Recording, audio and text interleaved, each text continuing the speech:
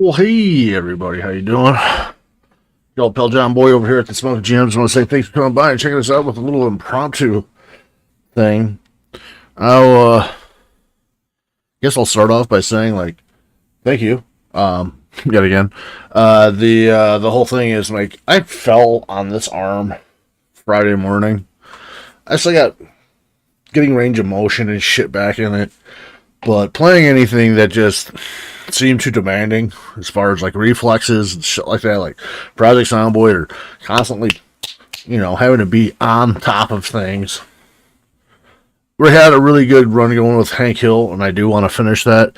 And we had a goal for him to kind of RIP, from old age. And man, I just keep on thinking I don't want any excuses. I don't want to be like, oh, my arm is so fucked up, I can't get away from this guy or whatever, or just misclick, or just be stressed about it. So what I'm going to do today is host a little, chat bullshit, show you guys what I've been doing kind of here in the meantime, working on the Axis and Allies game over on Tabletop Simulator. And this might not be your daddy's video game type thing, you know what I mean? Like, if you played Axis and Allies, I'm pretty sure that you might be kind of familiar with Axis and Allies. That's Ed, what's up, man? How you doing? Thanks for coming by and checking us out here live. So, Axis and Allies is a game that came out in, God, I want to say it was probably early 80s or so. But the first time I got a taste of this game, it was my older brother and his friend who would play it. And I was always kind of intrigued and wanted to get down and play it. And when I finally did, it's like an instant classic board game. It's very strategic, but it's good old-fashioned, what they call Ameritrash gaming. It's got a lot of building per se, staging and stuff like that, but also in the same stroke of thing, there's a good fair chunk of luck. And in my personal opinion, when it comes to board games and board game designs, Ameritrash has always been one of those things that I like about board games, because it's that thrill of rolling the dice and everything just goes down the fucking toilet. And that's say versus Ameritrash, and they have affectionately called Eurotrash, is kind of just Eurotrash is a good build up, because of A and B and C, we're gonna have D happen, and it there's not much risk factor or just odds of failure or success. It's either just generally you did the things, so you get the stuff. You get the stuff and as a reward. Ameritrash, on the other hand, you could do A, B, and C, but it doesn't always come out to D, because you roll those dice, baby. You roll those dice, and dice are fickle, Dice are fickle. So there's always a probability, and I think that's one of the best things I like.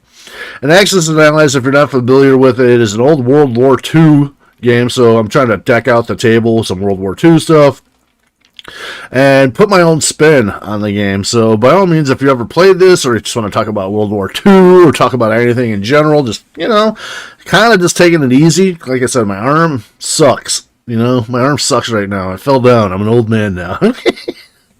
Didn't feel so great.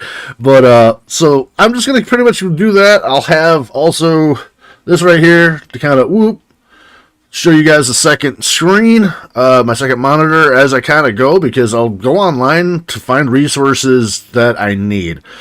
Sometimes, if I need to make an image, I'll go over and we'll hop over into GIMP for a while, and I'll show you guys some shit when I'm using GIMP. These builds I don't think it's necessarily a science; it's more of an art.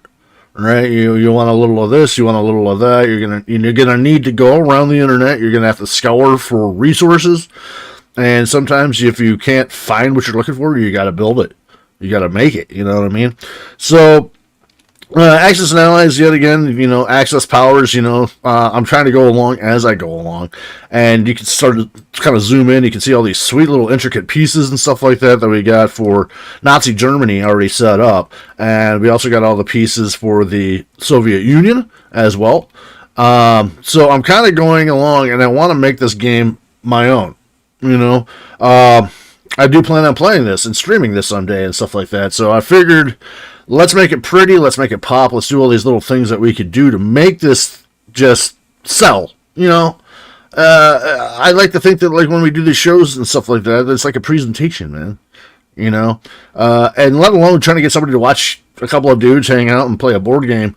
I want to throw in some visual appeals and stuff like that to kind of, like, make the game sing. But to get down to it, there was 2 editions that came out in more recent times that were called Access and Allies. If I could find here we go. Let's go over here and look at their, so you can see the cover pages here. Let's say it was 2 or 3 for the cover page here. There it is. And both of them, because kind of need both of them for the example here. All right, so we got Axis and Allies Europe 1940 and Axis and Allies Pacific 1940.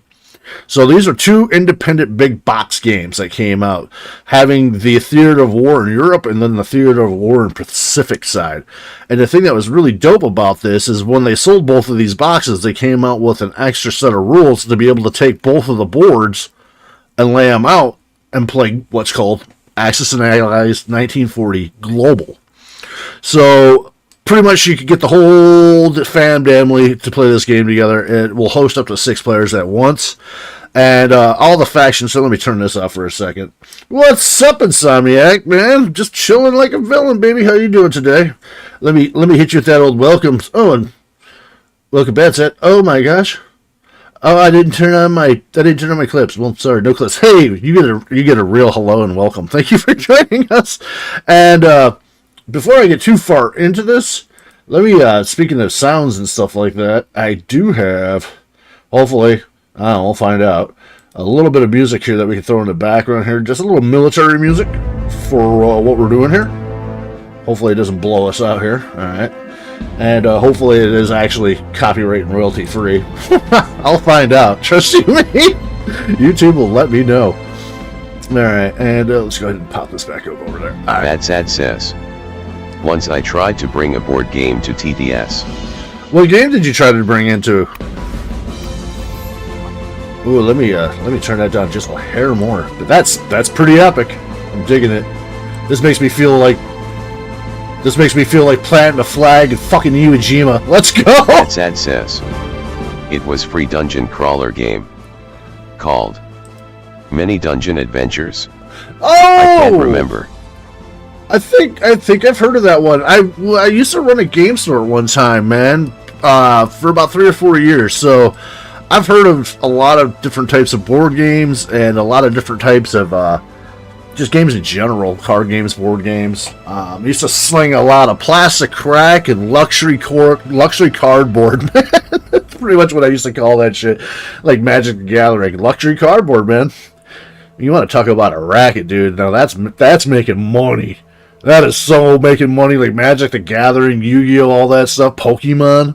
Oh my god! Make a card that costs them 2 cents and then resell value for shit. Post Malone paid $2 million for one Magic card that came out like a year or 2 ago because it was the one ring from the Lord of the Rings crossover set for Magic the Gathering. $2 million, dude. It was a free dungeon crawler called Mini Dungeon Adventures. It sounds very familiar. I believe it's like wasn't that kind of like a card and cube type game that came in a little metal tin? I want to say that's what I'm thinking of. Maybe I'm wrong. Alright, so what I was left off with, and here's the world, like I said. So we got a couple cool things that I've been doing to implement into this. So I got, in the game, they have what are called major and minor industrial complexes.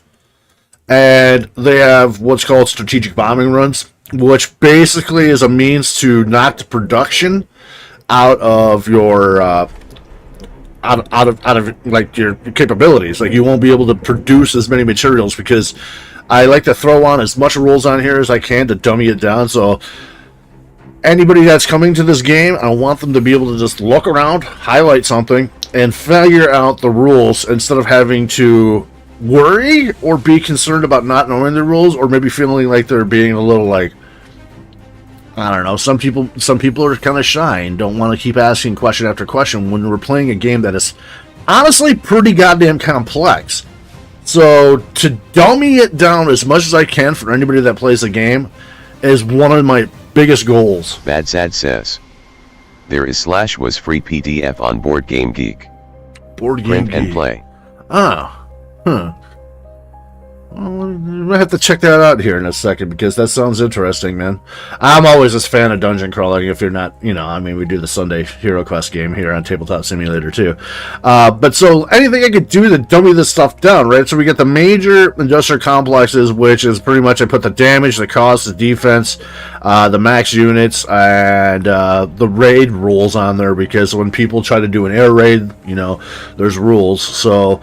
Essentially, I won't go into the rules in depth, but I'll just show you kind of like types of different little features per se. So, typically in the game, what you would do is you would take these chips, right, and you would stack them and everything like that. And that's a whole other story. We'll get into that too.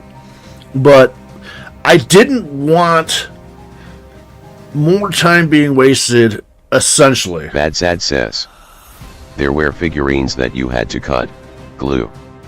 Characters looked like Minecraft skins. Oh, no shit. Face. Well, that's so cool. I mean, dude, I like to think that good games, components make a good game, but also, let's be real, that doesn't matter. Good, solid gameplay, can you download this directly or you need to mod it yourself? You can download, if you're talking about Axis and Allies, this is on piecemealing it. I'm taking parts from every mod that I find online. So, like, all these, like, tanks and stuff like that are different individual pieces that I found from different versions of Axis and Allies, and I imported them. And then some of the functions, like these chips here, let's remember, he's got 3. So, when you hover over this German infantry, he's 3 German infantry. So, we know that you have 3 of them, right? So, if I hit any of my quick keys at the top, like 1 through 20, because I made 20 for each, just so it can be a bigger stack. So, let's say I'm Germany, I buy 9 infantry for my turn, and I want to put them down here. Well, in the same, and West, we'll say, actually, yeah, we got a complex here. We could put down 10 pieces here. So let's drop all 9 of our infantry right here, and that'll put us up to 12. So if I go 1, 2, 12, bam. Just like that, we have that, dude. Just the base game. Yeah, there's plenty of Axis and Allies variations. But, like I said, I'm trying to, like, Tabletop Simulator is awesome. It is a program that's on Steam. Roughly goes for about $20, and you can play, I would like to say, just about anything. And I almost would even go as far as to say anything, Insomniac. You can play anything on there, because if it's something that's in there, and it's just not your liking, you can do what I'm doing. You can do what I'm doing. You can take everything, you can take these pieces and kind of stitch it all together and come up with your own thing. Which is, it's creative freedom, and I love being creative. It's always been a passion. Says, if you want, I can send you manual for mini dungeon adventures via Discord. Yeah, do that, man. Bad Sad says, yeah, do that. I don't know if I'm signed into Discord just now, but yeah, I could definitely jump over there and we can check that out in a little bit. Just let me try to get through some of this stuff first, okay? So yeah, we'll hit 3 again, and bam. When you're highlighting over it, well, of course, wait a minute, am I not in game? There it goes, okay. And it'll pop back over to the other thing. Alright, so let's go turn off this grid section for a second, because I know it looks ugly as hell. But I use it for building purposes, so let's see here. See toggles, turn off the grid projection. There we go. Alright, so in the game, we got Germany, we got Russia, we got Japan, the US, China, we got the UK. And the UK in this version is interesting. They're split into, like, Pacific, or, I'm sorry, Atlantic and Pacific sides. So they have like 2 counters, and they have 2 symbols. They got the old bullseye, pretty much, and then the Union Jack. It's interesting, but it's a newer version that came out. I've never played it, and I've always been a fan, and I wanted to play this because I saw this. I was like, dude, this is like Axis and Allies, like shot up on steroids, you know. So I'm just like, yeah, I want to play all of it. Then we got Italy is now an actual independent faction for the Axis. So I was like, fucking tits, dude. And then we have what the heck is this again? This is they call it the Anzac. Anzac, I don't know, to be honest. Anzac, all I know is it's part of Australia. It's a coalition that was part of the Allies side, pretty much under the UK. I know it's an acronym, but I don't know. So when we get a little bit further and we start jumping around over on the internet looking for stuff, remind me to look that up. I want to know personally because I don't know, and it's cool. It's a good bit of history. And last but not least, the poor French. They made them a playable thing in here, and I look at the map, and this is what they have right here. And from what I've heard from people when I'm checking out stuff and everything like that, they just get pushed off the map. I mean, well, it's France, man. I mean, that's kind of what happens, you know. It's World War II. Alright, so to get back into some of the stuff that I was talking about. So the major industrial complexes, I have that set from, like, to 21, because every time it does damage, I want it to be reflected. So you can right-click and you can actually go to the states here. And the thing is, you just kind of have to remember -1, because 1 is 0, in a sense. This industrial complex has taken 0 damage. But I wanted to show some stuff to show the viewer and also players when we're playing. So if somebody does a bombing run, they hit for 6 damage or 5 damage. Boom. Alright, so they hit for 5 damage. And then a little visual cue you can see there. Like sort of starting to show some smoke coming up off of there. Tabletop Simulator loads funny sometimes. There it goes. But yeah, so you know, a nice little visual cue from the board game and stuff like that, because we're playing a video game. We might as well, you know, go the full Monty. That's kind of how I look at it, right? And then, same to be said about these naval bases and air bases. Right, so let's say that Germany comes over to the United Kingdom and tries to blow up their air base, you know what I mean? So yeah, he does complete damage to it. We'll say it's at maximum damage it can take. It's 7. That's on fire. You know, I mean, so the idea is, like, we'll have all these little cues that are kind of floating around to show, like, showcase it a little bit. You know what I mean? We got some damage here, we got some damage there, stuff like that. And so then you can just hover over it and then just hit 1. And 1 again. It should turn them off. Oh, there we go. I hit the wrong one. Okay. And then on top of that, we keep going, man. We keep going, right? So they changed some shit about the game, but not drastically. But there's some stuff that's a little bit different for as far as the carriers and the battleships, right? They are what are called capital ships, so they're like your big dogs, you know, when it comes to naval combat. And the battleship always used to be a 2-hit to destroy unit. Like, you had to lay 2 points of damage on it. And back in the day, in the board game days when we used to play this, you would just take the battleship and kind of like tilt it on its side on the board to kind of represent that it's taking a hit. Then after that, if it takes another hit, you're pulling the piece off anyways. It's destroyed. It's going down to the bottom of the ocean floor, right? And then they added that same function to the carriers now. And it's interesting because what they've done is, like, the carrier can be damaged and essentially can, like, kind of like limp home and be able to be repaired. Same thing with the battleship now. You actually have to go to one of the seaports and get it repaired, you know? And I was like, dude, this is freaking cool. So I wanted to show some way to represent the damage that would be done. So that's why we have these little fire things, and using what are called snap points in the game, it snaps right onto the top of it, then you can pick up and you move it around just to kind of show, hey man, You ain't looking so good there, ship. You better go to port. You're kind of on fire. But then when you take your damage, just got to go ahead and take the damage token off. And then the same thing here. I have 2 snap points on my carriers, because you can just throw one of those there yet again. Hey, man, it's not looking so hot. But also, yet again, beautiful aesthetics, right? Let's throw this over here.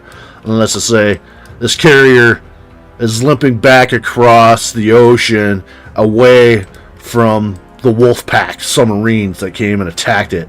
And it was part, you use your imagination maybe. Or maybe like this was attacked where Germany made a big push. They're going for the eastern United States or something like that, right? And then the wolf pack kind of fans out and puts another naval blockade to try to isolate everybody, the allies, from getting across the Atlantic. We just got this carrier, you know what I mean? And it just got to make its way back or something like that eventually too. But the thing that's really neat, really neat, I loved about Axis and Allies, the carriers were like perfectly sized to host your... Whoop, we just dropped that back there. That's fine. Oh, okay, fine. Be that way. We'll just delete it. Alright. To host and hold fighter jets, right? But in this version, they came up with another air unit called a tactical bomber. Wormhole, always nice to see you streaming and growing. Hey, Wormhole, it's good to see you, man. You ever play any Axis and Allies, dude? Oh, dude, you're take your easy. Oh man, my arm is janky. That's why I'm doing this. My arm is janky, so it's like we're not doing anything crazy today. We're just gonna chill, drink coffee, and have fun talking about building this game. Probably doing more talking than building, but I kind of figured. All right, so we got the fighters, right? So the fighters, right? And then we can copy those and stuff like that as much as we want. Or we got, well, these are infinite bags, so you can just keep on pulling shit out. Because eventually the idea is to build like a staging area with all the stuff here. We'll put all the stuff back on top, and we'll make it look pretty, you know? Alright, well, welcome. Yeah, listen along, baby, listen along. I'm taking you all the way, man. This is going to be a tutorial session today, man. Clash is in session. We're talking WW2 and gaming, man. Like, this is like dicks out, man. This is a dicks out stream, you know what I'm saying? This is dude talk, man. Gaming in World War II. I mean, doesn't get much more freaking dude talk than that. Alright, so we got the fighters, and the snap points also will work for the fighters, so bing, and bam, and then, yeah. Then we got our carrier loaded up with our fighter squadron on top of it. It's freaking cool, isn't it? Come on, man. Come on. Flying around. But then, we had to make sure, because you can mix and match. So now we got the tactical bomber. Whoa! I haven't locked all this stuff down. Alright. Get back in... damn you. Get back in your hole. Ah! I need an adult. Mom! Axis and Allies is doing it again. Alright, there we go. So, we're going to go ahead and, yeah, look at that. You can throw in the tactical bombers and stuff like that, too. Yeah, man, yeah, right. Pretty fucking cool, dude. Alright, so, but GM, that sure looks like it takes a lot of space, man. It does take a lot of space, man. You look at some of these sea zones, and you're like, dude, if I had, like, 2 carriers, and like, 5 fighters or some shit, like, how the fuck am I supposed to represent that in this little piss-ass area of, like, water? Like, what am I supposed to do? I got you, bro. I got you. Like I said, we got the stacking on all these, man. We've been working on. Alright, so we got 5 German, boom, carriers now. And we got little chips to represent that. The green chip means 3. The white chip means 1. That's just aesthetics. Because really, you hover over it, tells you, 5 German carriers. Pretty easy peasy, right? So we got 5 German carriers. That means that we could hold up to 10 aircraft on there. So I said we had 9. So we'll say we had 4, boom, German fighters, and then we had 5 German tactical bombers. Whee, it's trying to fly away. And then sure enough, woo, come on, girl. There we go. See, that's weird. Wait for you doing that. Let's see here. There it is. Really? Maybe spin it. Oh, I'm selecting everything. That's my problem. All right. Stop grabbing everything. There we go. Turn that around. Bada boom. And then bada boom. Turn that around. Yeah. Really? There it is. This is being a little finicky. All right, and then then we can just grab the whole damn thing yet again. But also we can do a click and drag, which is great too. Click and drag, tabletop simulator lets you grab everything. Good afternoon, my ninjas. Cool Axis and allies. Come on, Chris, you've had to have played this, man. I know you're a board gamer. So now we got our German carrier fully loaded, and look at that. That's good enough to represent that. It's right in that little C zone there. The Germans are moving in for the Battle of Leningrad, which is a victory city. Which, also, look at this stuff too. Let's throw a little statue of Lenin in there to represent that a little bit more, right? A little pop, man. A little pop. You know what I mean? Little things they could do.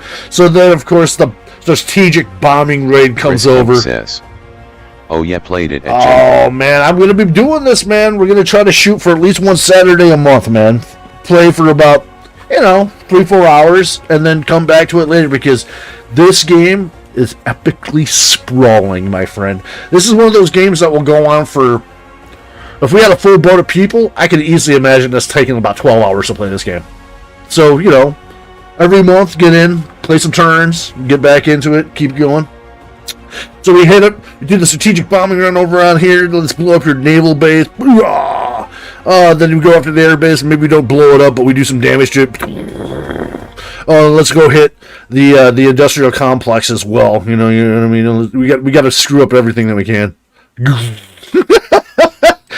then like I said, it's just a sweet, good little representation. You get the smoke and the fire and all that stuff like that is a good rep. Chris Kemp says, yeah, we ended up walking away after 4 hours, haha. That's why I'm thinking this is another great game that lends itself to online.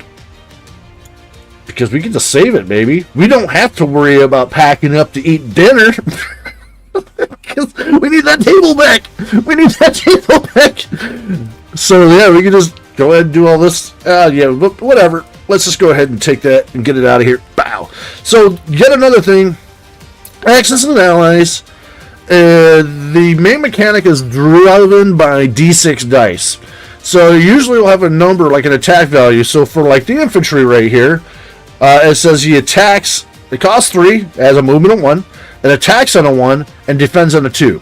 So what that means is when it goes on the attack, you roll a 6-sider, you need to roll a 1 or less. If you're defending and being attacked and you have soldiers, when they get their crackback shot, they got to roll a 2 or less. Problem is we're on Tabletop Simulator, and literally picking up a bunch of dice over and over and over for a game that can literally last, like I said, 10-12 hours just was not computing for me. Just was not working. So I learned a little bit more about Lua, which is a scripting code that is used here on Tabletop Simulator, and used a little AI help to get me to do this. So over here on the northern side, we have what is called the battle board. Right? And essentially you got your 1s, your 2s, your 3s, your 4s, and your 0s, right? These are the things that just can't attack or can't defend, right? So you have your attacking side and you have your defending side, respectively, on each side. And so typically you would go through starting at your 1s, or whatever. Some people do it differently, but you'd be like, all right, I got 10 things that attack on a 1. You'd pick up 10 dice, shoot them, and count how many of the 1s that you got for allocating how many hits you had on the enemy. And you do the same thing for dice for 2s, for 3s, for 4s, and keep it moving along.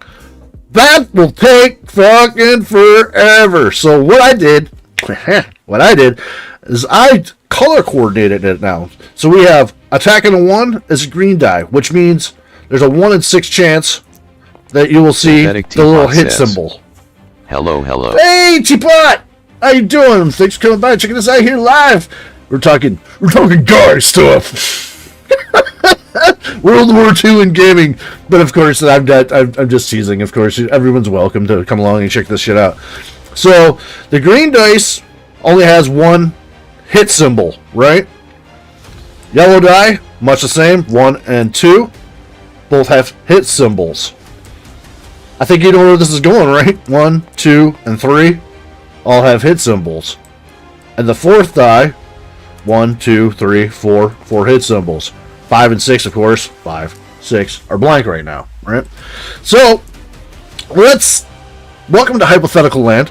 We're on the attack, right? And let's say we're like Russia, right? So, the Soviet Union, my brothers, my comrades, right? So, Soviets rolled deep with manpower. That's typically like the Soviet strategy. You roll deep. People are a resource. You go full Negan on a bitch. You know what I'm saying? People are a resource. So you got like a stack of like 20. Let's go, Night Witches. 3, 4, 5, 6, 7, 8, 9, 10. There you go. You got your 10 ones on your attack, right? And like, we'll say, okay, they bring a couple fighters with them, because that'll help, right? And maybe they even got like 1 or 2 mechanized infantry. So we're gonna pair that up with 2 of our infantry, because like they have artillery units that will pair up. And this is the fun thing. This thing right here, this is the black hole. It's a resource that I found that instantly, like, it's a trash can. Just, beep, I don't want those no more. Bye. We don't need those. So anytime we're playing and pieces are getting removed from this area, instead of having to, like, worry about, like, deleting them and all that stuff, you just change it down to the value of what's a remainder afterwards. And then if there's actually any pieces or dice, just chuck it in the garbage. And that's it, right? We're moving on. But Smoking GM, we have a problem. We have a small problem. We do. The click and drag roll function of like putting it over there and hitting R, for some reason just won't code for me in Lua. But if you actually grab them, shake your mouse back and forth a little bit, and give them a good chuck, we're good. And then after that, look at that. It takes all the dice now that came up as hits. So hit, 4 hits total. Look at that beautiful simplicity. That is elegance, baby. That is game design, right? I think that's something. And a little something, a little secret. Check this out. You always, in my mind, should always have form, but should always be backed up by function, right? That's the way I look at it. So, you know our beautiful artwork here? It's also a dice tower. So we can go over here, you drop it. There you go. Give it a second to calculate. 5 hits. Because it's got a pitch. There's also invisible shit that's in here that uses guides to kind of keep it from falling over. So you're getting on the attack, you're fighting, just chuck that shit in there, you're good to go. Boom, boom, boom, boom, boom. 3 hits. Alright. So then the rest of this shit, see you in hell. Chris Kemp says, get to reroll. Haha. Get the reroll token. That's, I got a reroll token for you. Alright, so I think we illustrated a lot of the stuff that I'm kind of working on here, right? And there is some new stuff that, like these objective cards, we got those. We got these in here too. The gentleman that made them, ooh, what was his name? Grasshopper something. Alright, because in the rule book there's these extra objectives. And what they are basically is like if you do these objectives, you get extra ICPs. And ICPs,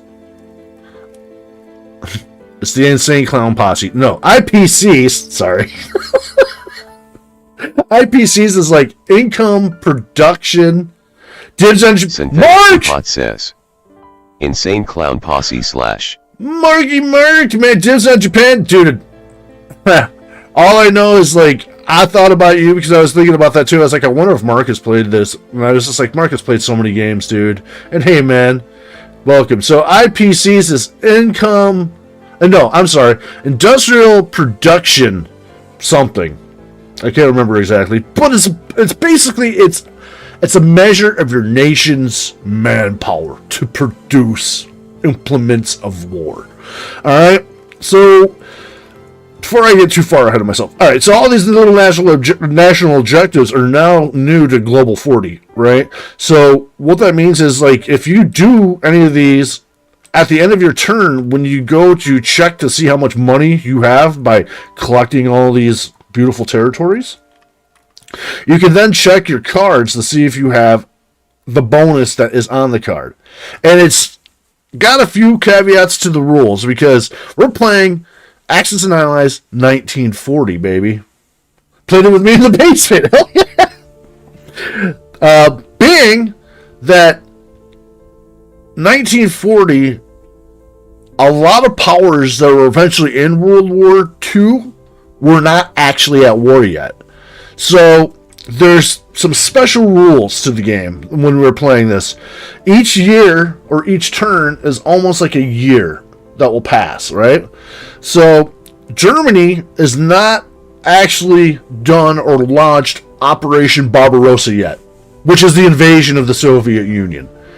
They have 3 turns that they can pretty much sit back and wait before they invade Russia. So it's an if. They might just want to go straight up and just go Barbarossa. But if they wanted to, they could hold for 3 turns and go Operation Sea Lion and try to take UK out, like, immediately, right? Just gun for the UK, because the UK may be all over the planet. Teapot says, this feels like a motivational speech with this music. Good. So when we're going against the UK, they're all over the goddamn place, but they are strong. They're an island nation, right? They are a fortress unto themselves. So the more that your neighbor just sits there off the coast of your fortress Europe, it's a bitch. It's a bitch. So maybe you just want to go after UK. You know, and that's what's awesome about this game. You can play it over and over and over and have so many different thought processes, so many different strategies to go with it. It's freaking phenomenal. It's like one of my favorite games of all time. So you can go to war against you as Germany, you can go to war with the Soviet Union early than turn 3. But Soviet Union can attack you. They can attack you.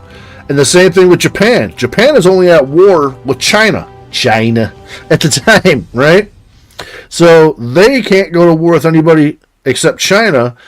And if they do, they can go to war, but, there's so many turns before, yet again, 3 turns go in before Russia becomes actively, can declare war on anybody of the Axis powers.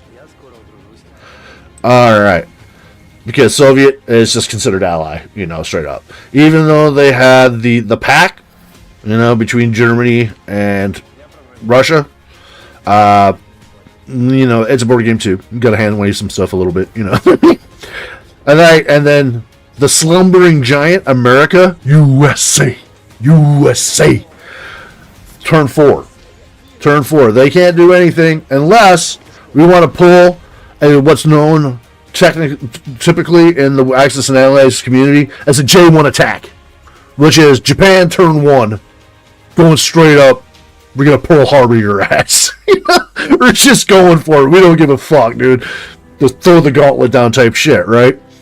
So you can do that, but see, here's the thing: when you fuck with one, just like in World War II, you fuck with all. You can't just be like, all right, I'm going to fucking Pearl Harbor your ass, and then Russia's just going to be chill about it. Or Anzac is going to be chill about it.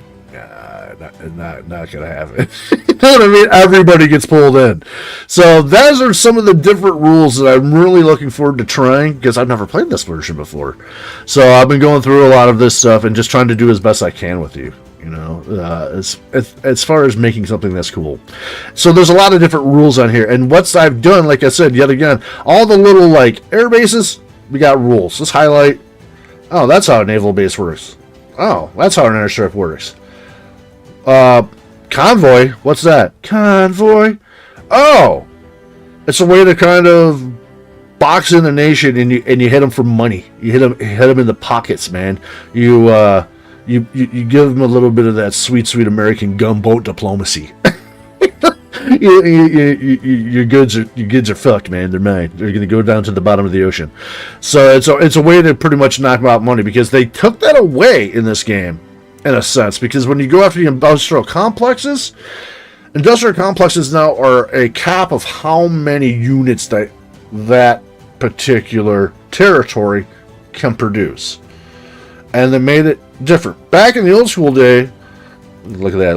Let's speaking of capitals and Tokyo and stuff, there we got the Imperial Palace of the Emperor, because I wanted to throw something cool on there. But it used to be like this number right here was the IPC value, and it still is, but then also when it would build a unit, it would tell you like how many units you could also build in that location. So if you were in Japan, had an industrial complex, and you wanted to crank out units, the most you could crank out would be 8. It'd make you $8. You could drop 8 little pieces on there. 8 infantry, or any combination. Infantry, planes, ships dropped into the harbor next to it, into the sea zone, if you will, next to it. So they changed that now that there's minor and major. Minor industrial complexes are 3. You can put 3 units down. Also, another weird rule about that is that it has to be, like, if you wanted to build one, it has to be a spot that is at least worth 2 value or more, and you can drop an industrial, minor industrial. The majors, on the other hand, have to be 3 or higher to drop it anywhere, and it has to be in any location that you started the game in. So for like Japan, if they wanted to have like a major industrial complex over here, they could, because they originally start the game owning part of the China East Coast over here. All right, so we got the convoy and everything, and then the thing that's really cool, I was just like, dude, they finally did it, because this used to be a house rule back in the day.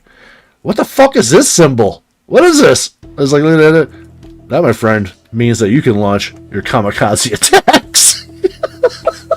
It's fucking dude. It's got all the rules broken down. So basically, kamikazes in this game is the Japs, them filthy Japs. Give me that Jap whap, baby. Synthetic Teapot says, "Oh Lord." You get 6 kamikaze tokens. So I made like 6 little planes here, or shit like that. Found those out, and basically what they are is kind of a one-shot, kind of like the submarines. If we're familiar with this game at all, submarines will get like a sneak attack. They can't be countered. And that's the same thing that these Synthetic Teapot says, "Mark is going to have to fight me for Japan." I'm telling you, man. And this game, it heavily favors the access. Which is weird, because when I used to play the old school version, like the original, the classic, 1942, I believe it was called. Seems like allies. It might take them a while, but the allies would eventually steamroll, and like Axis victories, when they happened, were pretty rare, And I think the game rules were just really well done, because history is often good at repeating itself, right? Axis didn't win World War II, you know what I mean? So it's got to be kind of like an uphill battle to be the Axis. This one, though, oddly enough, a lot of sources that I've came across have said that Axis seem to have the upper hand in this game. So what they've done now, to kind of, go off of what you were talking about there, Teapot, is they introduce a new, like, side house rule mechanic that they use in tournament play. It's called the bidding mechanic. So let's say Mark and you are our team, right? And me and I don't know, let's say Chris. Me, Chris, and Bad Sad are going to be a team, or whatever. Let's say there's 3 of us, or just 2 of us, whatever, right? 2 sets of 2. You guys are like, all right, you know, we figure out that, you know, who's on whose team now. And then after that, you're just like, we want to play as the Access. All right. This is when you start making like bids. You go, all right, we want to play the Access, and we'd be willing to offer you 6 IPCs worth of units that you can place on the board. And then it's up to me and Chris to be like, man, I don't know, play as the Allies and get 6 extra pieces, $6 extra worth of pieces. Do you want to play as the Allies? Dude's like, I don't care. I don't know, you know. Chris is like, I don't care, man. You know, I just want to play. I just want to hang out, have a good time. So I was like, I don't know though, man. If they threw 6 on the table real quick, maybe we can get them to go a little bit higher. Chris Kemp says, "Great, get picked last again. Just like high school." So Chris is like, all right, man, what we got planned? All right. We will pick the Access, and we will bid 8. We'll give you 8 extra dollars worth of units that you guys can slap down if you guys play the Allies over on your side, wherever you want to put it, you know, between all your nations. And then, you know, Teapot and Mark get together and like, man, I don't know, man. I don't know, dude. 8's all right. 8 ain't bad. I mean, like, for 8 points, man, that's like, you know, that's a couple extra mechanized infantry. You know, we could throw down 2 mechanized infantry, or we could, you know, throw down some artillery somewhere and support like a couple spots, because artillery, when they attack with infantry, they give the infantry a bump. That's not bad. But no. I still want to play as the Access. Alright, guys. Here's our final pitch. We will give you guys 12 IPCs. And we'll take the Access. And that's what me and Chris like each other, like, man, 12 points, brother. 12 points. Now we're talking fucking strategic bomber country, dude. It wouldn't be bad to start off as the Allies and have an extra bomber to drop over on the Pacific or Atlantic coast of America right off the start, or maybe even drop that bad boy in Japan, right into the UK and start doing bombing raids right off the rip on Nazi Germany. All right, we'll take your deal. So that's how they figured out how to do the play for who gets to choose who, which I thought was really, really cool. And I look forward to doing that little mechanic when we play the game. Speaking of playing, why for my music stop? Can you continue watching? Yes, please. Oh boy, shop at Etsy! I can't wait to shop at Etsy. Support your Etsy, guys. Discover pieces created and loved by. Oh my god, that said no commercials. I can't believe anything on the internet anymore, I swear to goodness. Synthetic Teapot says, man, I love ads. I know, they're the best. Your video's paused. I just want a little chill music in the back for my military bullshit. There we go. Alright. Okay, so what what I was doing last, is coming across and, like, you know, said, kind of reiterate, backtrack a little bit, right? I want to make this my own. I want to be able to provide a gaming experience that is different, but not terrible in a sense of too much extra shit. Alright? And one of my favorite things I used to do all the time back in the day was change up the good old research and developments. So research and development is a part of the game that you can take $5, you roll a die. Chris Kemp says, oh, I don't need to know. I spend so much MO money on 3D printed bolt action units from there. From Etsy? Yeah, I believe it's the same thing with like Hero Quest shit and everything. But yeah, research dice cost $5 each, basically. And did I put that there? Oh my god, look at that typo. I gotta fix that. God damn it. That's gonna haunt me. 5 ICPs! Woot woot! God damn it. IPCs! Oh my god, I have to fix that. Even did like a little thing, look like you can see the planes in the background here. Synthetic Teapot says, Whoop whoop. Fucking hell. But this is an overlay. Like, I put it over to the other one because, yet again, I want you guys to be able to read this shit, and it's 20. So what they have now is 2 charts of 6. You would pick one of the charts, you roll a d6. If you roll the 6 after rolling your dice to see if you got a technological breakthrough. And I added some extra stuff in here. We can just go through the list here real quick, though. Pretty much we got advanced artillery. I put it in alphabetical order, too. Advanced artillery. Artillery supports 2 infantry or mech infantry at attack 2. So typically, like I was just saying, artillery will support infantry. But with this upgrade, it'll support 2 infantry. Fortified positions. This one actually I made up. I think it's a pretty cool idea. We got 1 infantry defense at 3 for each base in the territory, max of 2. So if you go attack somebody and they have a sea base or a air base, they can take up to 2 of their units and place them over into the 3s columns for defense.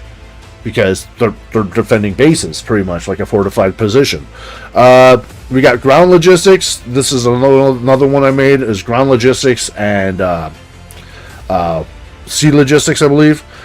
So ground logistics is move up to 1d6 land units plus 1 space during non-combat. So you're going to hear me use some lingo, just the shorthand stuff. When I say non-com, that just means non-combat. Take your non-com. Non-combat is a phase when you're not attacking something, but you want to move some of your pieces around the board, right?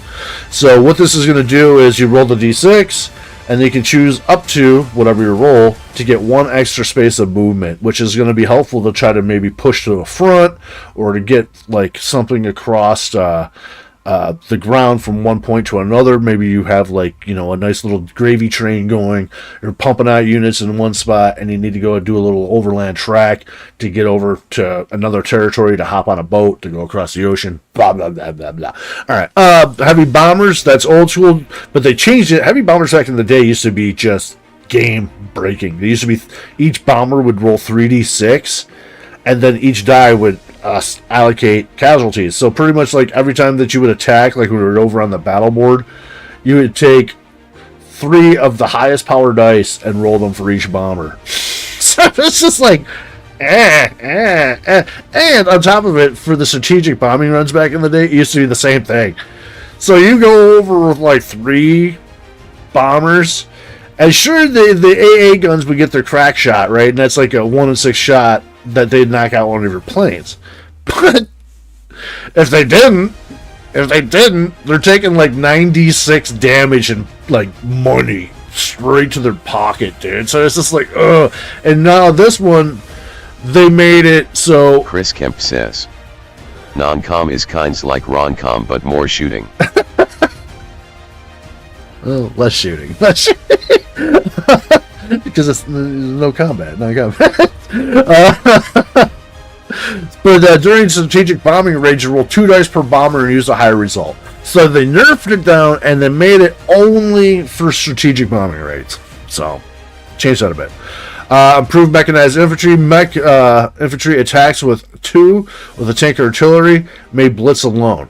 So they have this other ability now, like tanks, if you're familiar, had an ability and it's still in the game called Blitz, which means if you go into an enemy territory that's unoccupied, you can blitz right on through it. You can go in there, you claim it, don't have any combat because there's nothing there to fight, put your token down, it's your territory, and you keep on moving. Good old Blitzkrieg type style of World War II fighting. Improved shipyards. Synthetic Teapot says, Blitzkrieg. You got it. And sea units cost less, so battleships, carriers, destroyers, cruisers, TR, the goddamn the boats that move stuff, the units. I gotta drink more coffee and subs. What the hell? I gotta look at that next. That's gonna drive me nuts. Transports. Thank you, brain. All right, a little bit cheaper if you get that one. Increased factory productions. Place major. Okay, so major places 12 units and minus 4. I've seen a zombies version of Accident Allies Save Our Planet. I fucking own it. I fucking own it. Yes, we played. It was me, my nephew, his now wife, then fiance or girlfriend, wasn't even married to her yet. My buddy Mark here, my local Mark, not you Mark, different Mark, and Bex got together and played it one night, and me and Cameron actually played as the Axis together, and it was cool. And I was thinking maybe down the road, yes, we could probably take that rule of the zombies and implement it, slide it in here. I just want to start with like the basics for the most part, before, because it's a lot, you know what I mean. Axis and Allies can be kind of a lot to take on, and I want to make it friendly and inviting. We get some people in here that become a little bit more than amateur, a little bit more professional, maybe earn their stripes, if you will, my fellow general, and get them to do a couple of the things, you know what I mean, and then we'll implement more rules, because some of the other ones will be a little bit more familiar. But yeah, we can definitely do the zombies one. That one was cool, man. Like the zombies, like anytime you would kill like a human, like because they didn't have the mechanized infantry, but they had the infantries in the tank, just like the classic version. And anytime one of those would die, they'd instantly turn into a zombie, and you have to keep fighting and kill the goddamn zombies. If you didn't have to, but if the zombies owned so many points, on the board, how they're like each territory is so many points. If they own so many points in the game, the zombies could win the game. It's like, well, we fucked up. Zombies took over the planet. It was cool. So it was like a little extra layer. So then we got, what else we got in here? We got some more shit. Let's just keep going here.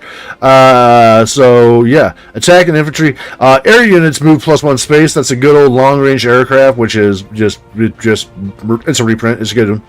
Marines. This is another one I added. I made up myself. Infantry from transport hit on a 2 or less. Must land amphibiously. So whenever you are doing an amphibious assault from a sea tile into a land tile, which is, an amphibious assault, that's what the Marines were made for. That they were a new unit, specialized in doing just that. So we're going to throw some Marines in here, because typically, yet again, infantry attacks on a 1 on attack. But if you're coming off of a transport and you're going on the land, you got your Marines, so they'll attack at a 2 or less instead of a 1 or less.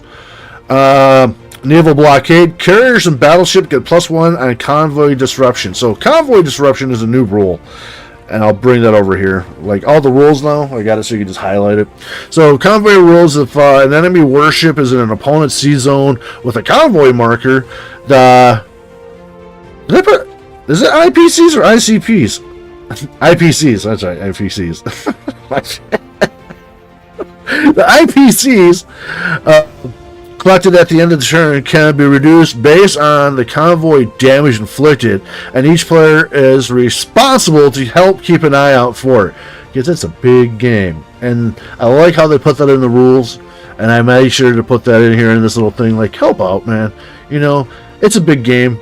Sometimes, people can't remember and stuff like that. So, like, if you're the UK player and, like, Germany is parked right next door to you, don't be that guy. You know what I mean? Don't be that guy. Don't just collect your income at the end of the game and just be like, yep, I'm good. Remind Germany. All right, dude, and much as it sucks, shoot me and take my money. So what happens is for each battleship, cruiser, destroyer, you roll 1 die for each. Submarine or air units. So air unit on a carrier, roll 2 dice. So air units on a carrier or submarines, so fighters that are on a cruiser, or if you happen to have the strategic bombers on there as well, you get to roll 2 dice as well.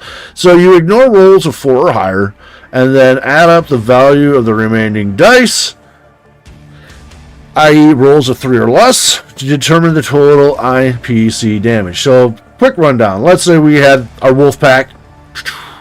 Like all these guys were right here. They roll 2 dice apiece. That's 4 of them. We roll 8 dice. And anything that's 1 to 3, we add it all up. And that's how much damage we do to United Kingdom's pocket. But the caveat being is you can't go above and beyond whatever the sea reach is. So 109 here. They touch 6 and they touch 2. So the most we could hit them for is $8. But every turn we could just sit there parked and hit them for $8. So back over to this area. What this is all about is where is it? There we go. Naval blockade. Carriers and battleships get +1 to convoy disruption. So, what that house rule means, I'm going to elaborate more because I did make tokens for all this stuff too. Just haven't uploaded them. Basically, what that's going to mean is that carriers did not get anything for being there in the convoy. They were 0, if you remember when we just read the rules. So now they will roll a die as well for convoy disruptions. And not only that, but the battleships will also roll 2 now instead of just 1. Naval blockade, baby. Naval blockade. You know, they're just specialized. You know, so if you're doing the math at home, kids, that means if we took over 1 carrier armed with 2 planes, we'd be rolling 5 dice. That's not bad considering, you know, 8 is the most damage that we could do. Bring 1 carrier and park it next to the UK, park it over wherever, next to Japan or something like that. You'd be hitting them for a pretty good chunk of change every turn. Alright, so neutral access agreements. This one's another one that I made up. Land air units. Land air, I should put units, but I will. This is shorthand, you know what I mean? The tokens, I'll put full rolls on. Land air may pass through 1 friendly minor neutral, no ending there. So neutral countries are going to be like the off color, like Spain, Portugal, like my man Maurice, the Swiss Superman. You know, Switzerland was neutral. Yugoslavia, blah, blah, blah. Some of these you'll see say pro-allies, and some of them you'll see will say pro-access. So that means they are friendly if they're pro your side. And when you go into a neutral territory, it will stymie your movement immediately. It's considered not necessarily an attack action, but if you go against something that isn't your side, it's definitely a hostile action. It's an attack action. But with that one, with that little thing there, let's say just for shits and gigs, what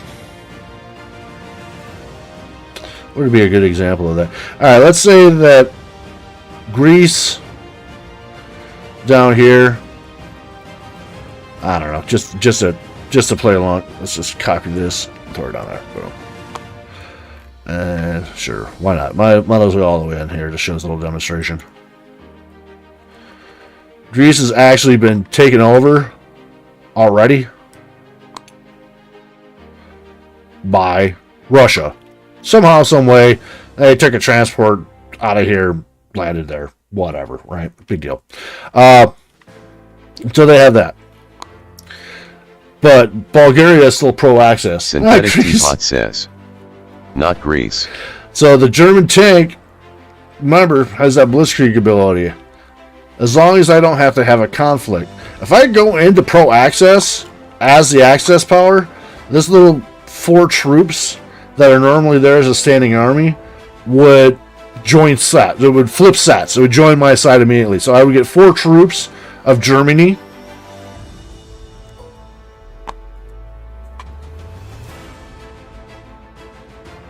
If the game wants to, there you go.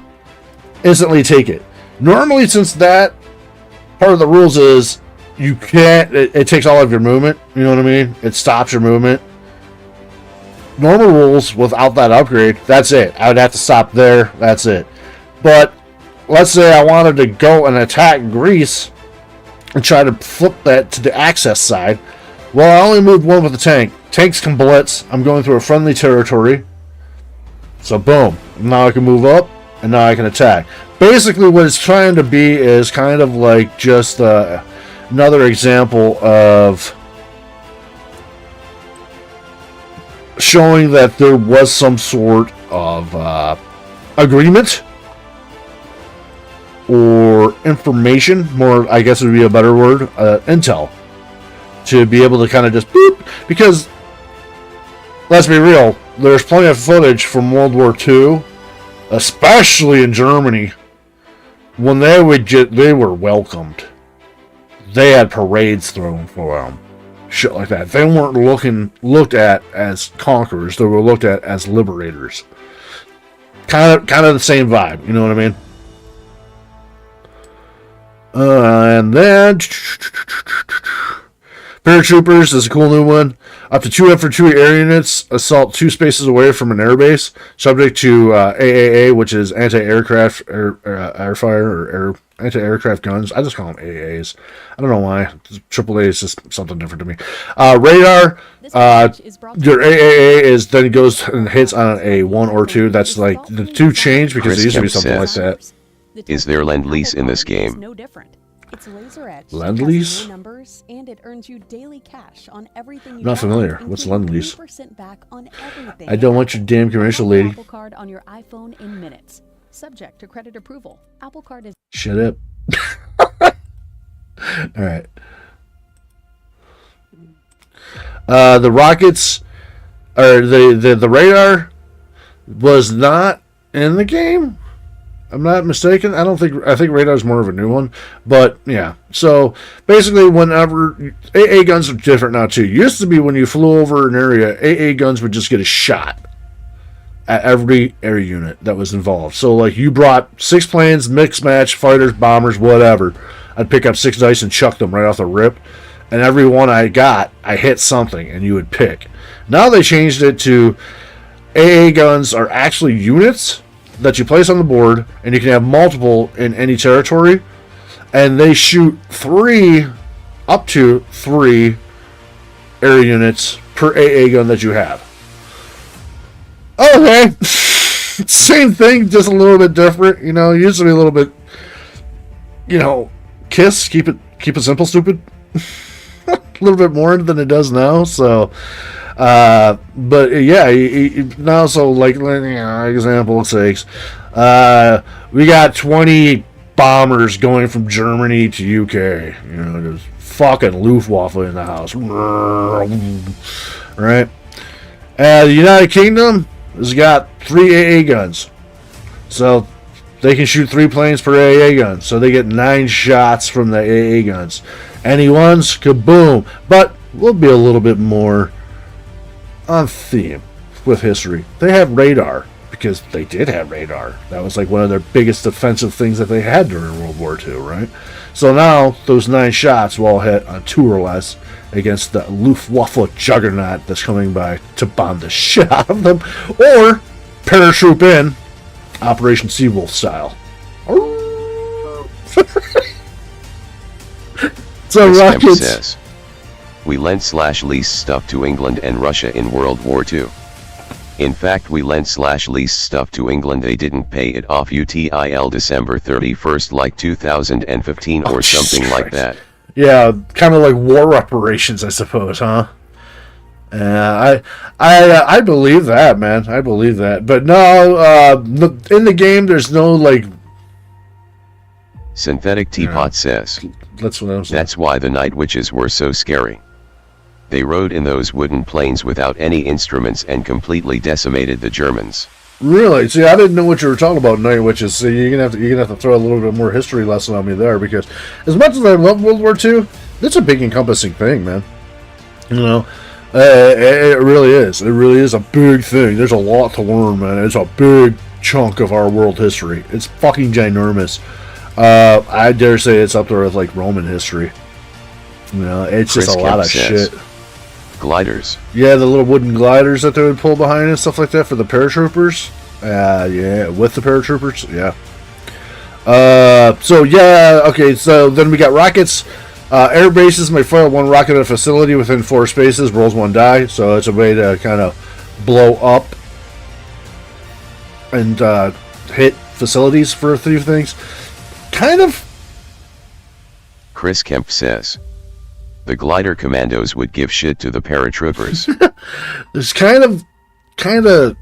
it's in the game, so I kept it, but there's certain aspects about this tech I see problems. All right, so for Anzac, right over here in Sydney, all right,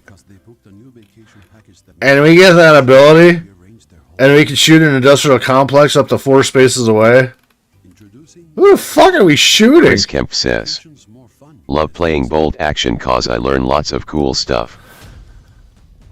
Like, who are we shooting? Synthetic Teapot says, an all-female Soviet military aviation unit that would do silent night raids. The German troops nicknamed them Night Witches because of the eerie, whistling sound their gliders made while flying over. Huh. That's awesome. I saw somebody do this as a house rule for technology, and it's called Woman in the Workforce.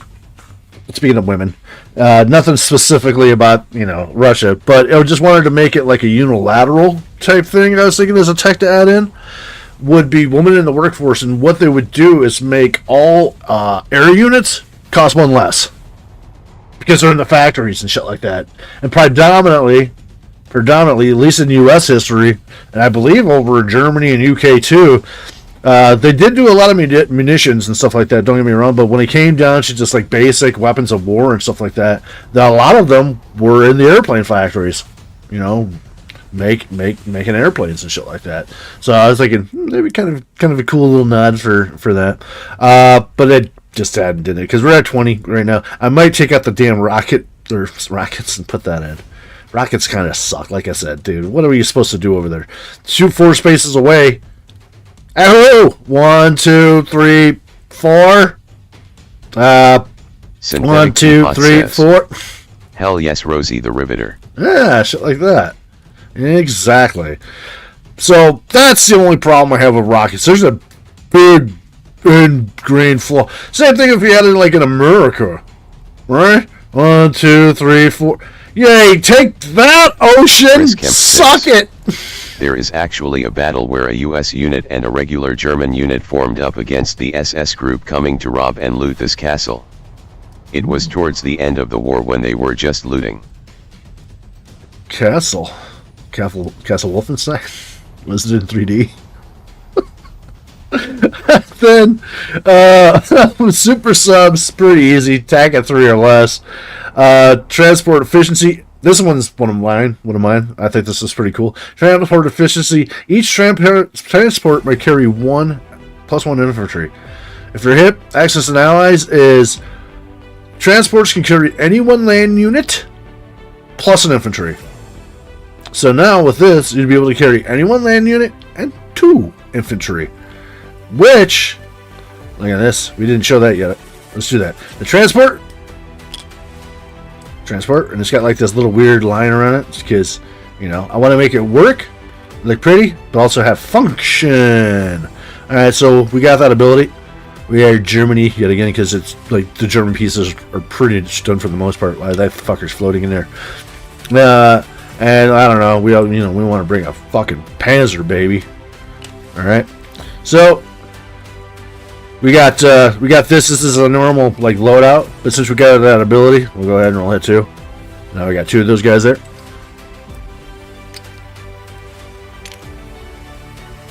Oh, look at that, baby. Synthetic Teapot says, by far my favorite WW2 figure is Mad Jack Churchill. He rushed the shores of Normandy with a freaking broadsword. That's fucking sweet. Like I said, there's so much cool stuff because of this. I mean, I just love World War II history and shit like that too. Talking about factory, a US bomber got hit by a fire, and when they landed they looked at a few of the shells and they found a message from the Czechs resistance. It said, "We can't do much."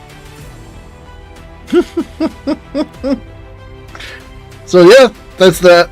That's pretty cool. What do you guys think about that? It's pretty neat, isn't it, right? Be able to move it around and all that stuff, grab it all in one piece. And of course, everything is click and drag as well, because Axis and Allies is a good game of shoveling. There's a lot of bits, right? And you just shovel them all in one spot. So click and drag is really going to be helpful. So, like, let's say I'm like West Chris German. Kemp says, but they could make shells without explosives. So the slave labor was making shells. Corporal Hammer said, Mad Jack Churchill also has the only confirmed bow and arrow kill during D-Day on the beach. That's amazing. That's fucking sweet too. So click and drag, like I said, is really helpful because, like, let's say we just want to move all these pieces from here interference. Big help. Let's go ahead and throw it back over there. Pop. Alright. Alright. So, we got our transport with an extra guy and the tank. So this is the newest thing that I was doing. So we had a couple homebrew things over here. So the next thing that I was working on, and what I'm going to keep working on with you guys here now, because I've been bullshitting. We haven't done nothing yet besides just bullshit. We got, the idea was to kind of do some stuff while we were doing this, right? There's a sweet ass rule that's called National Hero. So National Heroes, everybody will start. Each nationality will start with a national hero. Kind of like a figure, like, of propaganda. Basically, the hero of the nation, of the war and stuff like that. And you have to make him unique and stuff like that. So I'm having fun with that. This guy right here is the German hero. And we want to make him stand out. And I'll read you the rules of how these work. I think this is pretty cool. Alright, so German hero costs nothing. Says, LOL, that's so true. He was a beast. Chris Kemp says. Then there was a Scottish bagpiper who landed and all he did was play his bagpipes and the German snipers didn't shoot him cause they thought he had a mental illness. But his playing spurred. Like he has a battle hymn. So the German heroes here, they move 1, they attack for 2, and defend for 2. Like an infantry. But they roll 2 dice. So when they attack, Synthetic you add 2 of them. Says, wasn't that Mad Jack as well? Oh, could be. This guy sounds like one hell of a character. Like I said, you guys are amazing. Chris Kemp says, them on. I have his many I am going to paint up for my bold action British Army. Corporal Hammer says, yeah, that's also Mad Jack, haha. This guy sounds awesome. So they get 2 attack dice, 2 defend dice, which is pretty cool. Each player, in turn order, replaces 1 infantry with their national hero before game start. So everybody sets up, and then you put down like this little dude. Rolls 2 dice with both results counting towards the hit scored, so they can kill multiple units. Kind of like like the heavy bombers or something like that, but just dialed back a little bit. Treated much the same as a way of infantry, such as moving via transport ship, although it is not boasted by artillery, because artillery already boasts infantry till 2, and this guy's already attacks for 2, plus he rolls 2 dice, you know what I mean? So yeah. Cannot be purchased. If eliminated, it is removed for the remainder of the game. So you get 1 national hero per game, pretty much, And then whenever taken as a casualty, so whenever this guy dies, he becomes a casualty on the defending, because that's the only time you have casualties, is when you're a defender. You get like a casualty shot, like a crackback, just to kind of like even the game out. Chris Kemp says, Bill Millen. aka Bagpipe Bill. Bagpipe Bill. A fucking pervert. Give him the old bagpiping. When taking out as a casualty, an immediate hit is applied to the attacking side. So, lends itself to being the defender, I thought, and making their final stand. So, if they get taken out, if it gets taken out, should I say, it gets to assign 1 more point of attack back at the attackers. 1 more hit back at the attackers. So they don't go out like no punk bitch. They take somebody with them, as a hero should. As a hero should. So the cool thing about this guy, like some of them, I tried to get some cool unique stuff. You might have noticed like he on occasion he's kind of wiggling. He's got a little animation going on there for him. Yeah, every once in a while I believe he'll reload his gun, if I'm not mistaken. But then there are we got looping effects. So he's got standing. You can make it kneeling, like he's taking like a pop shot. I think it's pretty sweet. And then we can also have him so he's prone, lying down. And if you guys notice, I wanted the guys to look iconic to the area, or to the, not the area, but their identity, right? To who they fought for. So I got them with an STG, because an STG is like one of the first, if not the first, I think it is the first assault rifle that was ever made, and it was made by Germany during World War II. So pretty iconic gun. So let's make sure that he has that. And then the last one, which was kind of my favorite, if he does die, ooh, no. So there's that, and that's what we're going to work on for a second here right now, guys. Is we're going to now, because Germany is done, right? The only thing I think I might not shown you guys is these, which are going to be the combat tokens. We got these numbered 1 through 6 as well. So the idea is you can have 1 through 6. So then you can, Control C, Control V, copy paste, right? And this game, like I said, suffers from bloat. So when you're going around in your turn order and you're making your attacks, you declare all of your places that you want to attack. So the idea is, okay, this one we're putting over into the country that I'm attacking. I'm in Germany and I'm invading France. Blah, I'll throw that out of France. And I take this one and blah, I throw it over here. And then I take all my units off the board that it's invading France and throw it over there. So then after the combat is done, I could see if I had anything left over and from the combat and put it back into France, because 2 1s. This is combat 1, and then, you know what I mean, and we can just keep on going with that too. We can keep on changing that, and then copy and paste. Go. Just as an example, just keep on going on. This is my first attack I'm going to do. Here's my second attack, so on and so forth down the line. And then when you're done, the best thing, see you in hell.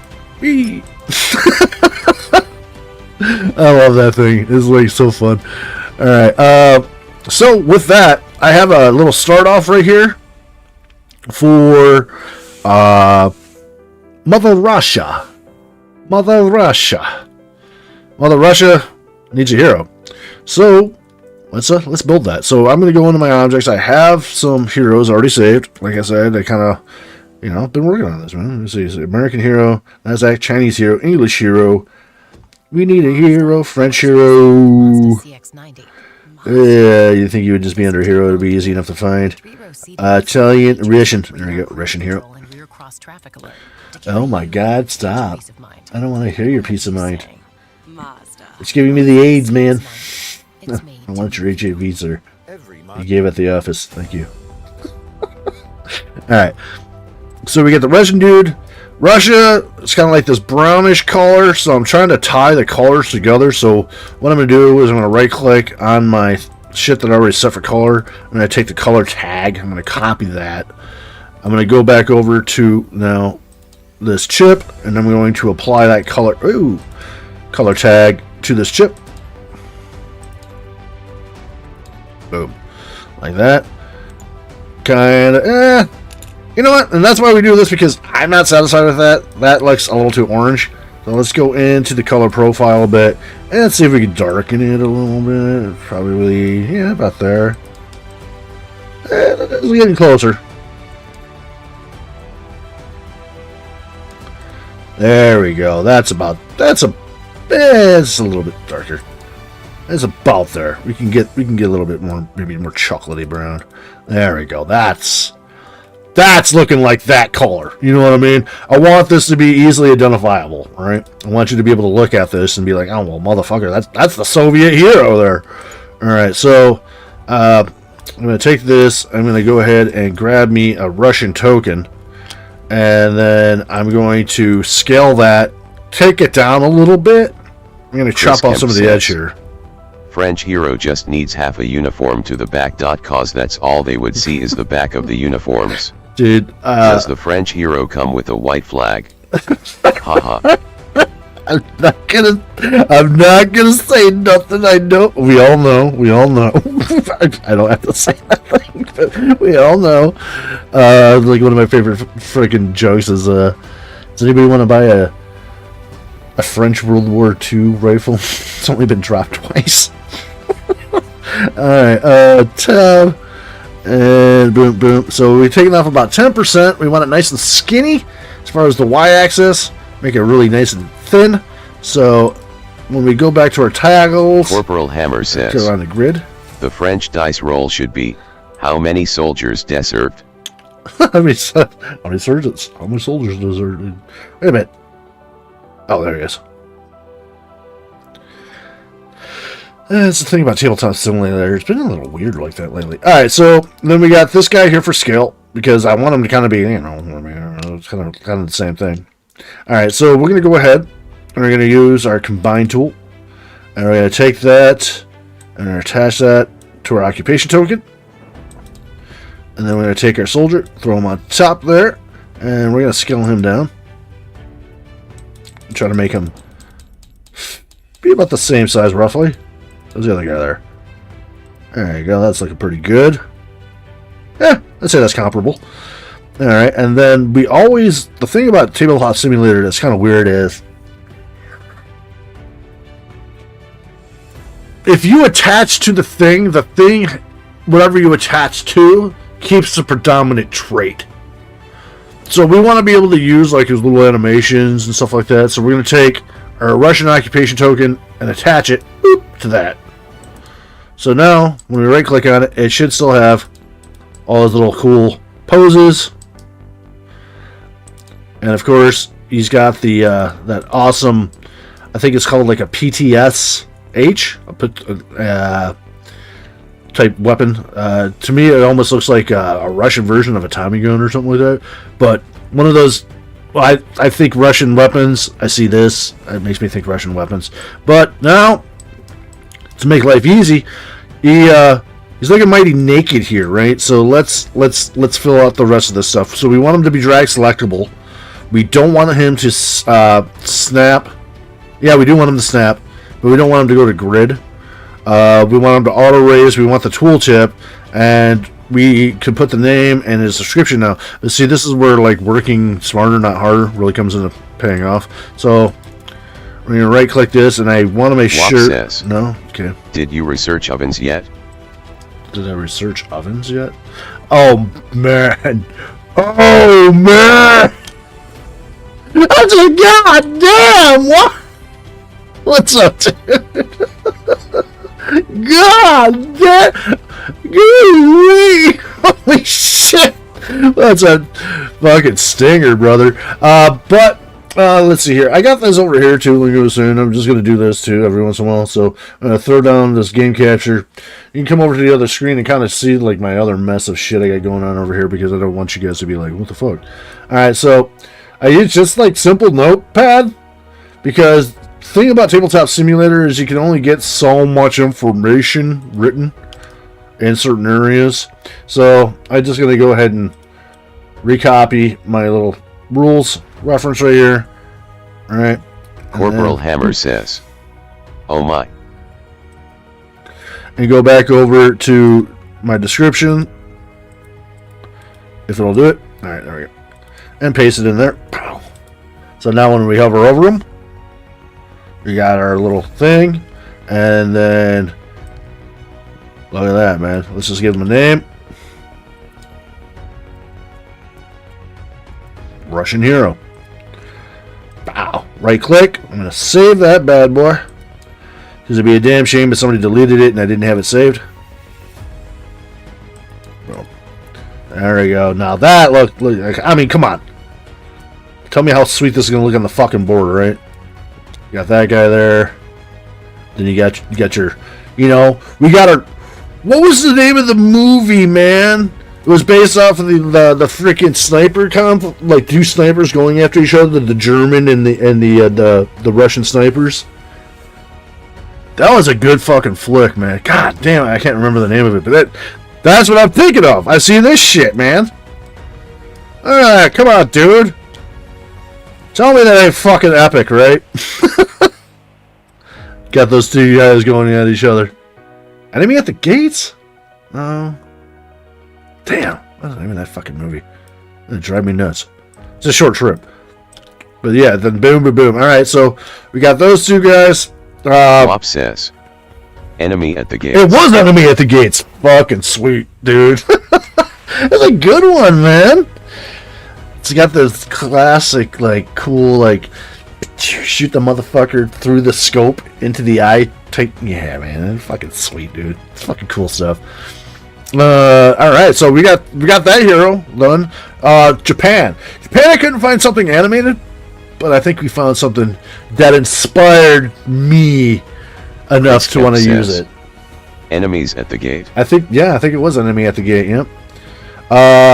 Boo! So, what is something that comes into your mind when you see Japan World War II epic heroism type thing? What is something so iconic that the Japanese were known for? You can also try to put in resources, like oil, munitions, and maybe manpower, for making units. Just a suggestion. Oh, that's already set, man. There's a money value and everything like that that's already into the game. I'm just adding stuff to this, basically. We're putting on some window dressing to make this stuff a little bit better. Because the game itself, I've never played this version yet, so I wanna play it a few times. Synthetic Teapot says, Gaseous. Gaseous. Oh, come on. Japanese fighting force, what I always think of when it comes to the Japanese fighting force is their bonsai charge, man. Mushroom clouds. Nah, that's America, brother. That's America. Corporal Hammer says, Katana officer. There we go. Bonsai! Kamikazes. We got those. Oh, yeah. We got kamikaze tokens, Mark. It's a new rule. I was talking about it earlier. Pretty cool. It's pretty cool. Chris Kemp says, Bonza charge. There you go. So let's go ahead and we're going to go over to this. Corporal Hammer says, LOL Mark Bloom. We got him. Oh, man. So we're going to copy that. And then this guy can just hit by. We don't need you no more. We'll check out the Japanese infantry here.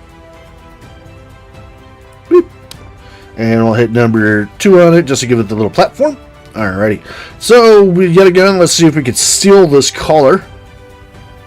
And see if it's going to be nice and correct for us.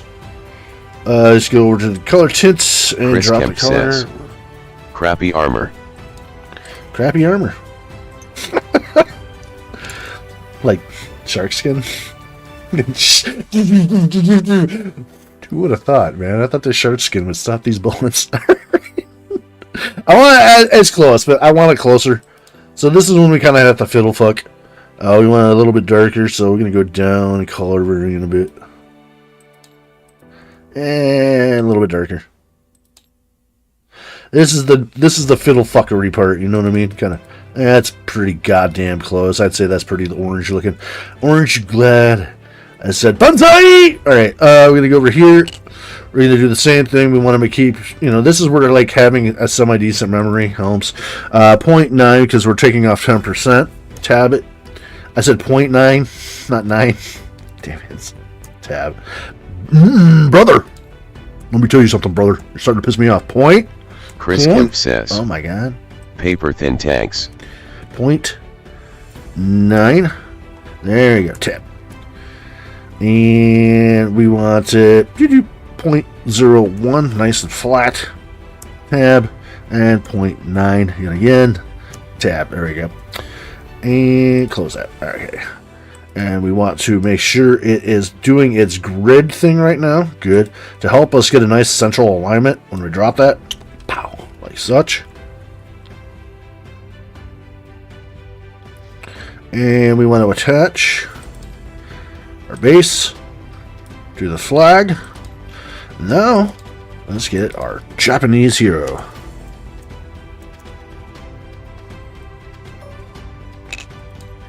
Oh, yeah, look at that. It's all me, right? Let's get maybe a little bit better of a shot of the game starts being janky. There's always that one guy that would be holding the flag when they lead the bonsai charge and shit. Alright. Let's slap that down on there.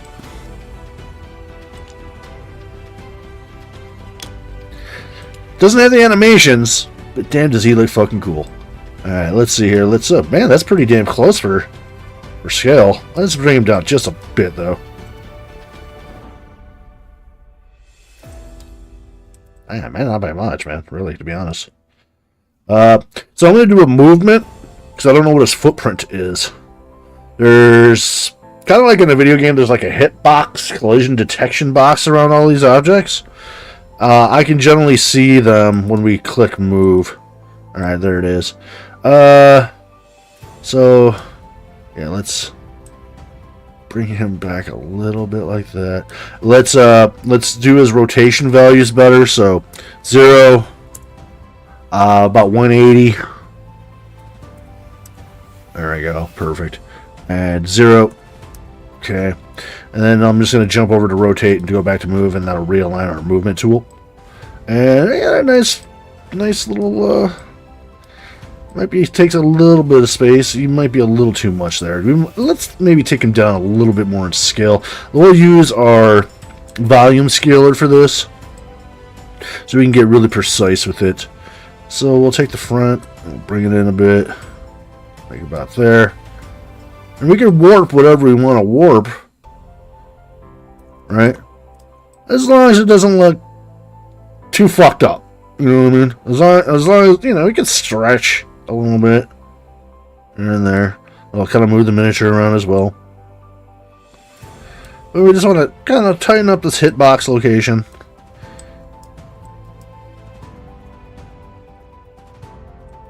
Like that. And like that. And the height, that's a little over the top. So we'll go ahead and just see if we can smush him a little. Just a little.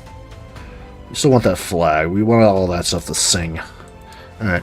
Now, we will take our Japanese and add it to our Japanese hero. Boom. And if I'm not mistaken, we should be good to go. Oh, fuck. Yeah, dude, look at that. Come on! Woo-wee! Going over there, man. Putting those goddamn Chinese dogs down. Going out of Shanghai. Go cut up some Chinamen. That's fucking dope. Come on, man. Alright, let's get some rules on them.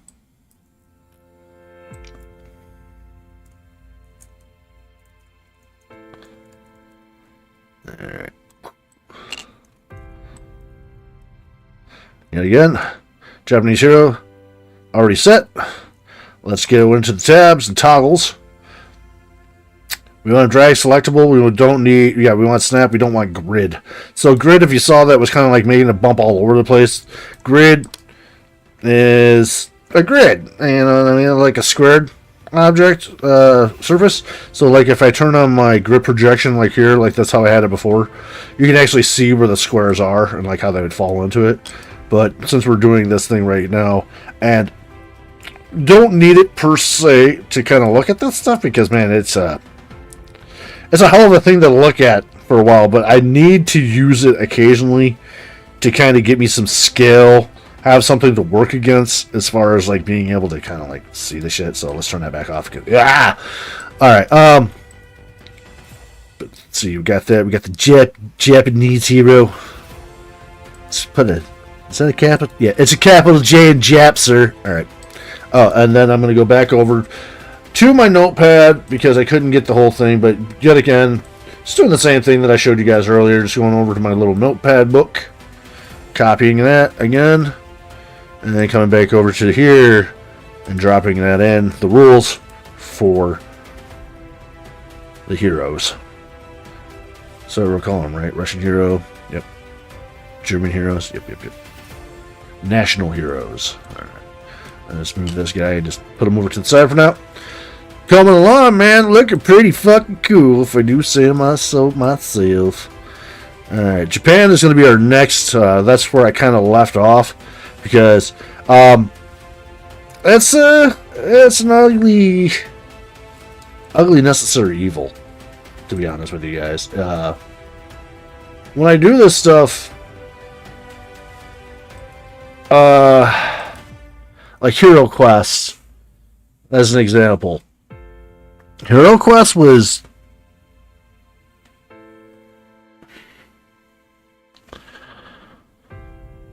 I don't want to be wrong with my estimate. I don't know. It was definitely hundreds of hours to build Hero Quest.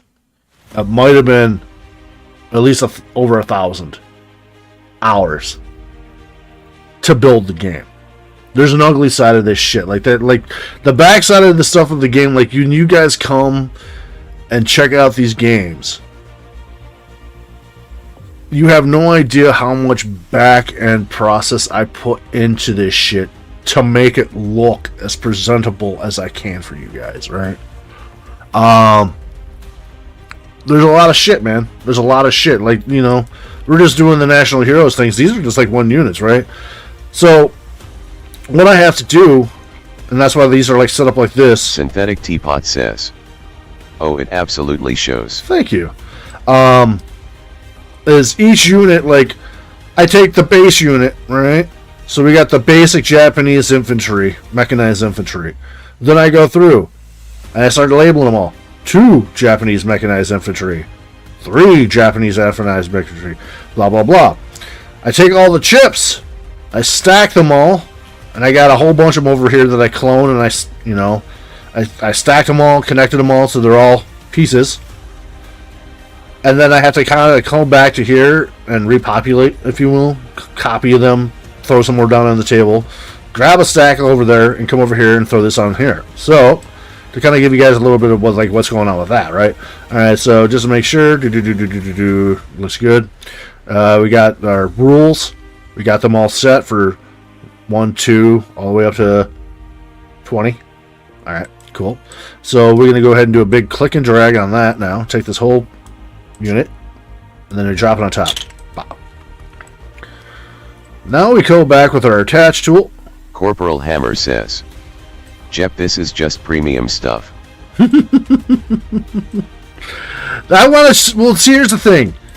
I like to share something with you guys. And normally I would do the Project Zomboid thing, and I wanted to do Hank's Run, but I don't know if you guys are all hip to this, but I took a tumble on Friday, and my arm is still kind of tender. So I don't want to have that as something to pivot blame on if shit goes wrong with Hank and we don't die in our sleep as we plan to do with Hank.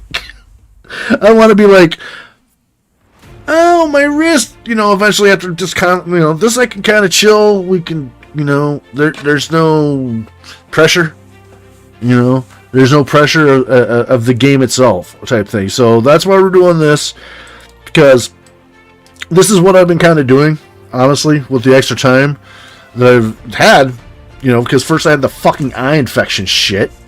So then I did that, and then I fucking fell down on goddamn Friday. So then I had that. So I was just like, man, I gotta do something. I gotta slap up some sort of content. So this I figured would be just good time to hang out, bullshit with you guys, camaraderie, build up our little community that we got going on. The best goddamn community on the internet, bar fucking none. Bar none, in my opinion. And secondly, give you guys some insight to maybe Tabletop Simulator. Like, if you guys ever aspire to want to do whatever you want to do, I say go for it. Go for it. Reach, man. Reach. Shoot for the fucking moon and hit the stars, baby. You know what I mean?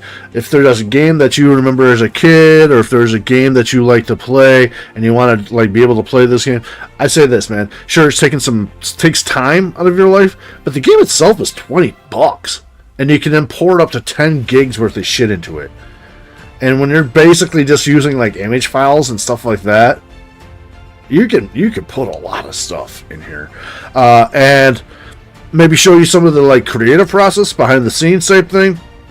About all the inspiration that I get for my creative outlets, and maybe just teach a little bit. If you guys can learn something from this, Like, with somebody that's maybe like a casual viewer that just happens to come by and do the drive-by looky-loo and come on through and say, hey, how do you do?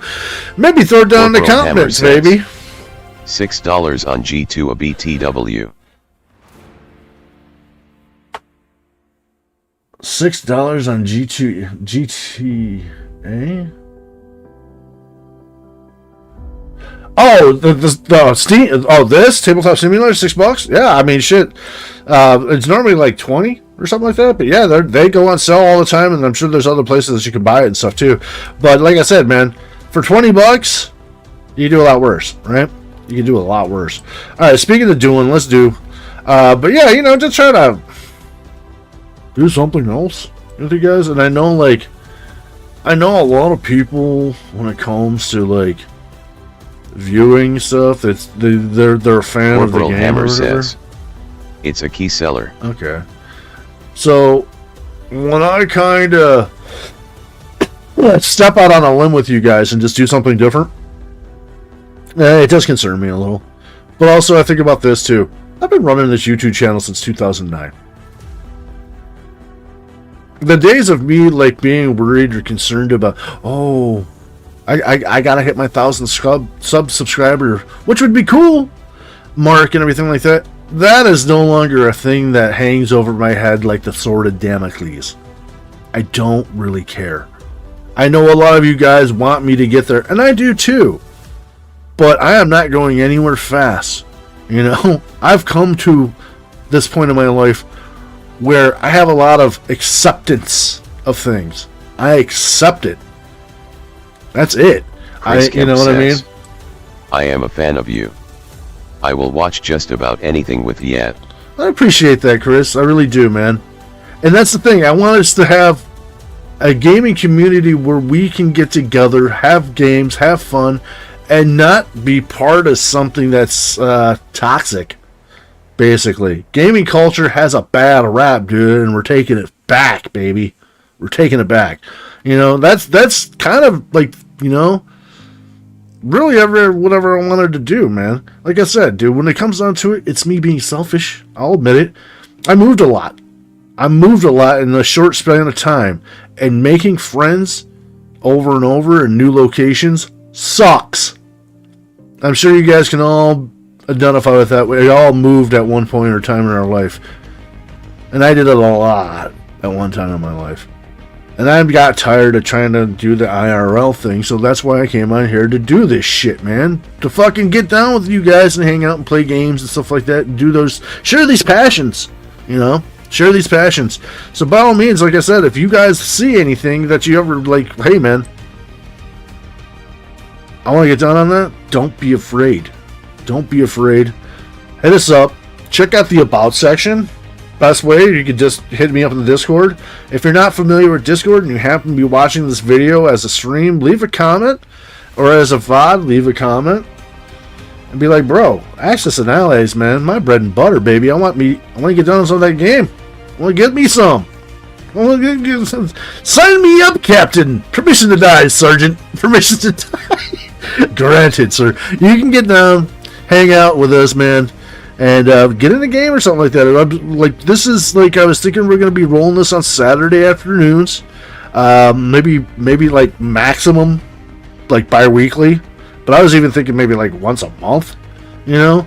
To be determined. We still got a lot of shit to do before we get there. So we want this all stuff to be drag selectable. We want it to snap. We don't want grid. And then we want to go over here and do what's called create states. So a real fucked up thing. Let me make sure my thing is, yeah, okay, all right. So states are weird in Tabletop Simulator. So how states are is they're going to be numbered for the state. So like if I hit number 1 on it, it's going to make 1 transport infantry. Like 1 infantry unit transport. And so on and so forth up to 20. Like hit 1-6, so it'll be 16, yada yada. But the thing about the states that's really funky is you saw how slow I moved my cursor from left to right when I was highlighting the units, of course, up there. It's because if you go too goddamn fast, like sometimes you might screw up, and like Tabletop Simulator is trying to keep up with the speed of you clicking and dragging over it. So, like, you do it, you make the state, and then you go back and you hit, like, number 3, and it'll be, like, number 2. And it's irritating. It's really irritating. And I had to look it up because I'm like, what am I doing wrong, man? And it was, like, basically slow down. Slow down a little bit. Make sure when you click and drag that you're going from that first one all the way, because when you make the states, it goes in the direction of the highlighting. So if we started on the left and went to the right, woo! Everyone wants to be a Obergruppenführer. Create the states. So now, when we highlight over this, Japanese mechanized infantry, we should be able to, like, say there's 16 of them. Hit 16, look at that though.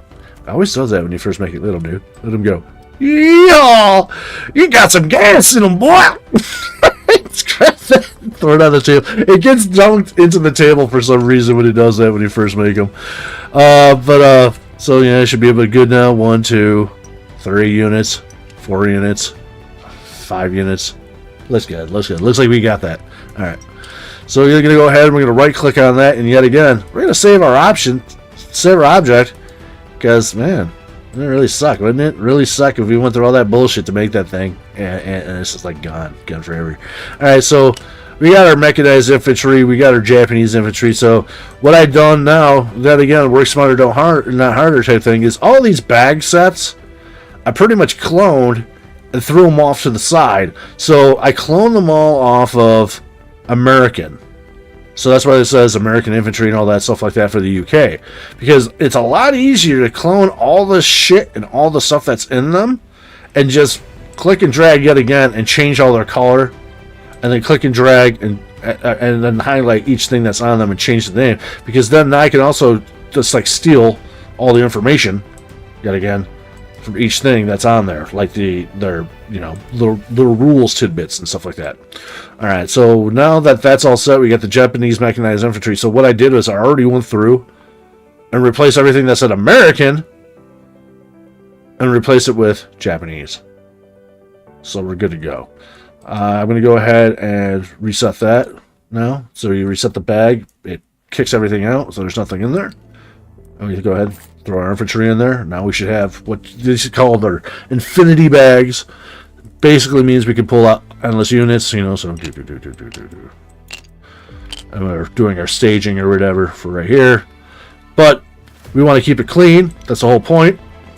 So we wouldn't take out 4 individuals unless we really wanted to, because maybe we plan on splitting it up from our units that we purchased to different areas. You know what I mean? Maybe we got an industrial complex in Kangsu over in Shanghai. Since we own it, it's 3, so we could put literally could drop a major manufacturer over there if we wanted to, if we felt so inclined to keep pushing in China's shit. Right? Take that, you filthy Chinese dogs!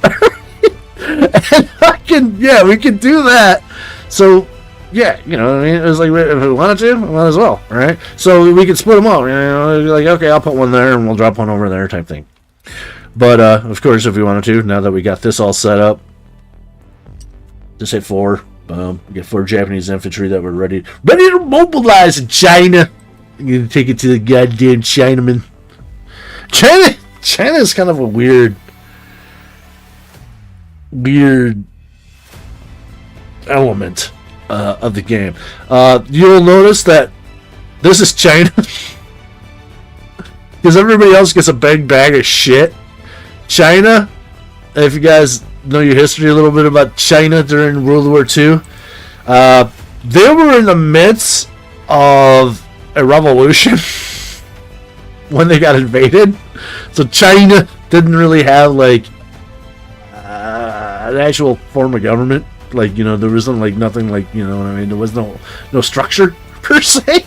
So that's why they changed the China rules. Says, I never heard anything about China during WW2 and GLLOL. Because they were busy fighting amongst themselves when they got invaded. Oh. And it was so far off from anybody, you know. I mean, after World War I, America didn't America, that's why you can't do shit as America until turn 4. Because they were a neutral country, right? They didn't want to deal with anything. And, then you had, a day that will live in infamy, the Pearl Harbor fucking thing. And that dragged America into the war. So, as it stands right now for China, all they can do... Corporal Hammer says, China had their own world war. Yeah, pretty much. They're going at it with themselves.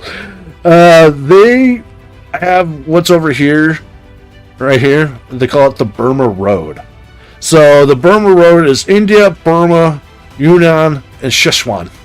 So if you have all these under the Allied control, you can build... Chris Kemp says, we had mercs in China fight the Japanese. Yeah. The Flying Tigers. Whoop. You have the American infantry, right? So China only gets $12 a month, and they can expand, right? And they can, hypothetically, you could take a couple pieces here and there and get yourself, like, if you really got your shit together and did all right. Like if you took like this one or this one of those two territories away from China, holy shit, dude. You could actually, in theory, as far as I know, I haven't seen any rules against it, but you could build your own Synthetic Teapot says, industrial zones. Here's your allowance, China. Get yourself something nice. So, because China's pretty much playing the fight of just defense. China reminds me of Soviet Union Part 2 in this game. Because like I was saying, Soviet Union is getting hit up like a pair of Chinese finger cuffs, man. If you catch my drift. Little front, little back action. Because they're getting hit from both sides, man. They're getting hit from Japan on one side and Germany on the other. So Soviet Union's job has always just been kind of like, hang on, Junior. Chris Kemp hang says, on. Like an army teapot. Ha ha ha. So if you have the Burma Road, what they do is they let China buy and build A&A. Why does it say that? Oh, China Pieces A&A. That's lame. Why doesn't it just have the name of it? So I'm going to have to rename it. But they give them artillery piece, right? So you can, if you have Burma Road open, you can buy artillery as well as basic units. So in theory, I suppose if like Japan is just like shitting the bed and rolling in it with their attack phases, because like I said, it's good Ameritrash, baby. It's got dice rolls, and when dice come into play, shit happens. You know what I mean? You roll shitty. You roll shitty. So maybe they just get stonewalled, and you can sit here and take a couple of you guys, because all you're doing is just basically taking the numbers there, which is, I'm assuming. Oh my god! Don't make me do this. 1, 2, 3, 4, 5, 6, 7. 8, 9, 10, 11. Hey, look, 12. Adds up to 12. And so you can get 12 from that. But we got those sweet little extra rules, man. So, like right here, national objective rules, the Burma Road. The Allied powers control all territories connecting the Burma Road. Also, China may produce artillery units when controlling the Burma Road. So they'll get an extra $6 for doing this objective at the end of their turn. So they're up to, $18. Now we're talking. I mean, it's nothing to write home about, but, the infantries go for $3 a piece, and if you got that going for you, you can buy yourself some of the goddamn artillery, and those go for what, $4 a piece? You can pair them up, and I think it would be pretty damn cool to see China kind of get their shit together and present like an actual threat to one of the Axis powers. Would be pretty fucking cool. I ain't gonna lie, it'd be pretty neat. Alright, so let's keep rolling. we got some more stuff to do, guys. We got some more stuff to do. We got plenty of stuff to do here. We got all the rest of Japan that we got to kind of put together. We got China. We got to figure out. China shouldn't be too bad because it's literally like a couple things. It's not that bad. Then the UK is interesting. We'll fuck around with that for a while too. But then yeah, we got all their pieces. So like all this stuff. This is the stuff. Like I said, this is the kind of the monotonous shit that's not the best funsies, but it's like that necessary evil. You know what I mean? It just takes time. If you want all the game pieces on the board, you gotta have to build all the goddamn pieces. Then after that, we got the Anzac, which is still saying American Infantry. Does anybody know what the Anzac, pardon me, stands for? I was asking that earlier. I'm not 100%.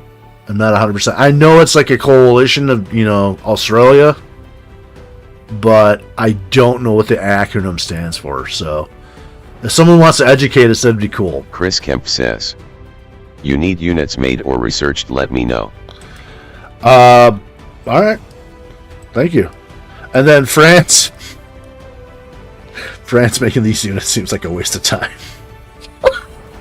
Because if you see, this is the turn order from left to right as well. And let's go to the map. Here's France, right? Right? So, turn 1, Germany. Sorry, France. We're just going to push your shit Corporal in. Hammer says, Australian and New Zealand Army Corps. Thank you. Okay, I knew it had something to do with Australia, but I didn't think about the Kiwis as well, and the New Zealanders. Corporal Hammer says, Anzac. Thank you, man. Appreciate that. Then, turn 1, there you go. Turn 2, we got Russia. Russia, it's pretty far from France, so Chris sorry, Kemp buddy. says, Anzac was Australian and New Zealand. All right. Thank you, guys. Appreciate you. And then Japan after that, right? So over here doing their thing. And then after that, we got the USA, which is probably not doing anything unless we had a J1 attack, which is, Japanese turn 1 attack to bring America into the war. So probably more than likely the Japanese, because let's be real, there is a benefit to a J1 attack. J1 attack, you don't have America building up for 3 or 4 turns, dropping units and literally like kind of having impunity. You know what I mean? They don't have nothing coming after them because they're neutral, so they don't have to worry about anybody fucking with their shit. And granted, all they can do is hug their coastline with whatever they build and everything like that. And also there's a side rule that all of the industrial complexes on the eastern and western seaborders of America, San Francisco and Washington respectively, they have major industrial complexes, but they limit them as minor. And then once you go to war, they like instantly kick in and become majors. So you can only drop 3 units each side. Total of 6. You got to split it down the middle for each side. But I don't see that stopping you from doing other shit. Like, I guess if you wanted to, you could build like another thing in Alaska. It's got 2, so you could build another miner there and have that for later. You know what I mean? And at least be dropping like 6 units a turn. Because you can't build shit in somebody else's territory. I mean, and everything else is kind of, you got piss ass 1 for the West Indies, piss ass 1's that. Underneath everything down there in South America is basically all neutral. So you can build, but I think the problem with America, like if they don't get attacked, it is a good problem, I guess, is you're just going to have to, unless you buy just really expensive shit, which I think is kind of the plan, because America starts off with 52 a turn.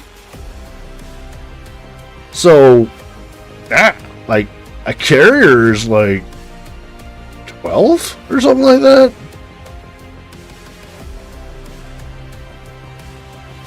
16. 16 for a carrier. How much is a battleship?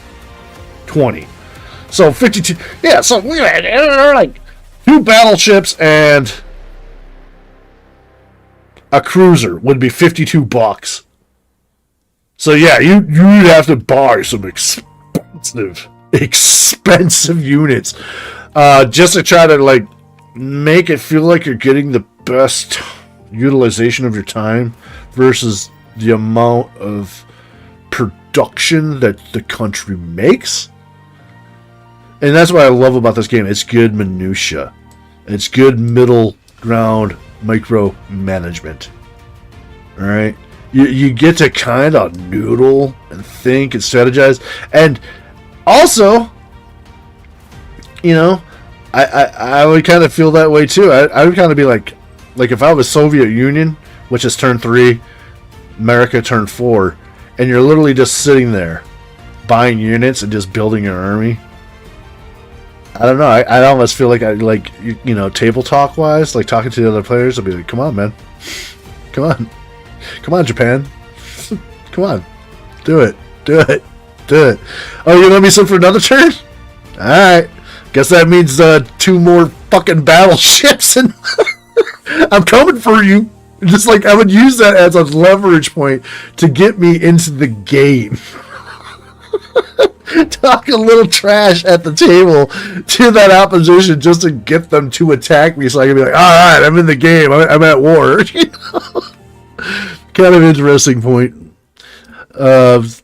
Just for the rules' sake, a little different, per se, a little different, but it definitely looks like it'd be fun.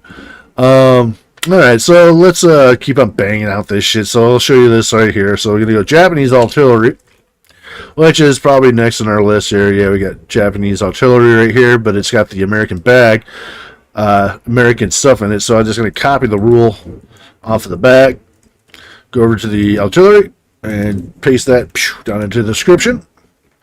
So now we got Japanese artillery. And then this is where I turn on the grid projection again. The nightmares, my eyes. Alright. Just to help us with placement, because right now we're using gridded. And then just copy it and paste it. And you go, and then I do it again, because why not? Copy and paste.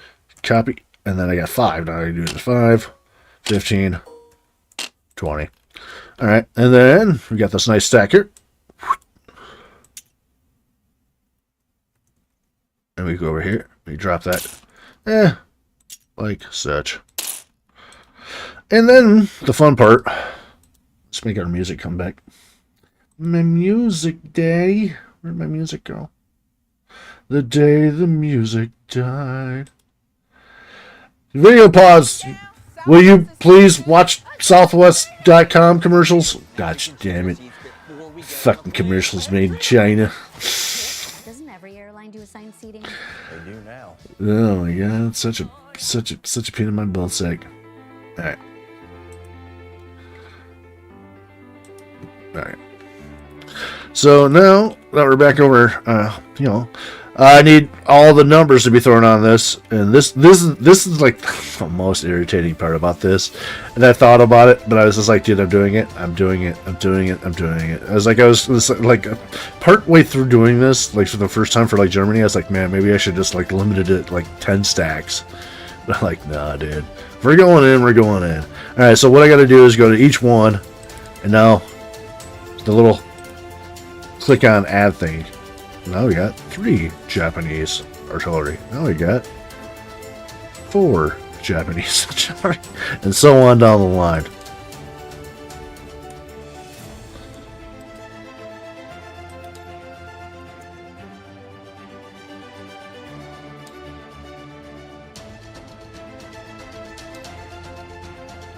And like sometimes your brain just kind of spaces out there for a second, so every once in a while you'll be like, what was I on? Then you do typos like that. Drop the number in the wrong spot.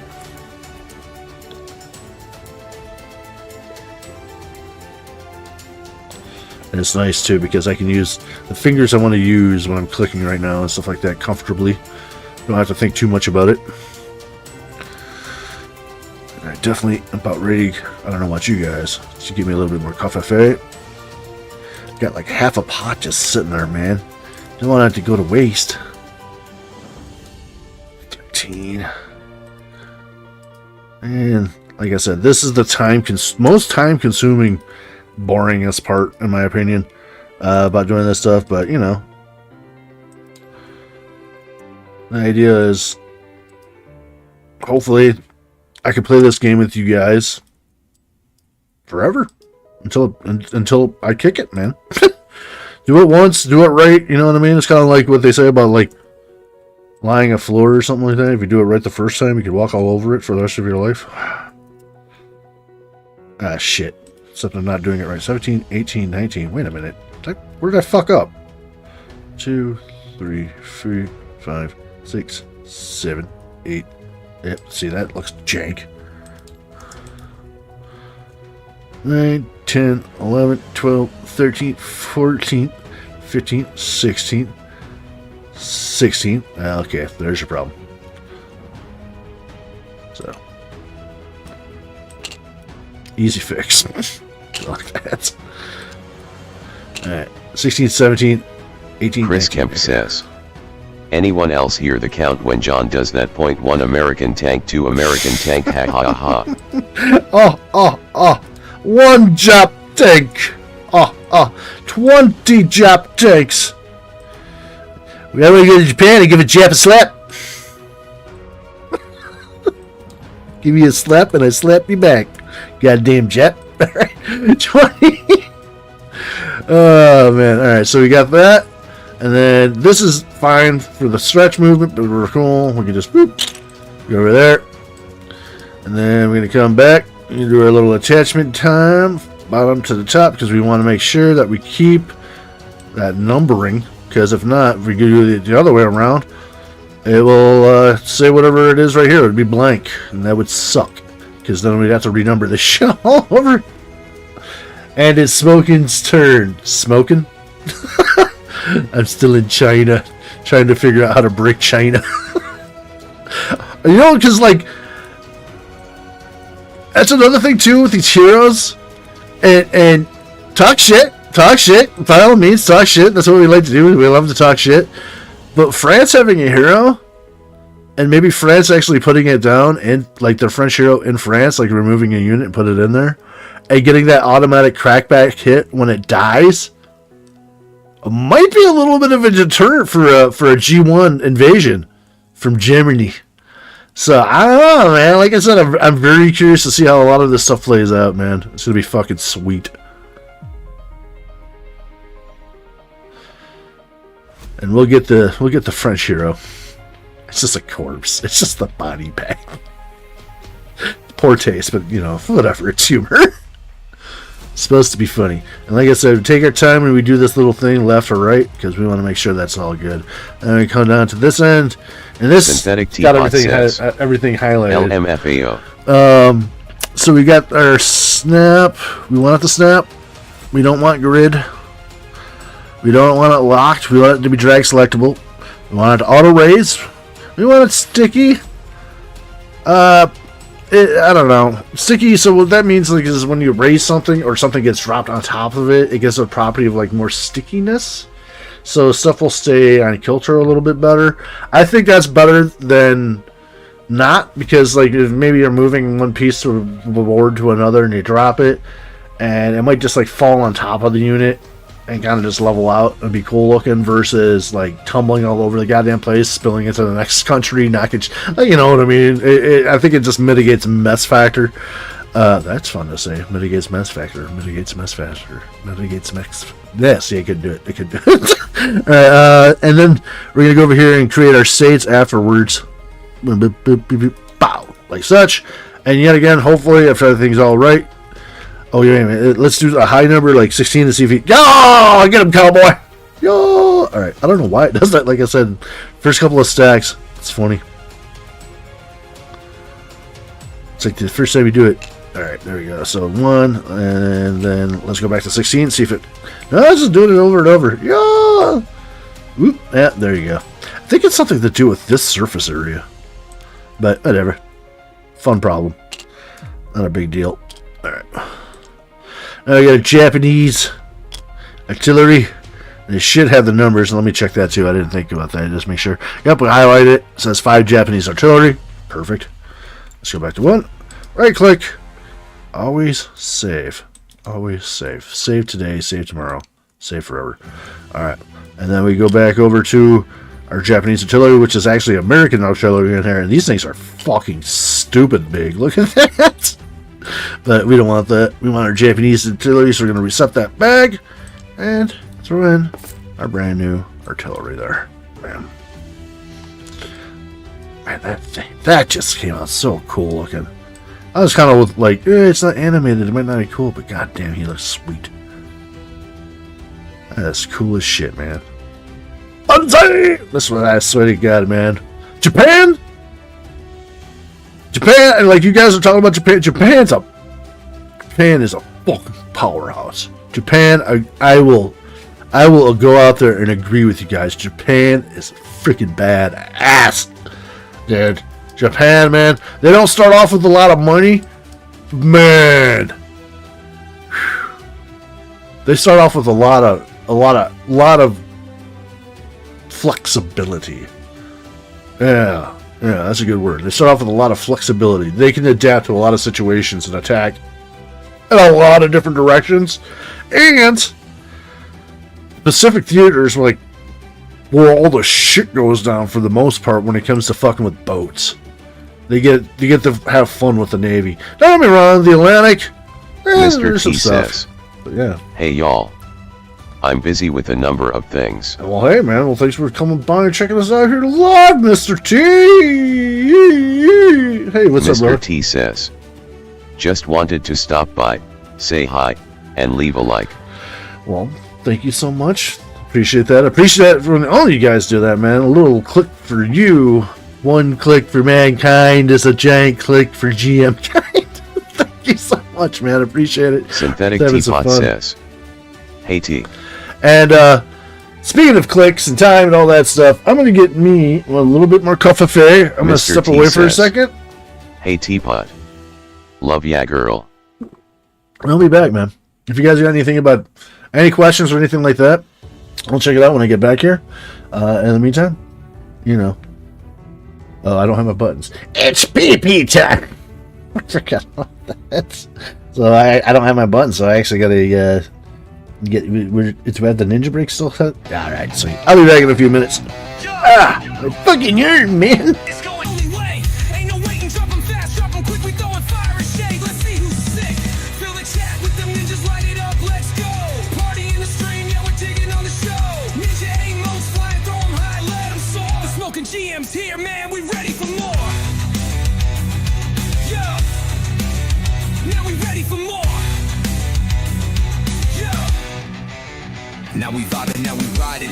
Let the fun begin. Get those ninjas in the chat. We ain't here for pretend. We laugh and we gain it. We taking it in stride. The energy's lit. We riding this wild ride. Ain't no slowing down. Fuck that. We keep it hot. If you ain't throwing ninjas, then you're missing your shot. We're rolling deep, laughing loud, not ready to stop. Jump in this chat and don't stop. We're making this shit pop. But fill it up with them ninja flames. We're taking over today. Fuck the games. Let them know who's in charge. Let the ninjas reign. The smoking GM's got that hype. He is the game.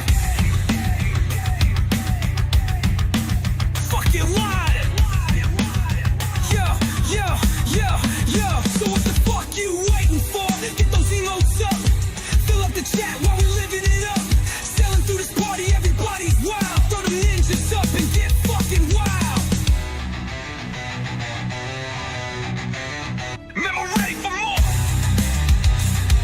Yeah. Memo ready for more.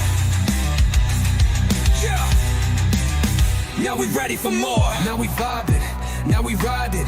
Let the fun begin. Get those ninja party in the stream, yeah. In the stream, yeah. Let the fun begin. Get those ninja wild. Yeah, we pop it up with them ninja flames. Let the fun begin. Get those ninja party, yeah. The ninjas in the chat. We ain't here for pretend. We ain't here for pretend. We ain't here to pretend.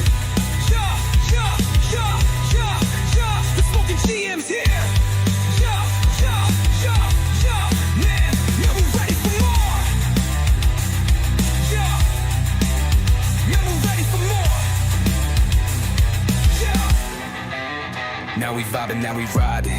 Let the fun begin. Get those ninjas in the chat, we ain't here for pretend. We laughing, we gaming, we taking it in stride. The energy's lit, we're riding, now we're ready for more. Now we vibing, now we riding, let the fun begin. Get those ninjas in the chat, we ain't here for pretend. We laughing, we gaming, we taking it in stride. The energy's lit, we're riding, now we're ready for more. Yeah, now we're ready for more. Yeah. Now we're ready for more. So what the fuck you waiting for? Get those emotes up. Fill up the chat while we're living it up. Let them know who's in charge, let the ninjas reign. The smoking GM's got that hype, he is the game. So what the fuck you waiting for? Get those emotes up. Fill up the chat while we're living it up. Sailing through this party, everybody's wild. Throw them ninjas up and get fucking wild. Yeah. Now we're ready for more. It's going down in here, so get ready. Ninja emotes, drop them, keep them steady. Fill up the chat, don't be a fool. We're here to party, break all the rules. Yo, fill the chat with them ninjas, no stopping. We're taking over this stream, let's get it poppin'. Throw up them emotes, let them fly like they're lit. We ain't here to play nice, now we're here to be the shit. So grab a drink and spark it up, let's go all day. Ninja emotes everywhere, yeah that's the vibe, it's the only way. Ain't no waiting, drop them fast, drop them quick. We throwing fire and shade, let's see who's sick. Fill the chat with them ninjas, light it up, let's go. Party in the stream, yeah we're digging on the show. Ninja emotes flying, throwing easy. fire, let them soar. The smoking GM's here. Okay.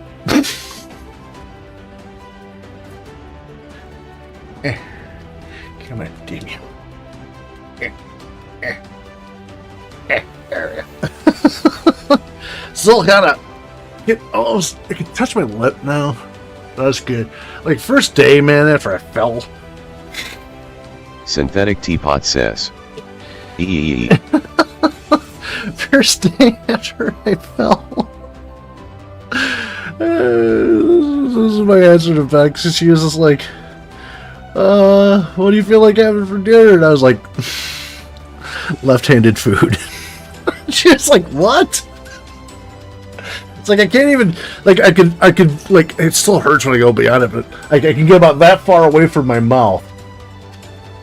Just like the soreness, you know, like the swelling. Like, I don't know if you can see this, the difference. There, see if we can, maybe if it helps for like this. You can see this digits over here. I had a little bit of tougher time bending than that one. So my hands are still kind of swollen as well. Because like when I fell, I caught myself with my hand, like slap, and all the way up my arm. Like, oh my god, fuck. So, you know, doing the rice method, you know, compression and all that stuff. But she was like, left-handed food? What the hell do you mean by left-handed food? I was like, something I can easily eat with my left hand. It's like finger foods, man. Nothing with forks and knives and shit. Synthetic Teapot says. You just gotta get yourself a feeding trough. You make me think of a Simpsons quote, but it always cracks me up. Mom, can't we just all eat out of one big long bowl? It'd be so much easier. It'd be only one dish to clean. That's a trough, Bart. No, we're not eating from a trough.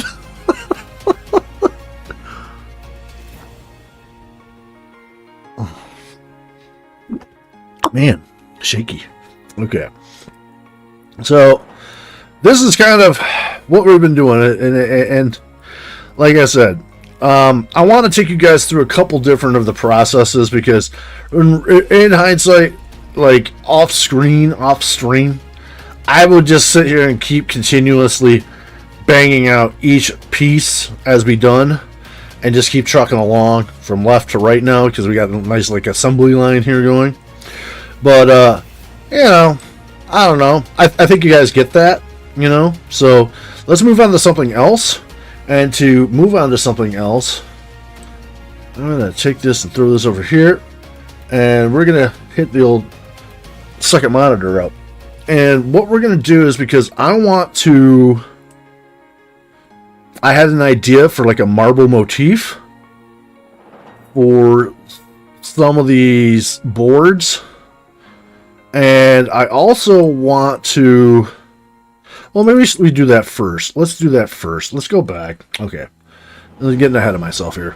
I'm going to import the 20 tokens that I've made for the research and development, just so we can size them up and have an idea of how big of an image we want to make in GIMP that we will also import to gussy this up a little bit and make it look a little bit more banging. You know what I mean? Let's make it look cool. That's kind of the idea, right?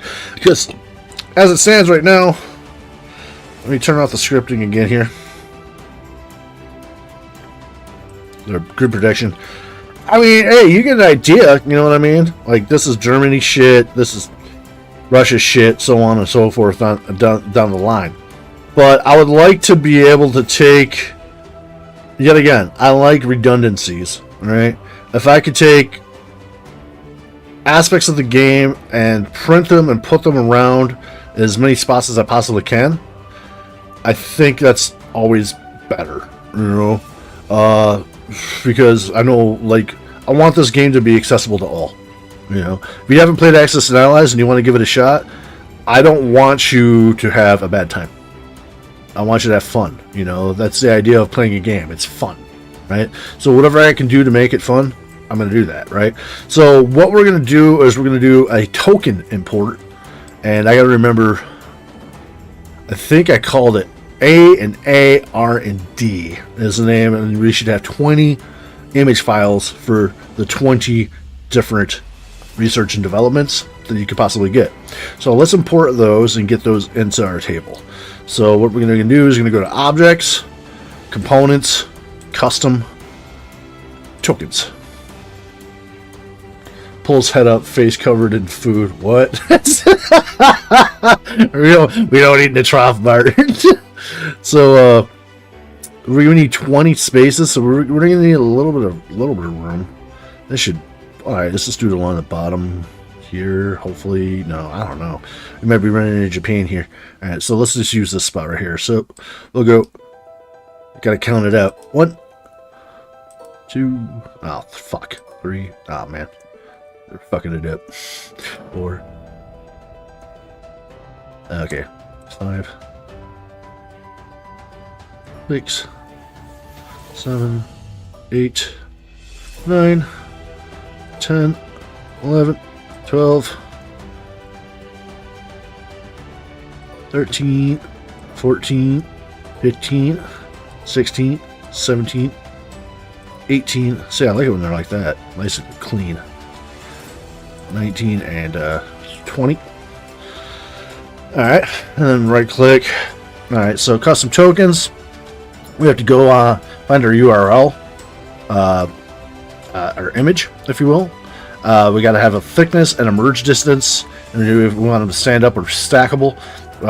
We don't want them to stand up, because stand up would mean, like, you know, instead of laying flat on the table, they would stand up like a meeple would stand up. And stackable, we don't need these to be stackable. Stackable is like poker chips, stuff like that. We don't want them to stack either. We just need it to lie on the table and be a nice visual representation of what it does, and then we can attach the rules to that a little bit more in depth, so it will give other players at a glance to be able to look at your shit on the table and be like, oh, he has heavy bombers because he's got the little heavy bomber token, and also let everyone be like, oh fuck, what does heavy bombers do again, and go over, highlight it, and look at it, and be like, oh, that's what it does, blah blah blah. All right, so the thickness, I like to go nice and thin because I think it just sits better on the board, looks nicer. And then the merge distance, I bring that all the way down too, because that is how much pixelation you want to devote. The smaller the merge distance, the better the resolution of the image will be. Alright, so we're going to go to our URL, and you can't see this over here, but let's see here. Let's see here. I'm just going to close that, and then we'll close this over here so you guys can see this on this side, I guess. Let's open it up over here on this side. Okay. And then swap over. Okay, now let's see if we can do this. So URL.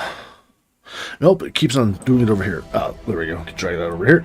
And this is just all my, like, lots of different pictures and shit like that I've collected for lots of different games, projects, and stuff like that. But we want A and A. Boom. And here's all our little tokens that I had made up using artwork for, you know, basically AI artwork. But yeah, you know, I don't have time to make, like, there's so much time, right? You only have so much time for everything that you can make. So I'm just going to go through the 20, and we're just going to make sure that we import all 20 of these. So let's start off with this guy. And then you don't see it over here on the other side right now, but it's saying uploading file to Steam Cloud or load from your local disk. Note, local files will not work in multiplayer, so load it to the cloud, upload it, and click import. And then it says 19 matching custom objects. Do you also want to update them to match? No, because that would mean all the tokens that we have are all going to look the same. So we'll cancel that. And now that you got an idea what's going on over there, I'll bring you back to the table. Maybe. Oh, I got a delay. That's right. Shit. Let's see here. Probably just flopping back and forth. There we go. Okay. And so, yeah, it's basically that's what we're going to do for a second. I'm going to just try to chug through this, get through all the 20 tokens, get them uploaded.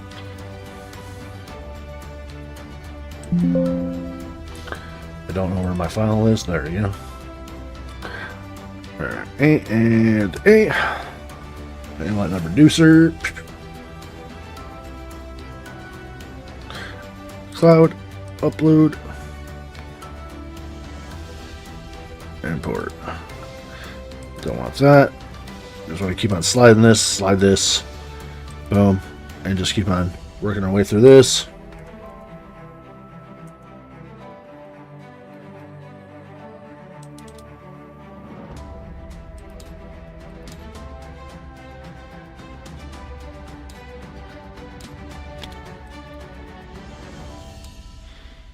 And it helps to number them because it makes them easier to find in your files. And helps me personally keep count.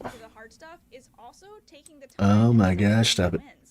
So I don't have to, like, worry too much about it. If that makes sense. It's like I can just get a count 1 through 20. Cloud. Upload. And just kind of go on through. Boop. And once we get them all in, then we could start sizing them up a little bit, and we can start figuring out the rest of the components that we want to add.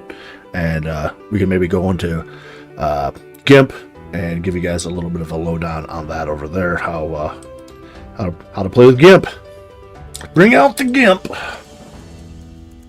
GIMP is just free version of Microsoft's well, no, it's a free version of Photoshop, basically.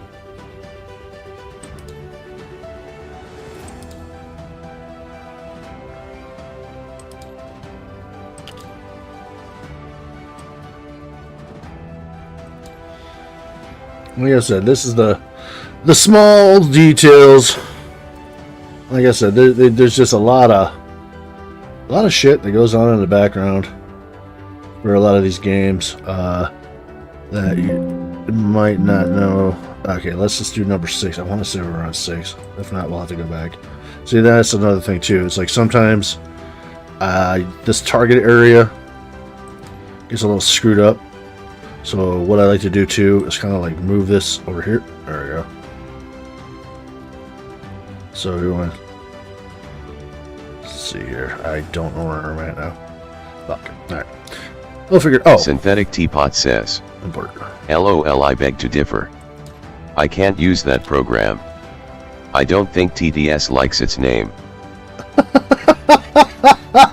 I don't know. GIMP was definitely it's a learning curve, but from a person that never actually used Photoshop, I mean, I don't know.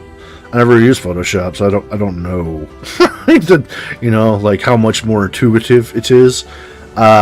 When I'm doing all this stuff and, you know, live on a budget, free is often the thing I go for first. Okay, so yeah, we're doing good. 1, 2, 3, 4. Okay, so we want this one right here.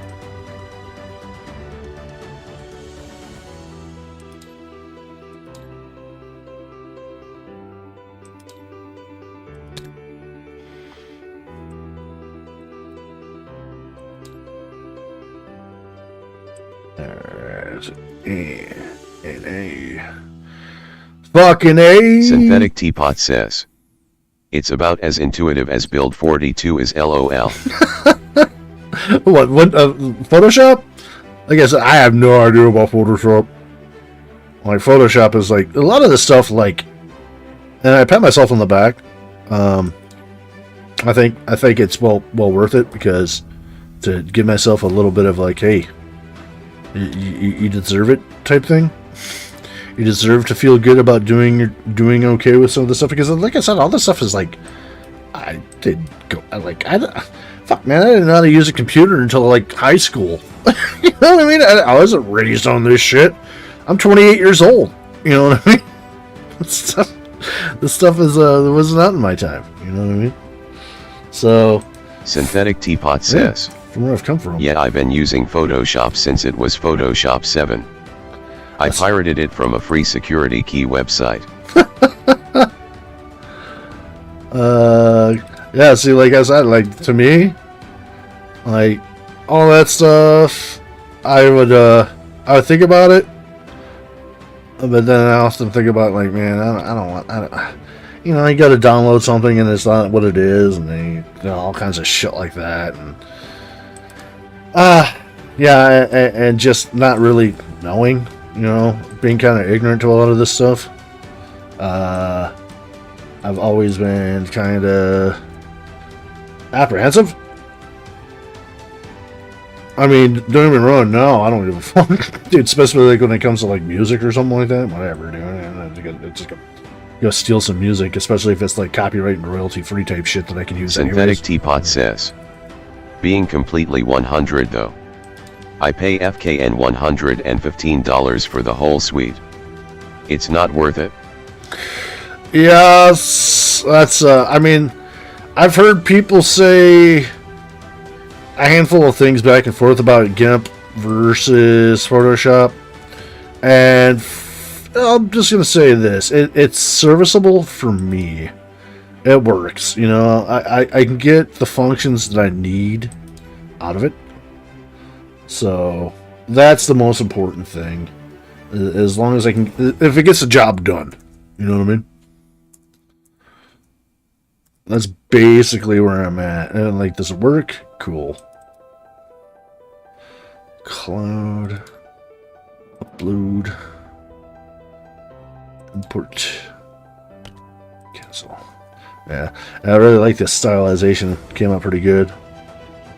Synthetic Teapot says, that's all that matters. Yeah, that's kind of what I came to the conclusion of. Is like, it doesn't work good enough, you know? If it lets me do what I need to do, that's basically it. I mean, beyond that, whatever. I mean, I don't know enough. You know what I mean? Like I said, like a lot of this stuff is point and click, monkey see, monkey do, go on to Google, go on to YouTube, and all self-taught, you know. Like I said, I never really did anything for anything when it came to like computers and stuff like that.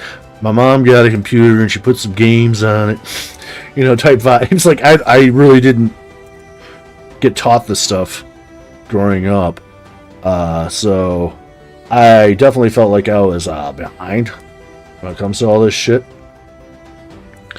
But it's been satisfying. I feel like I'm learning stuff, and that It's like one of the best things, I think, personally, is giving myself a little bit of a challenge to learn new things. Because, you know, that's how we grow. That's how we become better people. You know, you got to learn a little something every day, every step of the way, type vibes, you know. And it makes me, and like, again, you know, if I didn't like doing this stuff, you know, pretty obvious I wouldn't do this stuff. I know some people can look at this shit and they're just like, man, it just looks like fucking monotonous. Like, that's why I let you make the games, GM, and me show up and play them. Type thing, right? But I get something out of this. Like I said, it's satisfying, and it feels, I don't know how to describe it. Like I guess like it's like a kind of like you know, doing yard work or something like that. You know what I mean? After you're done mowing the lawn, you kind of look at your lawn and you're like, man, that looks nice. That looks nice. You know, feeling of accomplishment, I guess, is a good way to kind of look at it. It's like, man, it took a little work. It took a little time. It was definitely a little laborious. But damn, that's exactly what I envisioned. And we came out all right, you know. Came out looking all goddamn right. We are after paratroopers. We are on radar. Radar looked pretty damn cool. Let's see here. Cloud. Upload. Import.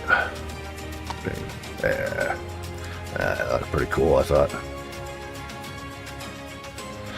I like that, and like coaxing AI into doing my bidding. Like, no, dude.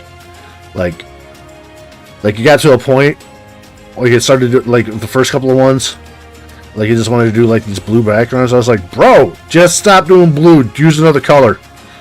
And I was like, all right, fucker, do yellow. Like, okay, well, let's do yellow. And then it was just like back to blue, and I was like, dude, you're really pissing me off, AI. You're really getting purple. I want purple sky. I'm like, hey, put some purple in there. And then it got to the point where it kept on doing like a lot of orange, if you notice. And I was like, no more orange. It's like you can oversee the story of me like arguing with AI through these tokens. Synthetic Teapot says, was he color blind? It was AI.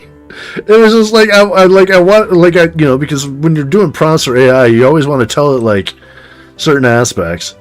And yet again, free AI is exactly what you pay for. It's free AI. It's prone to memory issues sometimes. Like, you want to have it stylized, so, you know, you get this nice synchronous look. But sometimes it's just like too much. It's too much. It just gives, it's like, that just means you want the same picture over and over, just change a little bit. Like, no, dude, like, there's a difference between style Synthetic Teapot and color. Says, AI hallucinates a lot. There's a difference between style and color, and you as an artist should probably know that just as well as I do. Like, there's a difference, man. Like, I want it stylized to look the same, but that doesn't mean, like, everything's got to look like a carbon copy of the other thing, because, yet again, like, explaining that to AI, it's like we're doing board game development. I want people to be able to look at these images and recognize them as being different and independent from one another. And it's just like, oh, I get it. So you said more purple. Like, fucking bitch. I swear to God. No, you don't get it. No, you don't. You're gonna get it. God damn it. Synthetic Teapot says, give me color variation, AI. Yes, and it's just like, oh, okay, yeah. So it's just like, there's certain times I'm just like, man, I get it, you know, I get it, you know. But other times I was just like, no, that's hot trash. Like, I get upset. Like, I think I've talked to AI worse than I've ever talked to any person in my life. No, you dumb bastard. I said do this. I love questioning AI when it does wrong. Is the best thing that I do. Because it will do stuff. It likes, like, a lot of the AI programs that you do the stuff with, they love, like, to just kind of jump the shark and just go all in and start doing stuff. And I'm just like, did I say do X, Y, or Z? You know what I mean? Like, I didn't say do this. You know, it's just like, we want you to have some creative freedom, but we want you to fucking color within the inside of the lines here. Type vibes. And it's just like, why the hell are there, like, you know, daffodils in my war scene or whatever, you know? The AI would be like, I just think it jazzes it up, you know? You know what I mean? I don't know. It's one of those goofy things that just drives me kind of insane. But it's like, that's where I get to the point where I start questioning it, because I hope, and I know it's just an exercise in futility, but I hope that it, like, learns as we go and, like, doesn't do the same thing, like, over and over. And there it is. Boom. Our last token. Alright, sweet. Alright, so let's turn our grid back on, because we want these to be about an inch. And our grid is set in our game to about an inch. So let's go to toggles and turn on the grid protection again. Boop. And see if we can get these all to play nice. Like that. Okay, so they're set to 3 inches. Okay, that's perfect. I think I did that intentionally in GIMP too. Oh my god. I gotta love it when a plane comes together. And the ballard, we wanted to go about 10 wide and 2 deep. So we're going to do like top 10, bottom 10. So it'll be 20. And not like I think anybody's going to ever have all these technologies at one time, because it's kind of fickle in the game, you know. But there's a chance. So I like to, you know, kind of err on the side of just in case somebody does go hog wild and somehow manages to get every single R&D development in the game. Alright, so we're going to go down. Whoa, watch out for those ticks. Long click and drag. Oh my god, stop it. There we go. And we're just going to go right click, and we're going to scale them down so they fit into that inch cube. Like such.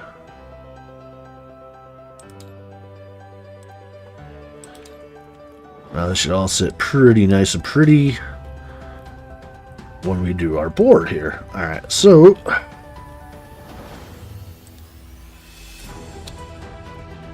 if we catch the vibe here, what I want to do now is the same thing that we're doing with all the other stuff. And we'll have to come back, because like I said, it's going to be a process. We have to fill out all the rules for this and stuff like that. But we can just get the component together and worry about the rest later. As far as putting all the rules on and stuff like that, we can swip through all the states, and you'll still be able to edit the states, which means that we can, you know, put the names in there for each token. We can add our rules into the descriptor box as well. But it should look nice and neat like that now. So yet again, this is when we want to take our time. We're going to go from left to right, because that's how we want our tokens to be numbered, or go through their actions left to right. So one at a time, just make sure we go nice and slow. Give the game a chance to catch up, basically, and highlight each individual token.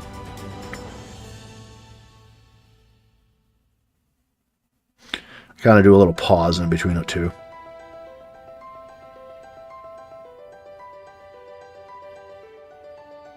Okay, now we got them all gripped.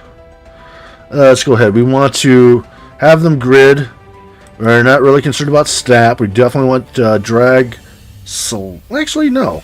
We probably don't want drag selectable, because if we are going up here at our board and we have our units in the move, and we want to be able to click and drag them and grab our units and throw them onto the table in a real fast fashion, we don't want them to pick up our tokens too, right? So yeah, we should probably leave that off. We definitely want it on the grid though, because then we could use the grid system that's there to our advantage to be able to pull out the tokens when we get them into the numbered slots that'll be 1 through 20. And the idea is to maybe put I don't know necessarily if we want to do like on like a graphic or something like that for numbered 1 through 20 with all the names of all of them. It might be a little too busy, but we could definitely just do like 1 through 20. And that shouldn't look too bad. Alright, so grid, auto write, sticky, that's fine. Tooltip, yes, we want that too. So we'll go ahead and make them into our states now. And just like everything else now, we can hit 2, 3, so on and so forth. And have all these little images here for our tokens. Like jets. That came out pretty sweet, man.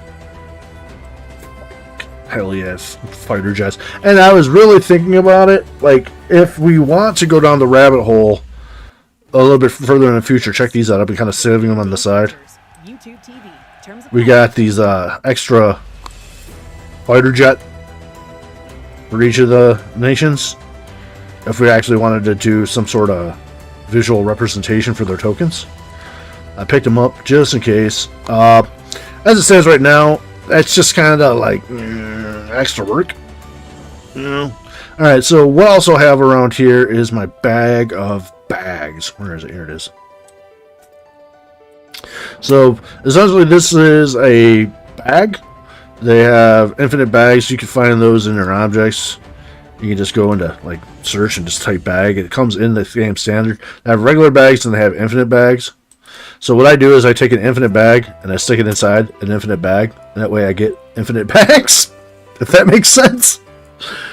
And then I can just take one of those infinite bags. And technology, I don't know, let's do like a white bag for that, I guess. Make it different. Apply. And then we can take our token, throw it on 1. Take that, and then I throw that into the infinite bag. And now we have a bag of infinite tokens that we can pull, drop, throw wherever. So, like, this is 1. We want 1 for slot 3. We hit 3 on there. Boom. There's going to be slot 4. Boom. And now you can kind of see the method that I was thinking about, right? It's starting to come together. So let's go ahead and... Oh, can't. Remember, we turn off click and drag, so we got to highlight it and delete individually. And we'll just take this, and we're just going to stick this over to the side here for now. Let's get it out of the way, because eventually what I would like to do is have like an R&D area, if you will. Get a couple 6-siders and have like one of these stationed on both sides of this board, so it's a little bit more easily accessible. Like I said, it's all about ease and accessibility. So with that, let's now go down the rabbit hole of we're going to need 6-sided dice as well some point here. So let's go to our objects and let's go type in dice. I believe I have some good red and black ones. Look at that. Let's spawn in a black one and a red one, because if you're hip to Axis and Allies, that's what generally comes inside Axis and Allies games, is red and black dice. So yet again, we're going to go ahead and listen to an ad. Thank you, YouTube, you son of a bitch. And we're going to go over here, steal one of our bags for each of those. And let's put this just black, kind of match our motif of our die here. And then, boom, yet again, we have infinite dice now. Yeah, except the game's lagging. Supposedly. There you go. So yeah, now we can just pull out a shitload of dice. Make a box. Smack R. Oh man! Look at that! It only cost me $15. I got a research technology. Oh shit! But you have a D20 system instead of a D6, mister. What are you gonna do now? Well, now, shithead. We're gonna go to objects. We're gonna go to dice. And we're gonna go grab this D20. And we are going to change that son of a bitch proper to an orange D20. You know why? It's called branding. It's called branding. Let's go ahead and click and track this. Synthetic Teapot says, LMFAO Jesus. And then we're going to grab this. We're going to have an orange bag. We're going to change the color. Color tint. Orange. Apply. Orange, you glad? I got a D20. Yeah! Alright. And then we're going to go right click on this. Color tint. Let's make that red. Apply. Bam! Look at that! Would you look at that? Just look at it. Just look at it. Alright, so now, click and drag that. And then bring the whole shebang. Like I said, we'll just kind of park it over here on the side. Whoop. Now, we can take that whole shebang. Copy. Control C. And then we want one on both sides. Control V. Kabam! Now we're staging. We're getting ready, man. We're getting ready. Right? And then, let's go into objects yet again. And I got a whole bunch of stuff, man. And like I said, that's the best thing about Tabletop Simulator, in my opinion, is the mod support. You think Project Zomboid's got mod support? Holy shit. You ain't seen nothing compared to Steam's Tabletop Simulator. So we want a die tower, and I think we have a pretty cool looking one that looked, let's see here. Maybe it's under die tower. Let's just try tower. That kind of looked a little beat up, and I believe also has the D20 in the front. Let's see here. Is this it? Let's spawn that in. Yeah, there we go. And it is locked. So let's unlock it so we can drop. Boom. Drop it like it's hot. And it's weird because it's physics. Look at that. See how it's doing that little bouncy bounce? That's intentional. That's intentional because we want our I'm assuming they want the dice to go flying all over the goddamn place, you know? That's half the fun of it. So we'll just drop that. Try to get it to sit. And this is not going to be its final resting home because we want to, you know, we're going to, oh my god, I just want to throw it down for demonstration purposes, please. Please, sir. Fine, ma'am. This is a dice tower. Look at that shit. Synthetic Teapot says, you can technically flip the table. Oh, yeah, yeah. Oh, yeah. Oh yeah. But let's just go ahead and quickly hit L on that to lock that down. And now, okay, so yeah, we spend our basically space bucks. We spent $5 per die for my goddamn misprint for our ICPs. Woot woot! God damn it, that's so annoying. I gotta change that. But it's supposed to be IPCs, not Insane Clown Posse. God damn it! But we rolled our 3 dice in theory, and then we got our, you know, our 6, 1 and 6. So now we want to take one of these dice. Whoop! Throw it in there. Hey, look at that. We got a 12. 12 is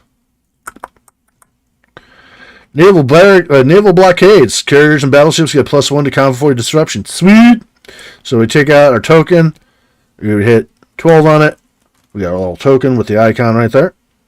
And then, you know, in the future, the text stuff is probably, like, the text is the most boring probably aspect to show you guys. But we can right click and then, you know, we name this right here.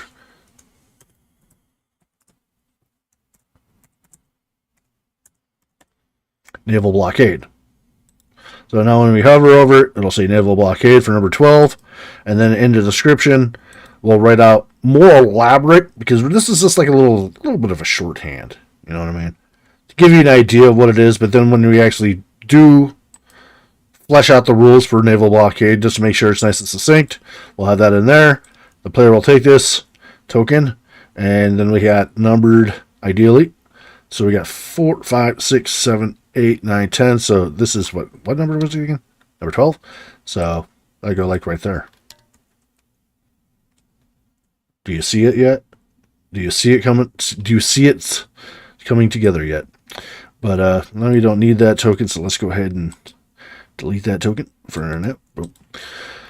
And since we did that, now we can work on to the other idea. Like I said, like maybe going against a GIMP.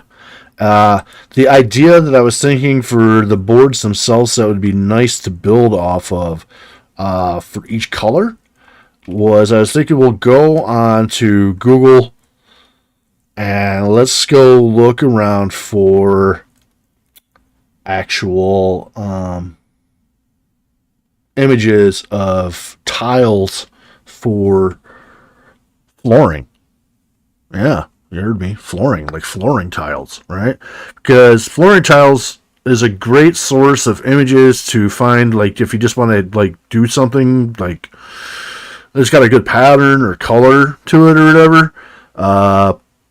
The hardware store is generally, like, when it comes to, like, tabletop crafting in the real world, is a good source. So why not, why reinvent the wheel kind of vibes and use the stuff that you can find at a hardware store to kind of implement into your tabletop game? Because let's face it, if you're looking for something like at Lowe's or Home Depot or anything like that, 9 times out of 10, they're going to have an image for you. So the idea for myself for this is I want to do marble patterns. So we're going to look for like marble patterns, and more than likely we'll probably hit a marble pattern floor tile.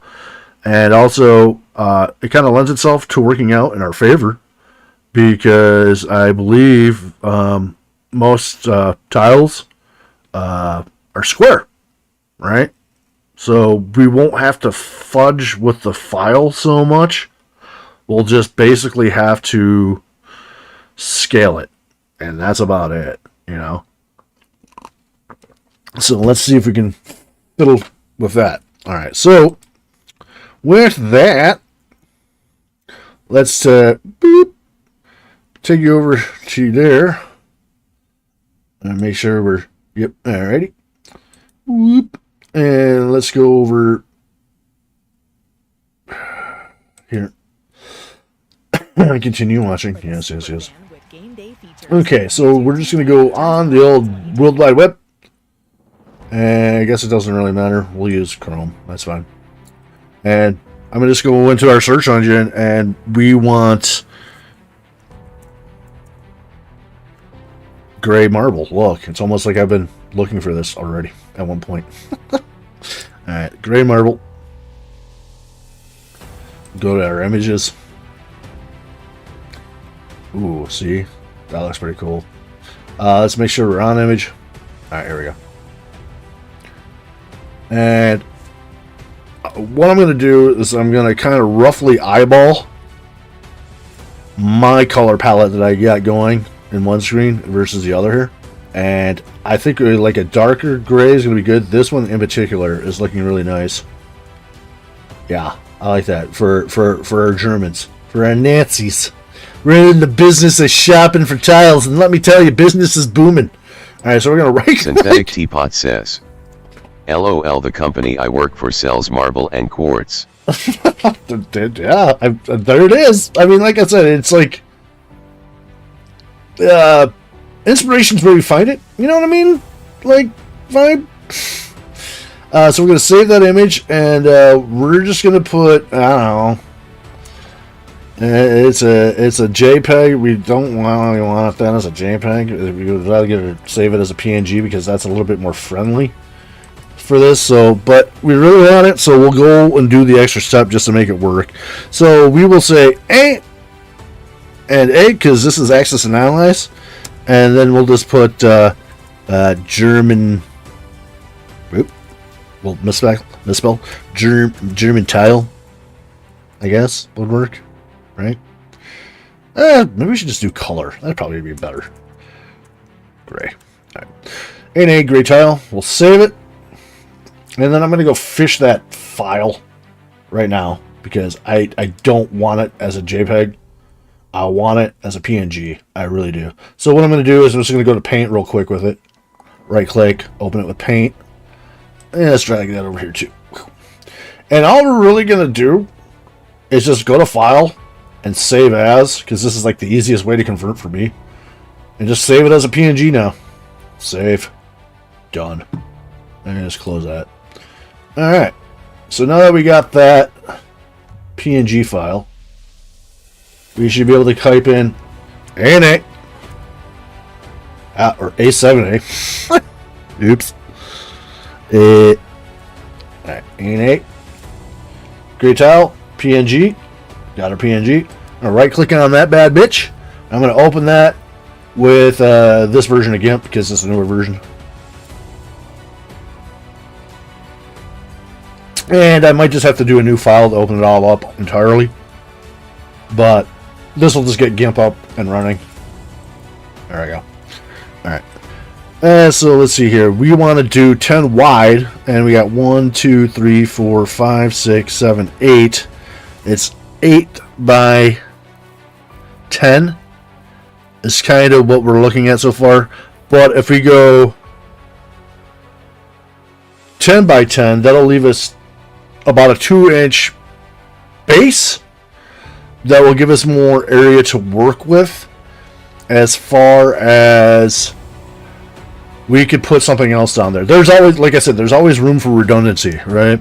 So down on the bottom, we could put, like, off the top of my head, the order for your turn, the turn order for each player, because there's a lot of shit going on each turn. So yeah, let's think about doing that.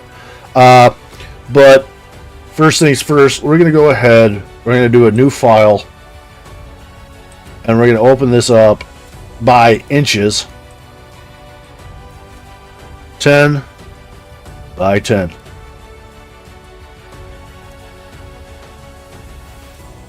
Alright, then we're just going to jump back over to here. We're going to grab the gray tile that's on my head here, and go back over to the new file, and we're just going to dump it in there. And then we're just going to, look at that, already conveniently got the scaling tool selected. We're just going to scale that up so it covers at least all of our image. It's marble. If it goes over, shoots over a little bit, whatever, that's fine. Boom. Now it's all nice and encapsulated in there. We got to know this is going to be 10 by 10, so we have a good pattern now to work with when we import this into our game. But we want to, at least I do, want to import as much of this shit as possible onto this board, so I don't have to do like a lot of stapling of shit together in Tabletop Simulator itself. So we want to add what's called the mobilization zone, which is going to give us a nice little chart again, and a place it's already over here that I've been working on. Boom, and drop it in there. A place to park our bought units when we do that, so we can get a nice little bordering. But we want to come down a little bit, but we want to make sure we don't go too far. Like, here's our, you know, we got our ruler on the side here, so there's like 10 inches right there, right? So we can kind of play with it a little bit. I always like to use, like, I use like the corners a lot for guides for like how far away I want something, because then we have like this nice border kind of going with it, you know. So let's play, you know what I mean, it's a little fiddle fuckery. We gotta kind of mess around here a little bit. So we want to come down to about 6, because this is where all our bags are going to drop, right? So we don't have to worry about that so much. And this is going to be 7, 8, 9, 10, so that's like 3 inches. We wanted to go about to 6, right? So we'd have 2 inches of space to put our awesome little tokens on that, and then we'd have 2 more inches of space to kind of put a little rules revision down as well. So maybe we just move the whole thing up a little bit like that, and see what we got here. We're still a little short, so we'll take this and drop it to about yay. Looking pretty close to 6. Alright, and we'll click and drag and rearrange that nicely in the corner, and then we still got plenty of room over here for the bags. There might be a little bit of a gray there, but just if we want to, as long as it doesn't get too warped, we can unlink this right here. And what that's doing is going to make the perspective stretch a bit. So we can go ahead and we can just give it a little bit of a stretch, like such. Alright, that doesn't look too bad. Doesn't look too warped, so we'll scale it. And then let's go to our background base image and this, just to kind of go through real quick, and then maybe even go to our view. We're at 50% zoom right now. Let's go 100. And I want to also go to select all, select none. That way, hopefully I'm not selecting it, but no, it keeps grabbing it for some reason. All right, select. Well, there we go. And kind of just eyeball it, see how it looks. You know, just want to check it out. Looks pretty good. Doesn't look too stretched. At least legible. And then we can really kind of get into the whole idea of like looking at some of these. So like if we go there, we can kind of get an idea. Like if we put our crosshairs here, you can kind of get the idea that it's soft, but it's about a soft ½ inch. Giggity. Kind of give or take. And so if we go like right there to the cross section, we can kind of like eyeball it again. So it's like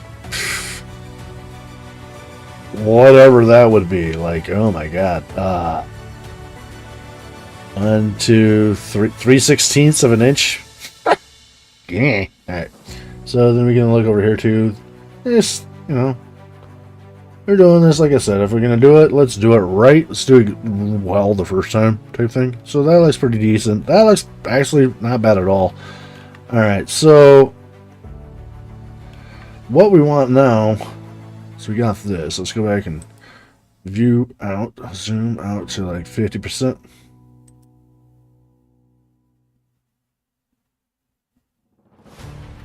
And so we get the mobilization zone, but alright, now that I'm thinking about it, now that I'm looking back at the other screen with our game, we want about 2-inch drop down as well, which would give us a little room to put our calculator for counting our guy's income. So let's mess with that. Alright, so we want to go down about, let's give it 2 inches. So we can just come up straight up, just go 2 inches down to like that.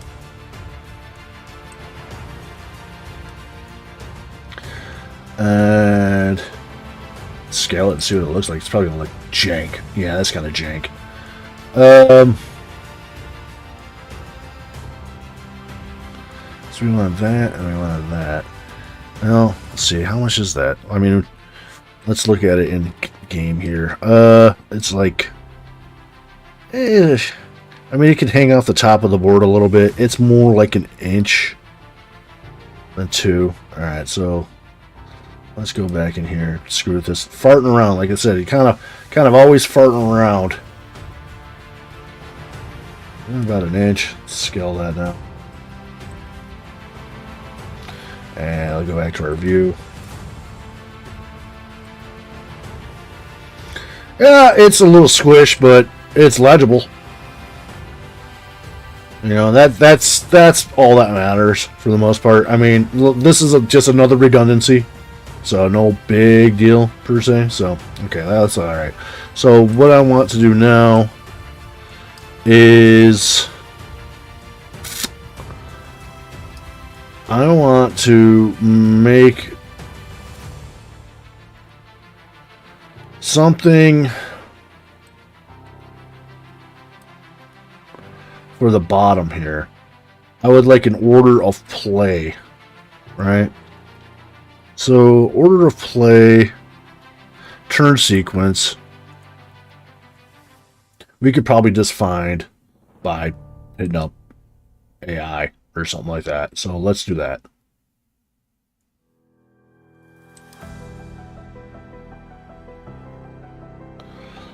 Let's just use the Internet Explorer one. That's fine.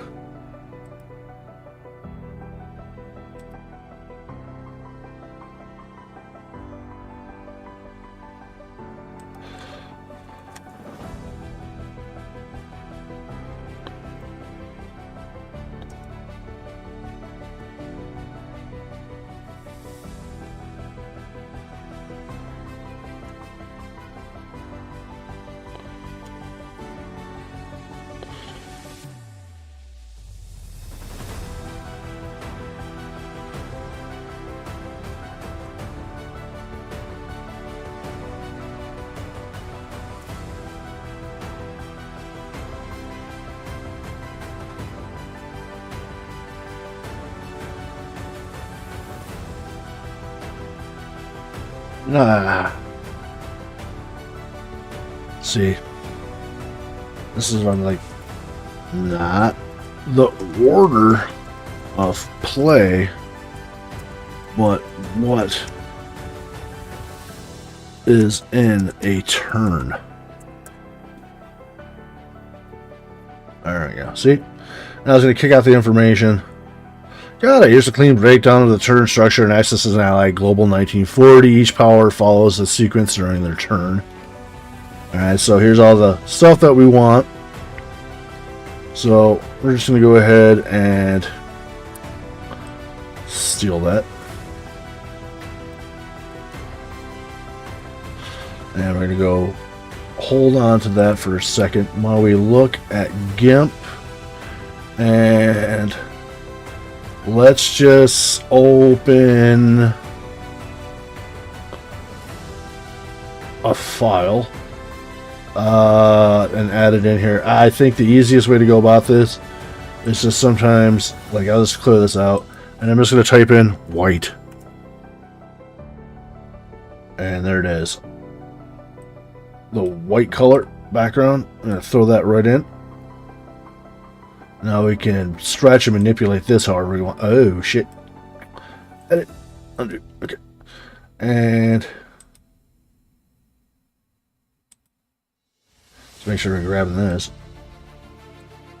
Oh my god, what the fuck? I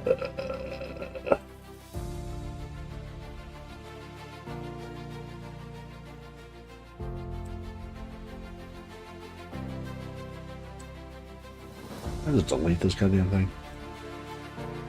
Oh shit! No. Like I said, I'm not a lot of trial and error with this stuff for me. It's a lot of oops. I fixed my mistake here. All right, let's go to layer. Let's go to view. All right, and scale. Can you get it done and be done? Thank you.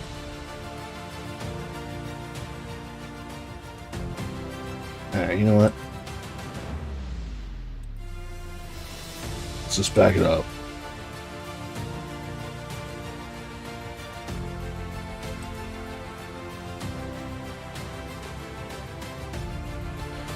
What the hell's going on? Synthetic Teapot says, .f. Turn that back on. This is it's being a pain in the ass here.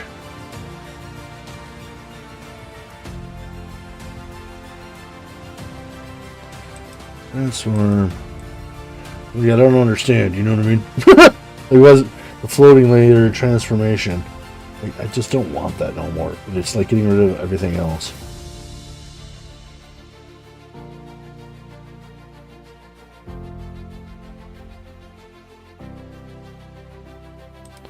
Like, let's see here.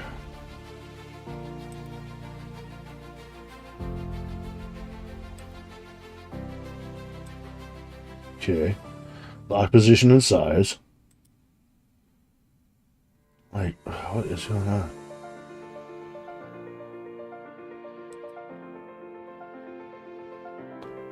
Alright, there we go.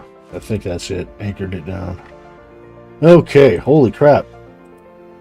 Now I should be able to drop in the next layer. Oh my god, what a pain in the ass that was. Okay. Find my white again.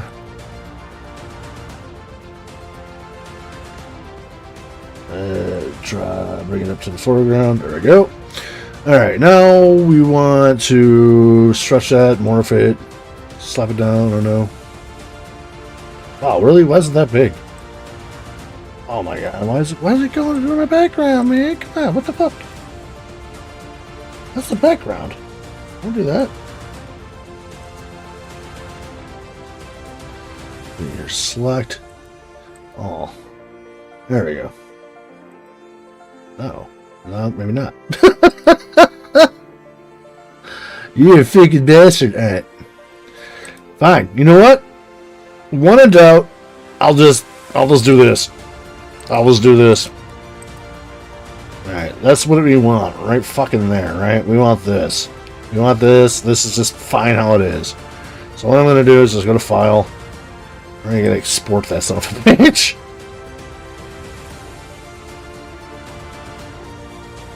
be this way. Computer takes a second too for sometimes to load this stuff up.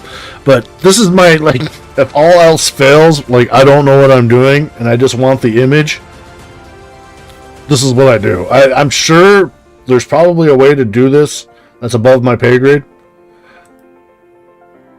But this is what I do sometimes because I just don't know the program well enough. But I'm just going to go to my pictures. And we're going to go into pictures, hopefully. It'll load. Eventually. I don't know why GIMP, that might be what's up on, like, you know, Photoshop is just faster than GIMP, maybe. Maybe that's why you pay $100 and some odd for it. Alright, we go back this up. Let your fine looking woman, let you back that image up. Alright, so, and then we're just going to say A and A yet again. That's kind of been the bread and butter for everything. Access and Allies. Teapot says it has more features. I probably, I have no idea. Access and Allies, let's just say German BB. That'd be good enough. German battle board. And export it. Alright, then, after we actually export it, since it wants to be such a pain in the balls, let's go back, over to our files, and type in our picture, A and A, fucking A, there it is. Right click on it, and then take that and open it with GIMP. More than one way to skin this cat, goddamn you. Alright, now that we got a fresh image, and it's flat, it's good, it's Gucci, let's go ahead and go over into back over here. And now give me my white background, please. My God, what a nightmare for a little white background action. Oh my God. All right.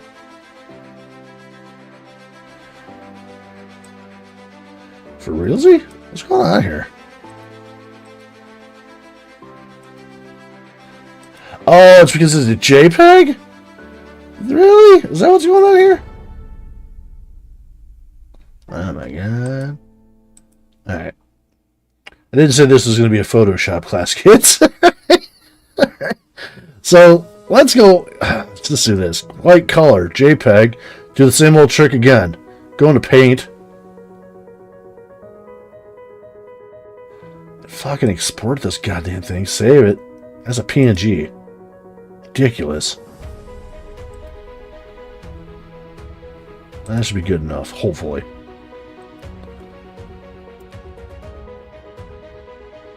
Synthetic Teapot says you can save as PNG in GIMP, too. Yeah. Oh, can I just, like, do it right there? Because that was the thing. I was wondering if I'd have to, like, change that. Alright, so what the... Oh, wait a minute. Did I not export it? Oh, an asshole. No, I should have. The fuck? Let's see what's on. Let's try again. Color. Yeah, this should be already done. Why isn't that populating? I might have saved it to the wrong spot or something. Well. Synthetic Teapot says, yeah, it should save as a PNG. You just have to close it and reopen.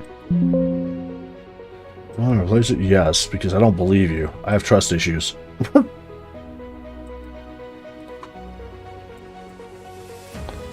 There it is. God damn.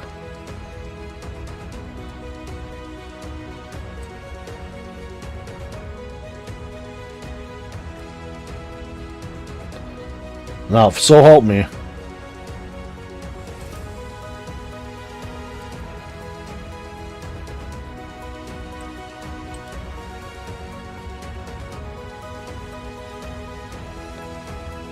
What the fuck?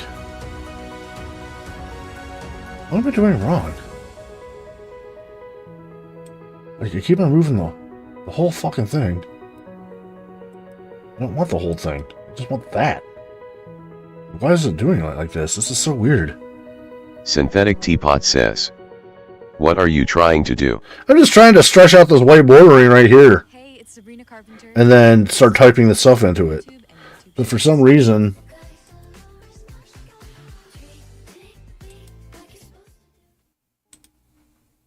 I keep on... getting Synthetic Teapot says, why not make a new layer and fill it with white? Yeah, I mean, you could just do that too, maybe. Let's see here. Layer. New layer. Okay.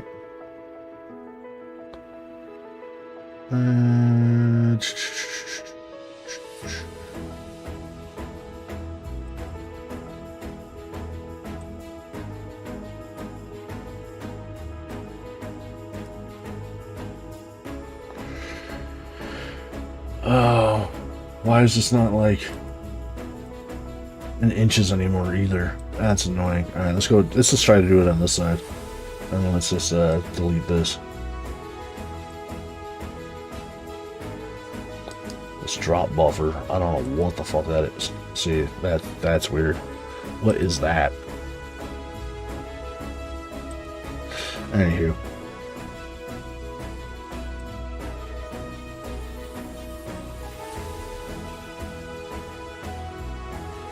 About there.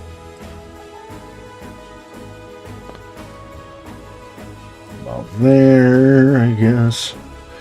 Alright, and then, okay.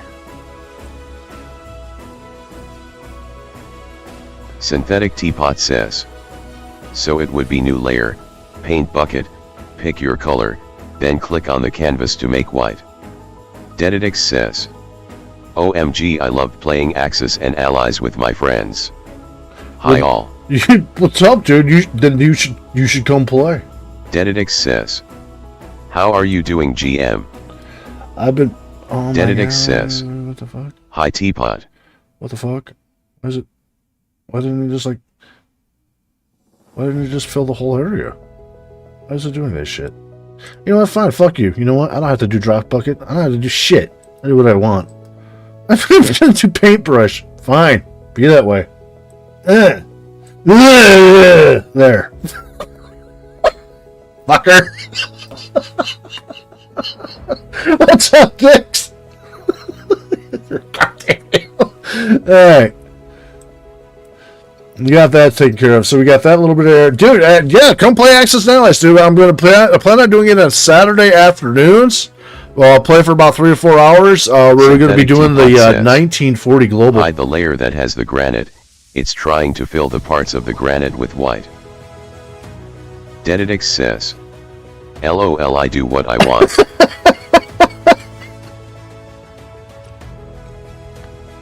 Cheapos like, I get that works too, I guess. Alright, so we're going to go in, and I want that little bit of bordering too. So let's go ahead and see if we can just kind of trace that a little bit. Like such. And yeah, if you, I kind of thought that you would like this game, Dix. And I was hoping you would come and join and play with us. I was thinking about like. I mean, more than one way to skin a cat, as you said. Yes, exactly.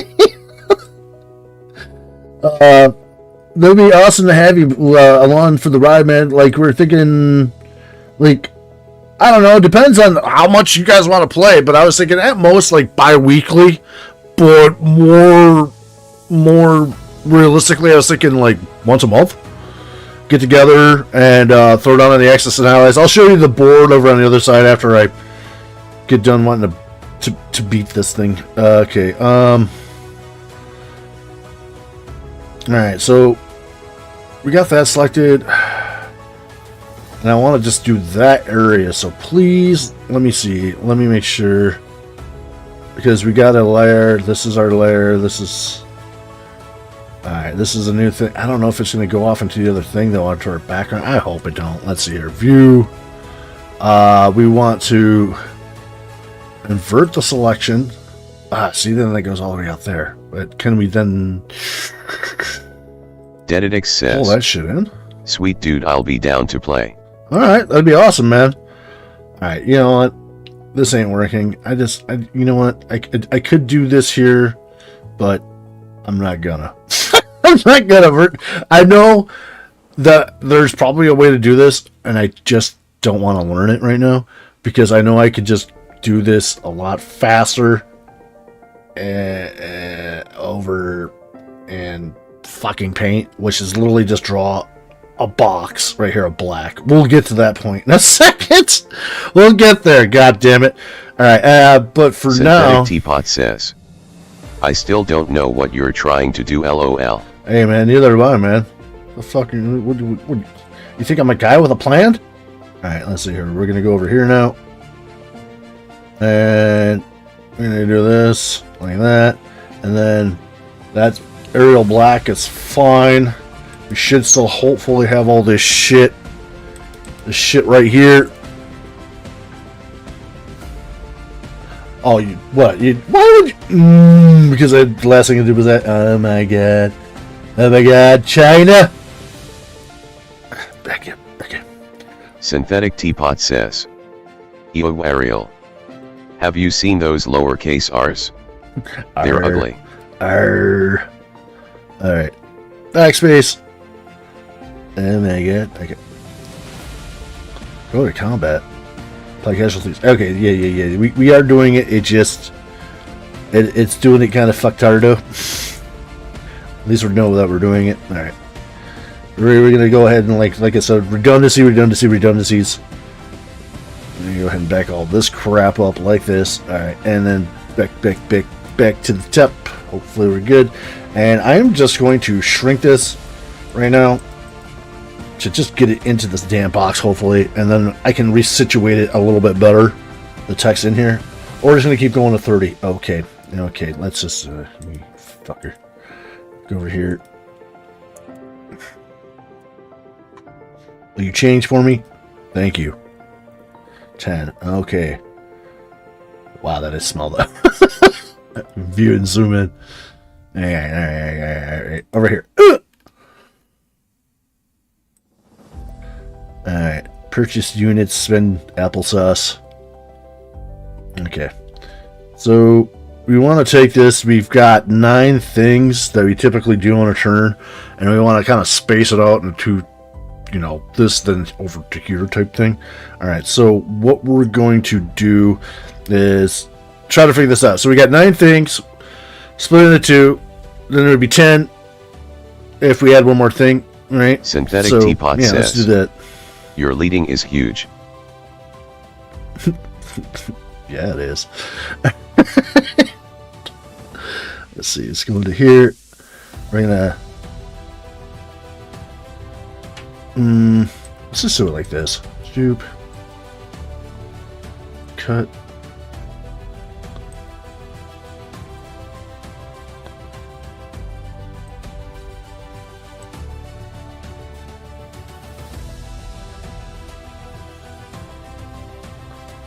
Nee, je fucking her. Synthetic Teapot says, leading, it's the space between the baselines of each line of text. Dedidix says, I.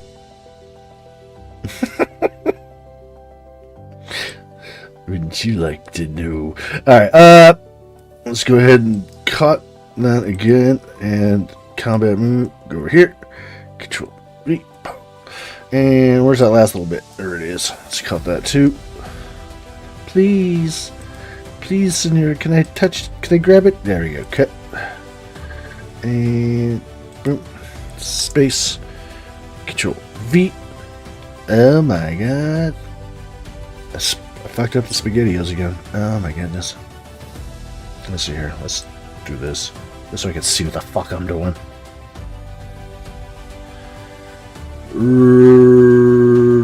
Non-combat. Okay, so we wanted to go 1, 2, 3, 4, like that. Okay, so whoa. That's a fat finger. Combat move. Okay, so spend CPs by units to put them in a mobilized zone, which is going to be purchase units. Okay, so I'm looking at this all wrong. Turn sequence. I'm at the point where it's just like, maybe I should just type this shit out the way I want, because this is taking way too fucking long. All right, let's just do that. All right, so we want to say turn sequence.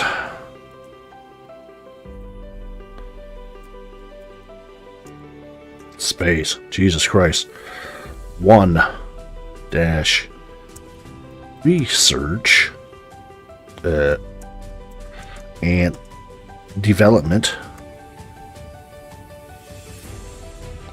Done. Space. 2.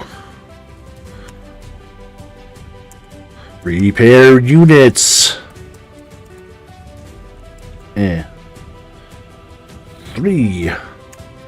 Purchase. Oh wait, let's put a little hyphen jacky thing in there.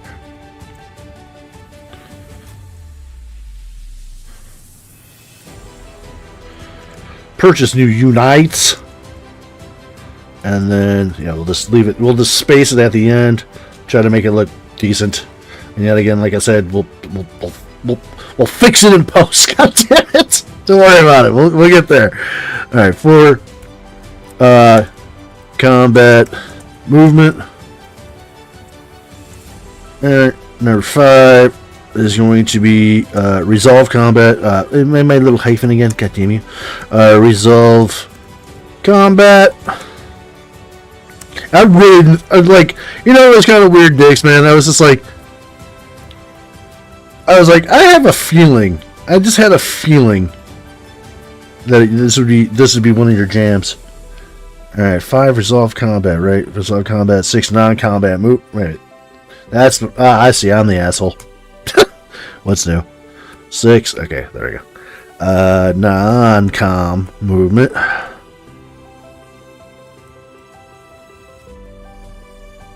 Yeah, I got a couple extra things I've been adding in here.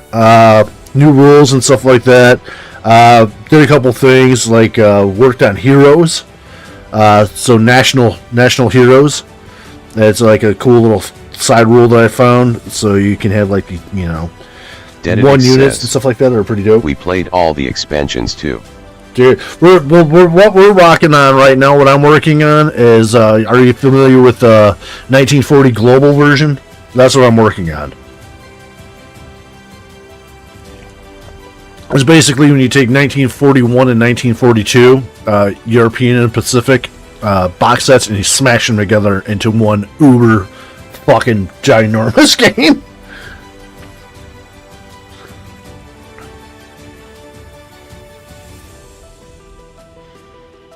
Place new units. And number 8. Collect income. And roll convoy disruption. Dededix says, "Oh wow, I heard about that but never played it." Yeah, dude. Same here. I've never played it. I am dying. I am chomping at the bit.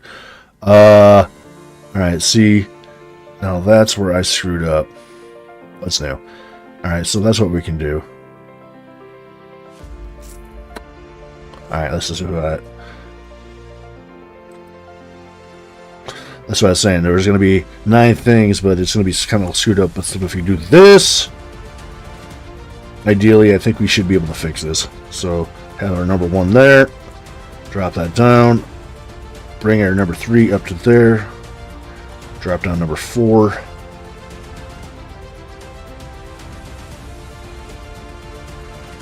And then back this up. Yeah, they got different units and stuff like that. There's mechanized infantry now as pieces. And strategic or tactical bombers, which are pretty cool stuff. Extra rules and all that stuff. There's a lot of stuff about since it's 1940, certain powers can't be involved in the war directly off the rip. Like Soviet Union, unless they get attacked by Germany or, you know, any other Axis power, does not does not mobilize for war until turn 3, and the same thing for America on turn 4, because it's kind of like following like the history a little bit better, and uses that as a kind of like a rule. So yeah, it's pretty cool shit. Of course, though, there is reasons for why Japan might want to attack you a little bit early, and same thing with like, as far as America or Germany going after Soviet Union a little bit earlier too. All right, well, let's see here. Any luck?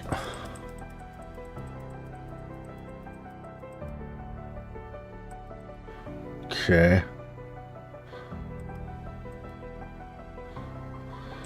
Kind of clean this up a bit too, but I'm just trying to, yet again, man, just trying to get a view here. Okay.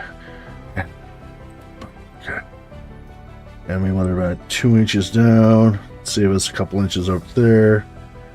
Right in there. Okay. So we got to come down a little bit more. Okay.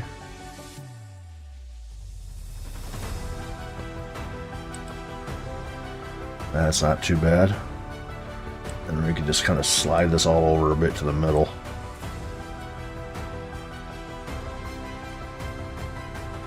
Or, no, just leave it like this. I like this. This will, it doesn't have to be the prettiest thing. Just want to make it kind of look okayish. Alright. So, let's push this over a bit. Same thing with these. And kind of figure out how far over we need to go, and then that'll be a little bit more where we can place this.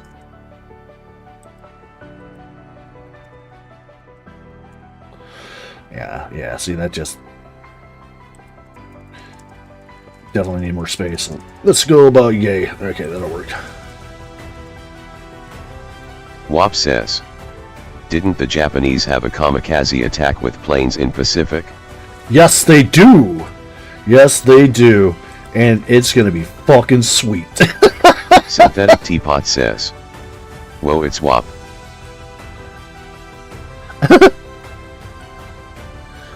And let's see here. Yeah, there is, and it's cool. It's kind of like the sub shot. If you're hip with any of the access, I'm sure you are if you're asking about it. But it's kind of like the sub shot in a sense that you shoot it off like it's the first thing. It's like a sneak attack type vibe. And Benedict says, hey WAP.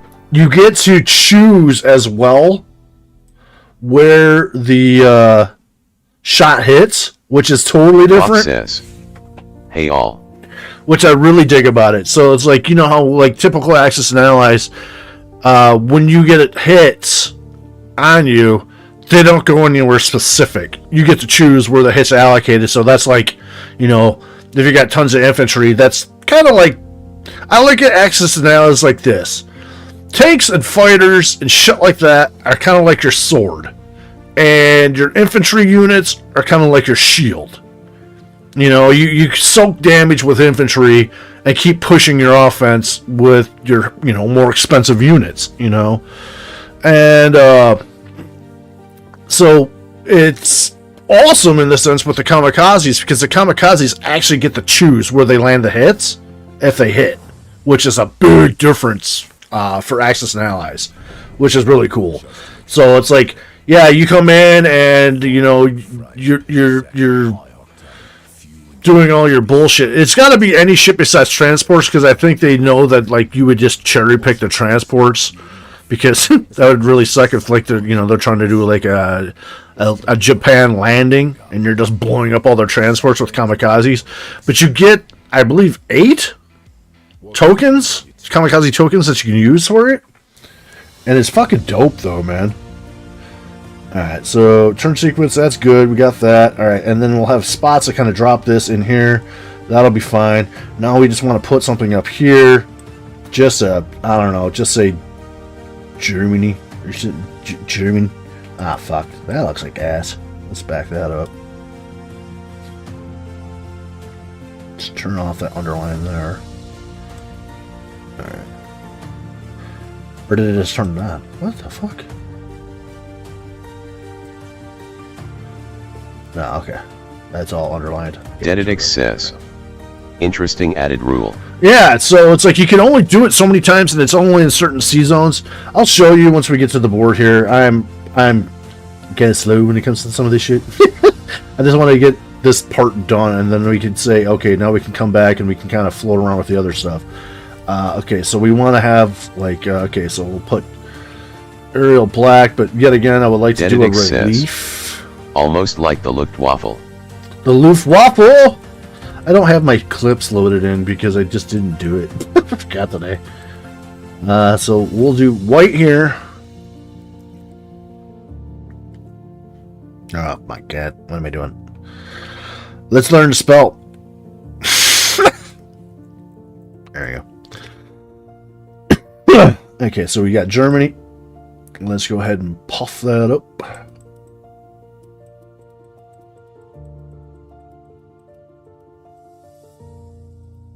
Because what we can do is in-game one other thing. Dededix says, LOL too bad.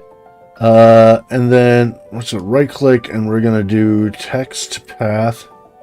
We're gonna select from the path. And then we're going to do our layer first. New layer. Should be set with the transparency. We're gonna grow that bitch a little bit. Oh, that's good, sure. Oh my god, maybe not. That's a little too much. Like half of that, I guess. That never hit. Alright, let's do 0.075. Let's try that. Oh my god, it's still fuckmungus. Alright. Okay, grow. Just go to 0. Oh, I see the problem. You just don't. You just. Oh, yeah. God damn it. Undo. Undo. Undo. There we go. Select. Row. We need a border, but nothing that ridiculous. Okay, let's like go. Oh, let's try that. There we go. That's better. Alright, and then we got our new layer. Let's go above and beyond with that just to make sure. Then when we do our bucket fill. Synthetic Teapot says, this struggle is so entertaining. I don't do this for a living, man. Like I said, this is all self-taught. Oh my god, see, I'm fucking it up again. Alright. Germany. Layer. YouTube Premium is ad-free YouTube plus the music app. One subscription, 2 apps. Try it free. Am I doing that? Is that filling it? Probably not. Usually it's supposed to fill the whole goddamn thing at once. I think I fucked that up too. Let's see here. Oh no. Alright. Select. On. Oh, wait a minute. You motherfucker! Are you shitting me? Oh my god. Synthetic Teapot says, I never get to watch someone who doesn't know the program work with the program LOL. Oh my god. Why did they not do this? Let's see, Germany. Let's get rid of this layering because that absolutely did nothing. So let's just dial it back. Oh my god, delete layer. Goodbye. Germany. Let's try this again. Let's layer, new layer. I might have just did it out of operation. Okay, transparent layer should be there. Okay. Go to the Germany thing. Go to our letters. Click on the box. Hopefully, there we go. Select it. Right click. Text to path. Yeah, alright. Select my path. Okay. Select grow. Okay. Was it just not enough? Maybe that's what it was too. Maybe it just wasn't enough. Let's try 5. Alright, that looks like it'll work. Synthetic Teapot says, can't you just add a stroke? I'm gonna have a fucking stroke. Alright, and then... Fuck it. What the fuck? Why is it not filling the whole layer? I do this all the fucking time. That's what's driving me nuts about this. It's like, I literally do this all the fucking time. So why for am I so goddamn wrong right now? Let's see here.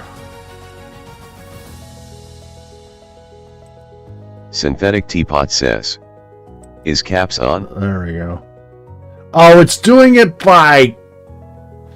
Oh, you know what? Fuck you again. Synthetic Teapot says, do you have it set to contiguous?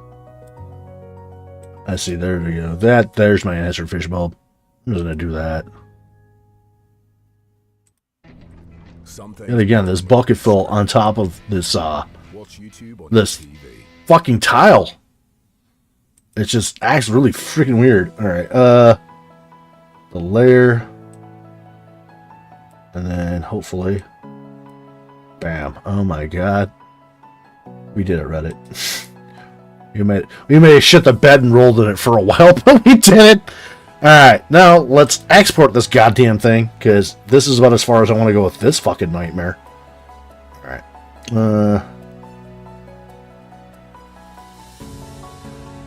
And just overwrite our old one. That's fine.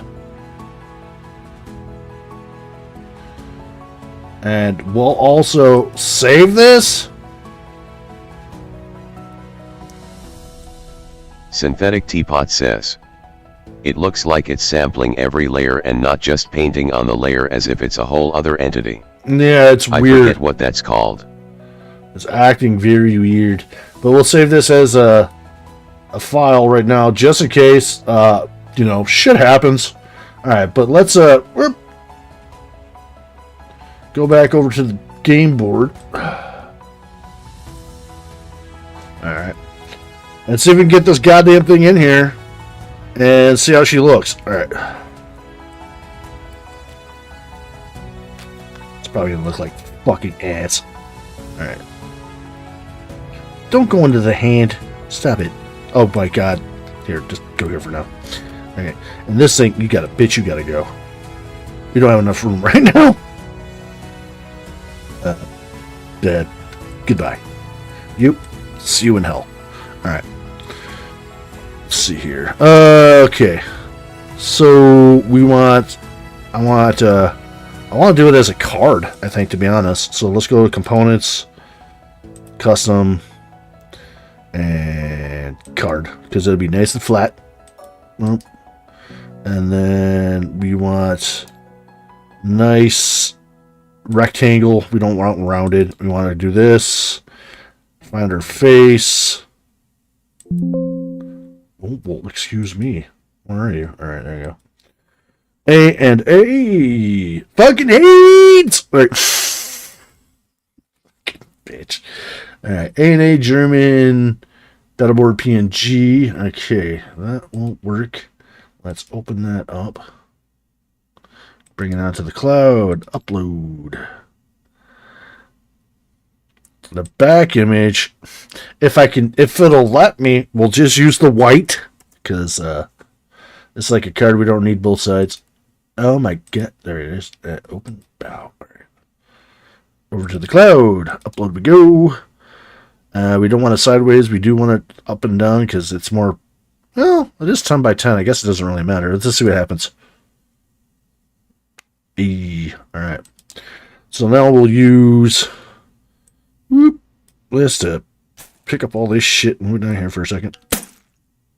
And then, oh my god, their fucking hands. Alright, we gotta get rid of this stuff. This is already driving me nuts here. So there's these things called hands, which are pretty much like the zones that I need to set eventually here for players. But right now, bitch gotta go. Get out of here. Everybody else, you, go. Fucking done playing with this shit. Alright, because it's like it'll do stuff like put stuff into hand and stuff like that. So when I get this figured out and I can add all the zones in, which I'm going to do at the base of the board, I'm going to try to color coordinate it a bit. You can see there's only so many colors, but we'll try to color coordinate it somewhat so you have an idea. Like, oh yeah, I'm blue. I'm playing as the goddamn French.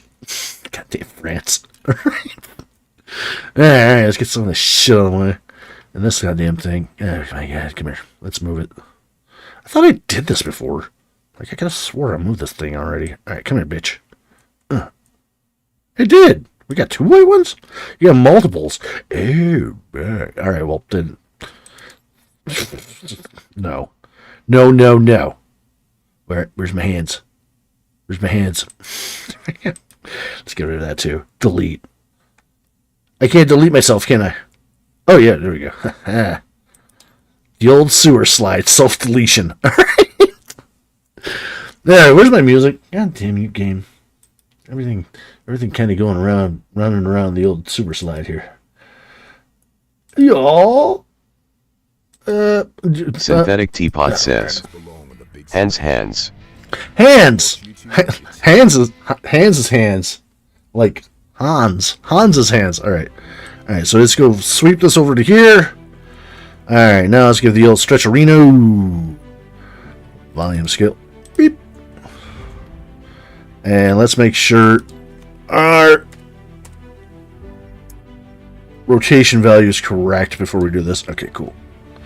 And whatever, we'll just do it manually. Okay. So 1, 2, 3, 4, 5, 6, 7, 8, 9, 10. So we want to get up to about there. And 1, 2, 3, 4, 5, 6, 7, 8, 9, 10. Oh my god, let's just start from here. 1, 2, 3, 4, 5, 6, 7, 8, 9, 10. So if we can figure out that.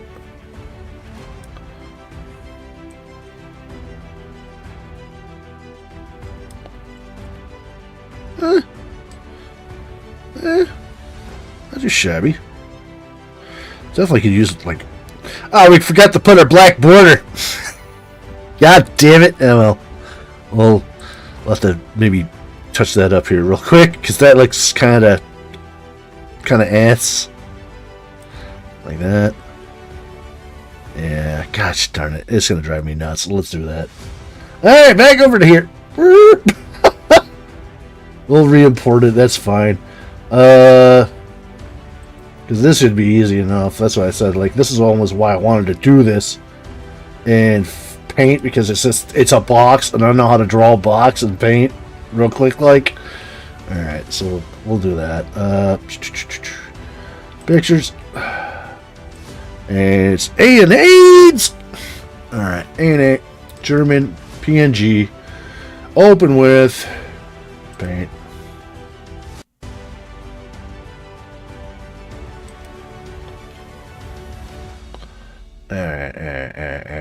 And we want box, and we don't want any fill. No fill. Bad fill. Alright. And we want black. Blah blah blah blah blah blah blah. Everything else seems copacetic. Alright. Yeah, that'll work.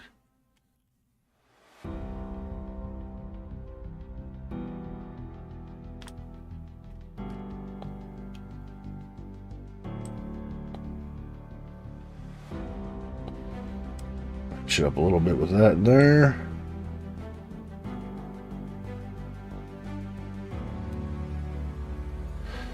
Something fucking goddamn AIDS arm.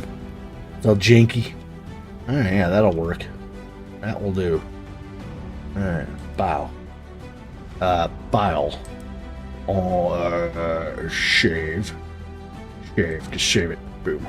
Done. Alright. Now I can close that back out. And go back over to the game over here. And let's just delete you. Sorry, you gotta go, bitch. Not clean enough. Alright, so objects, components, custom, card, drop it, input, 8. Alright. German board. Wow. Open. Cloud. Upload. Back. Oh, Whitey. What's up, Whitey? White. Cracker ass cracker. Where are you? White. PNG. Alright.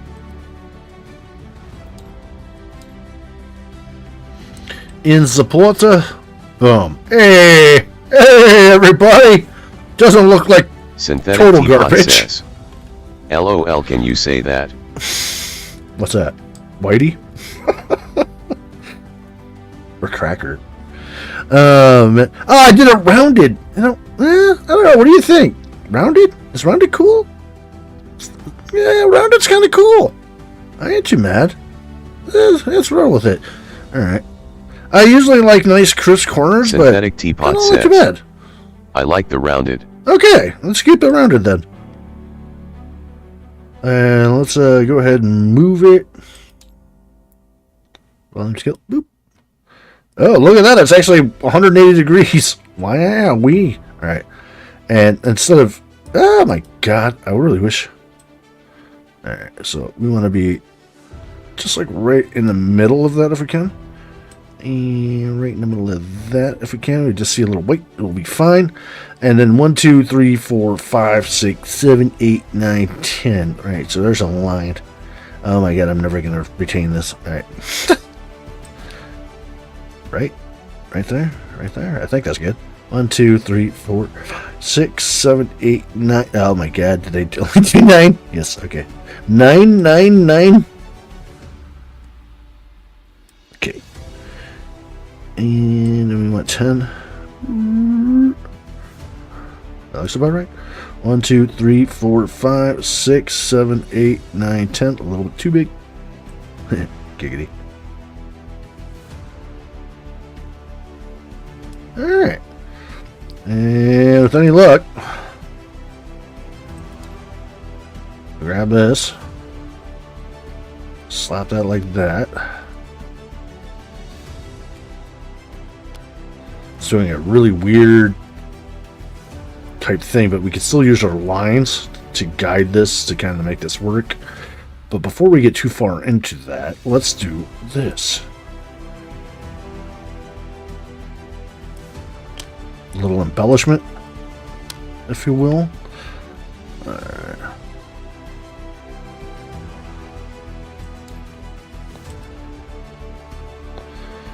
Let's see here. Scale. Let's do like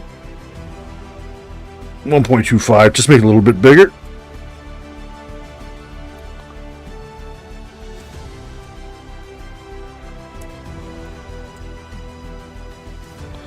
Synthetic Teapot says, oh goodness, not the swastikas. Yeah, it's what happened. It's what happened. And there was some really funny shit about that too. To be honest with you, speaking of like AI artwork and everything like that. All right, here. Let me take a break from this, and we'll move over here to do this guy. Synthetic Teapot says, I'd feel weird play Germany NGL. Well, Synthetic Teapot says, it's a game. It's a game. Playing.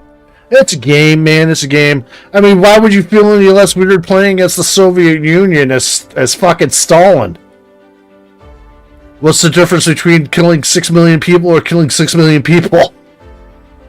What side you came out as the winner? Is that the difference? You know what I mean? Whatever, dude. Or being Japan? You know how many fucking Japanese dogs they killed? Or too many Chinese dogs they killed? Like, whatever. It's a game. Synthetic Teapot says, cause I like the USSR. SHHH, we don't talk about the bad things they did. Come on, dude. Alright, so yeah, like this.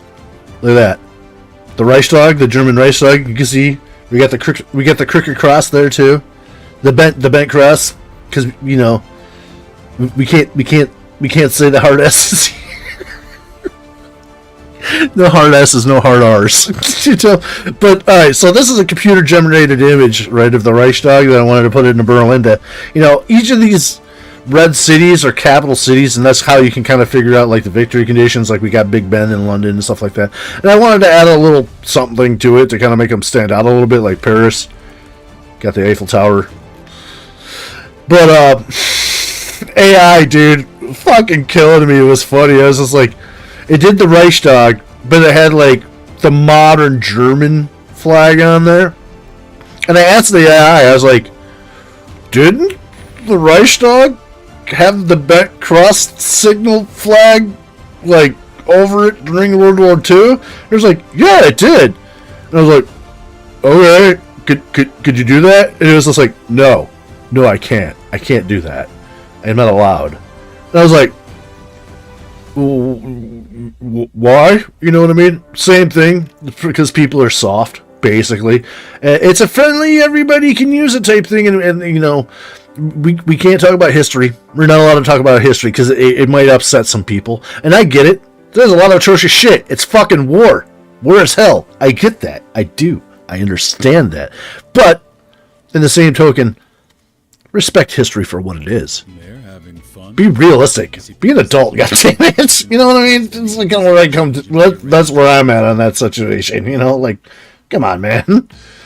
To ignore it is ignorant, and ignorance is not something I'm really about. LMFAO, no historical accuracy. Yeah, well, that's exactly what it was. So get this. You know how I work my way around it. I took a picture off the internet of a freaking a crooked cross there. Dededix says, yes, be adult about it. Yes, exactly. And I took that and I threw that into the AI. I uploaded it to Synthetic Teapot says, I think it's more about edgelords making weird Nazi images. I don't know. Whatever, man. It's like this, dude. It's a piece, and that's it. It's a piece. Sure, it's a real powerful symbol and stuff like that. And you know, I like to say I leave the symbolic to the symbolic. You know, the symbol-minded people. But it's like this. If you put something into it and give it power, that's a you thing. That's a you thing. That's it. That's all I'm going to say. That's a you thing. That's you caught up in the idea that there is some sort of magical power or some shit behind anything besides it just being a fucking image. That's it. That's it. There is a lot of shit behind it. True enough. Don't get me wrong. You know, I agree with that. I know there's been a lot of bad shit that went behind this symbol and everything like that. But if you're going to give it the power that it has, is that doing anything to heal the bad shit that happened behind that image? Or is it just making it fucking worse and exacerbating it and dragging it out? It's just a picture. It's just a picture. It's just an image. You know what I mean? It's fucking terrible what happened. Yes, we all know this. We all know this. But we're playing a game that reenacts the period. And to deny the period pieces is also just as much of a spit in the face of all the people that kind of went into the earth underneath the boot of these individuals too. It goes both ways. It goes both ways. So, anywho, I put the image of the flag into AI and said, "Could you make this look like a flag waving on a banner?" And it was like, "Yeah, gotcha." So I superimposed this image on top of the Reichstag through GIMP. Long story short. Oh my god. Oh, that's fucking funny. This shit cracked me up. Alright. So move this over a bit. And I always Synthetic always Teapot mark my says, LOL, YouTube really doesn't like the word Reichstag. I'm sure they don't. I'm sure they don't. Because, you know, YouTube is a place for everybody that has to be fucking children. Even though I explicitly put on my shit, not for kids, man. We are adults here. We do adult stuff. We have our adult activities. Let's see, that looks pretty damn good to be on the level here. So let's go ahead and attach that to this. Bing. All right. Now that should be just part of the board now. All right, and then you can start taking some of this stuff, put it like that. Take this stuff. Oh my gosh.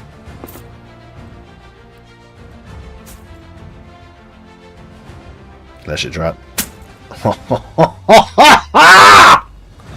Ah! Alright. The only thing that I could think of that I might have missed is we go back and then we could just take like a big like gray text font and just put like technologies, because now we should be able to just plop those just about wherever and have our little area for all our technologies.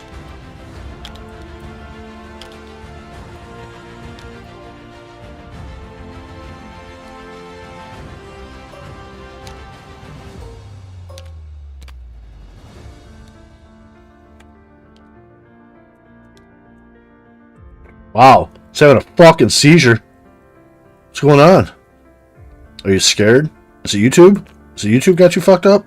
We should probably need to lock this down. That's probably what it's doing. It's just bouncing all over. Synthetic Teapot says, that stat card is tiny. Stat card? What stat card? This thing? Mobilization zone?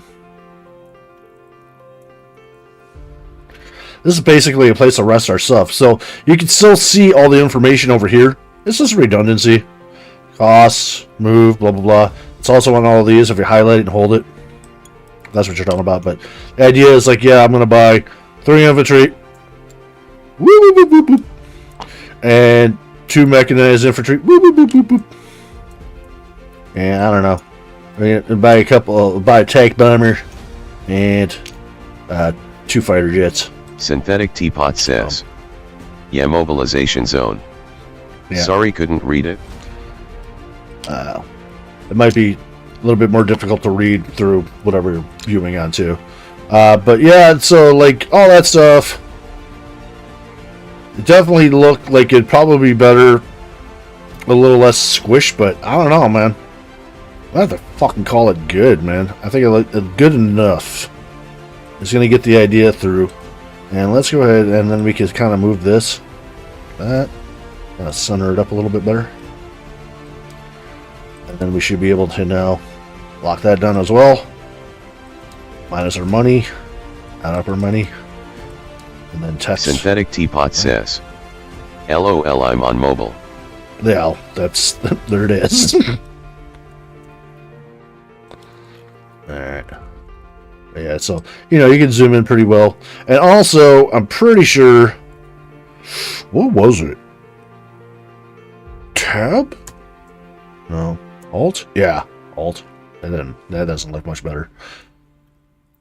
But yeah, just have to zoom in. But like I said, this is here just as a little quick reference. And also, this is just like the landing zone for all of your shit when you buy it. Alright. And, yeah. So then, go through your turn order, turn sequence, research and development. You know, that's the, hey, you know, I'm going to roll, I'll buy, I don't know, $15 worth of this. We put it into our little rolling thing when we get that set back up. Ah, man, what a scam. Didn't get anything. Gotta get a 6, so no research. Boo. Repair units. Oh, man, that looks a little off, too. Damn, should fix that too. That looks a little janky. But yeah, we'll fix that. That's why we save these files. We're prototyping and we're working out the kinks too. You know what I mean? There's some of this stuff is just going to look a little funky. It's a little rough. Like that. Like, what? Oh, okay. It's just because it's off. That's why. But otherwise, let's see here. We can... Yeah, it's plenty of room. Slap around our technologies there. And then we'll be able to highlight. We'll be able to see it. Yeah. I mean... And, so, yeah, we can clean up a little bit more. The only other thing that I could think of that I don't think I've really shown are these tokens. The movement tokens left. That's pretty big and fat there. That's intentional because this yet again is like numbered 1 through 6. 1 being 0, 6 being, what, 5? Because typically the most movement that you're going to get out of a fighter is 6. So this will let us identify that shit. So basically, whoop, something flies from point A to point B, and say there's a sea battle and section 104 here. Flew off of the carrier from 2 spaces away, so 1, 2, and typically can only fly 4 spaces as it's as a fighter. So after you do that, we'll drop this right here into the sea zone with a number 2 on it to remind us that, yeah, like that carrier here, we have like 2 of them, and then you can copy and drop it. And then it says 2 fighter movement tokens right there. So you know you got 2 fighters there. They got 2 spaces left to move. Because in the game, you can't do what we used to call back in the day for like our homebrew rule for Kamikaze, was for Japan is like they didn't have to return. It was like pretty much the long and the short of that rule. They could just fly off and didn't have to worry about having a landing. Because, yeah. Put it together. Because, yeah. Alright, yeah, but I don't know, too. We could probably stretch. You know, we could probably stretch this a little bit higher. And make it look a little bit better, too. Let's see if we still have that open. Let's see here.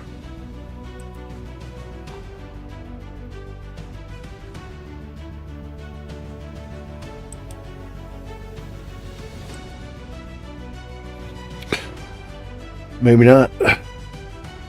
Well, I mean, we could just kind of do the same thing all over again.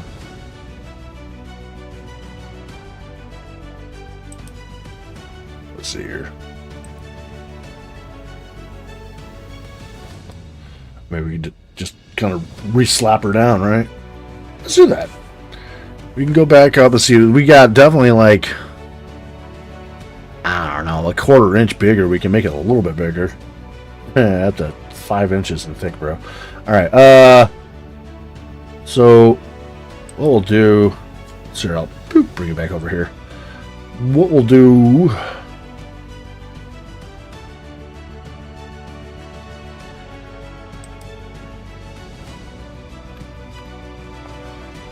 just to see if we can do it. Let's see here, select none, and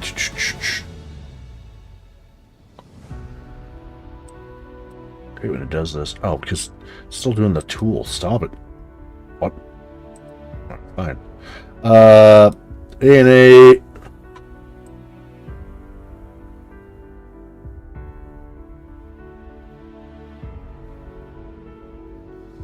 Really? Where's my mobilization? Mobile. Oh, that's right. A&A R&D? No. What did I name that? Maybe it's just under mobilizations then? Let's see. There it is.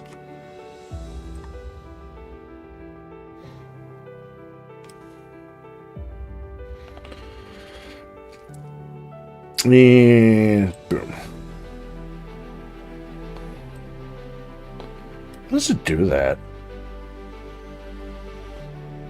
I don't understand that. Why does it seem like a lot more difficult? Probably because I'm doing it. You know what I mean? Probably because I'm doing it. Doing it live, daddy. There we go. Maybe that's because this is not the top layer? No, why? I don't understand that.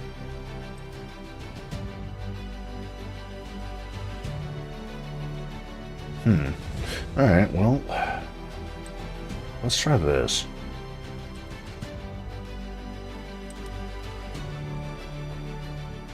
Let's go back to A and A, German, PNG, open it in GIMP this way.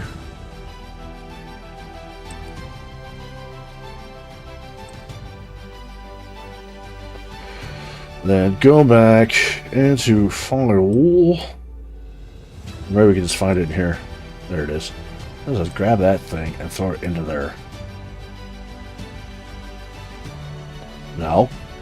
Horsefucker. No, you don't want to play? Hey, god damn it. God damn it.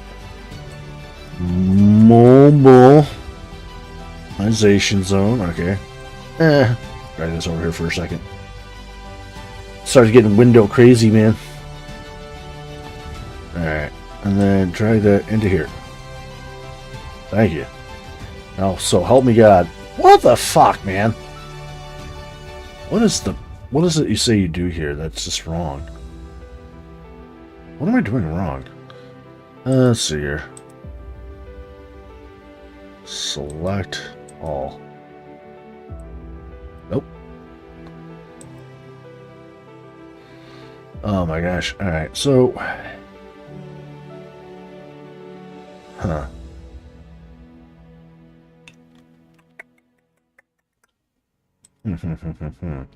Maybe...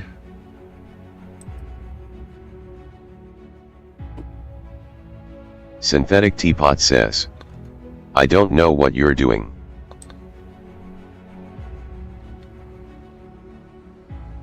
Let's try this. I'm resizing it a little bit. We wanted 3. Synthetic Teapot says, 3, about like 3. what are you trying to achieve? Try to make it a little bit bigger, so it's a little less stretched. So we want about 4. For that. 4 by 1, 2, 3, 4, 5. Call it. Synthetic 5.5. Teapot says, hold shift to constrain proportions.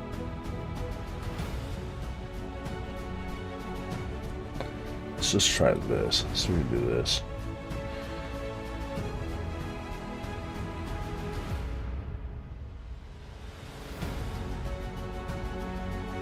Okay. And let's just get rid of this. Because oddly enough, oh, I see what's going on here. I think I see what's going on here. It's not uploading at the size I want. That's the fucking issue. We want it 10 by 10, and we didn't make it 10 by 10 originally, so okay.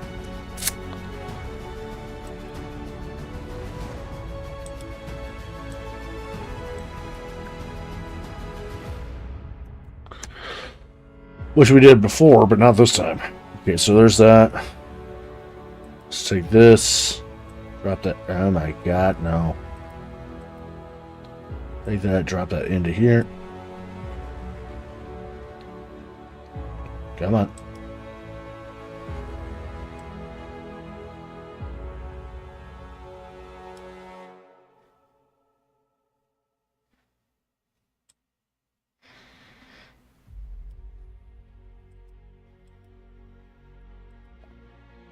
Like, what is going on with this? Like, you used to be able to just drop new layers and fuck with the individual layers and not have to fuck with the whole goddamn palette. So it's really, like, I don't understand. It's got me really fucked up. There we go. Hopefully. Then it does that.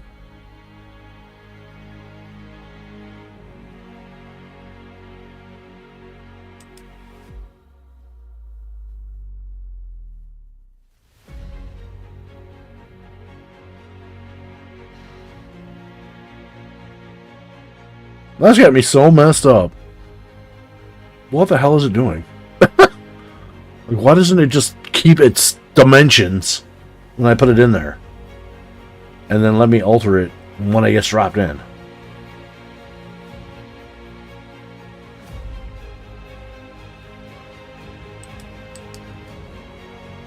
Synthetic Teapot says. Make new layer, paste into that layer.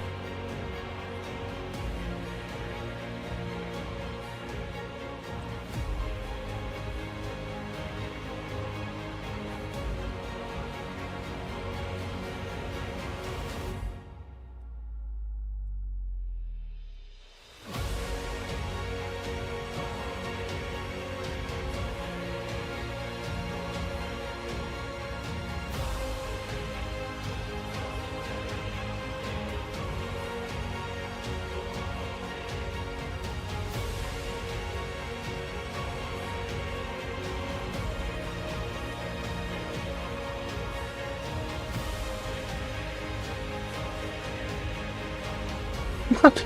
It still feels like it's doing it though. Merge it down. Synthetic Teapot says. Just Control V.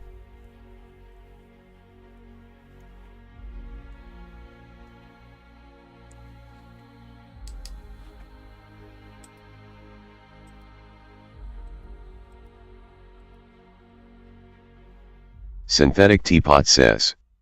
Select from other file and Control C then Control V into the layer.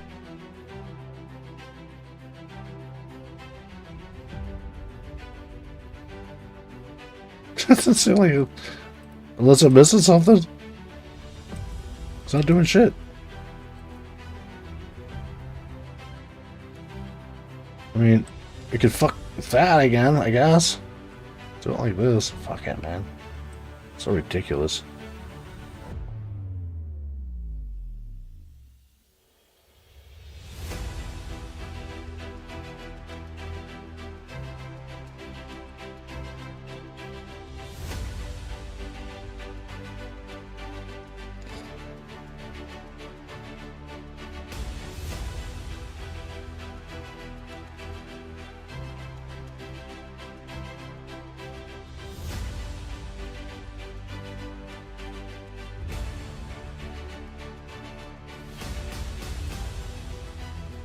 It's breaking the computer. It's like, dude, I don't. He's like, computer's like, dude, what are you doing?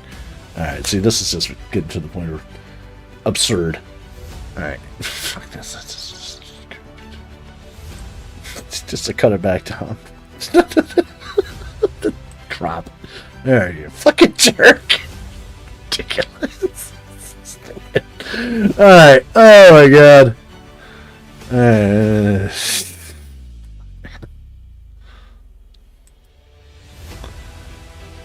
Alright, let's see here. Can we...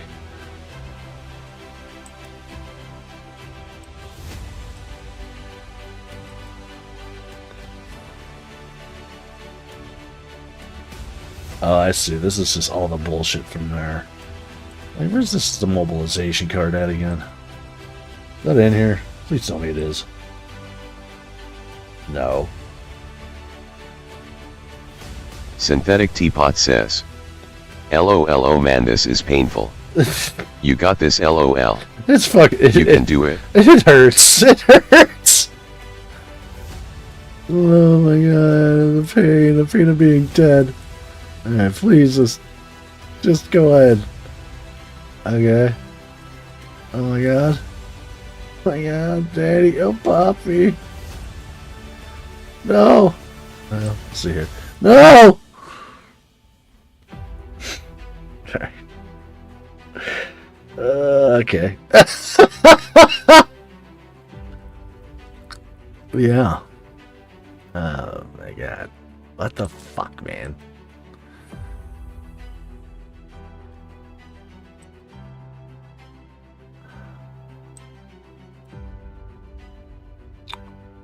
Really? Dedidix says. The AE is pain. That's just... Why does it hurt so much? Why does it hurt so much? Delete layer. You just want to put it right there and just stretch it just a little bit more. Over that. Just superimpose it, really. Wait a minute. Synthetic Teapot says. It's deleting cropped pixels. Let's see here.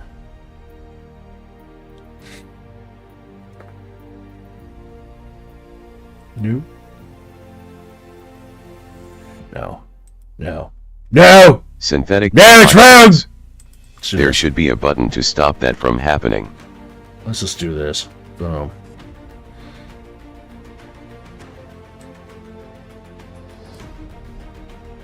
Mobilization zone. Alright. Let's see. It looks like,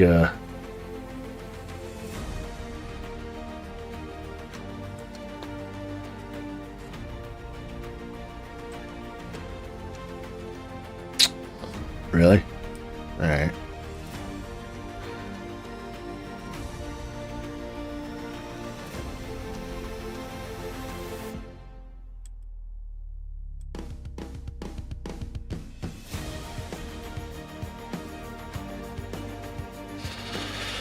Okay.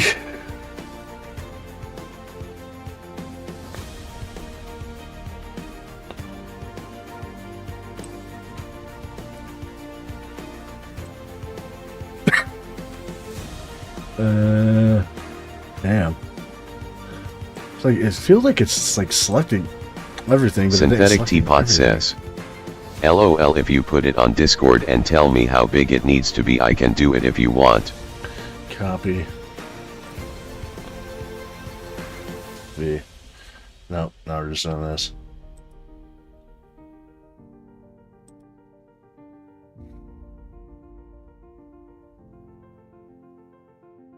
That's the thing, I don't know. I don't know. I want to fiddle fuck with it to figure out the dimension, but I can't fiddle fuck with it because it won't let me just like slap it down. Like I just don't understand what the fuck did I do wrong? I mean, looking at it, it's not that bad, but like I said, like, because all it is this. All I wanted to do was just like grab this box because it is a little stretched and like maybe drag it up to like that. So like a third of an inch or something. Like I said, it's just it's so much like eyeball. You know, Synthetic it's just Teapot says, eyeballing it. I can't image size.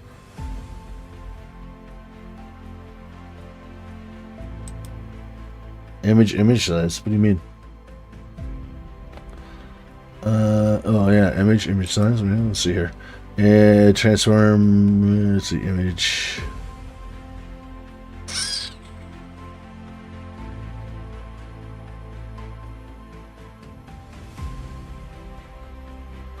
Oh, maybe just do it over there. Synthetic Teapot says, or sorry, it's select image properties.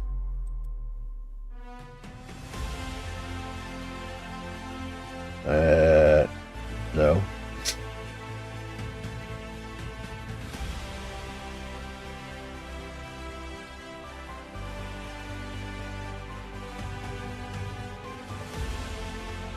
I always want to say, like, let's see here.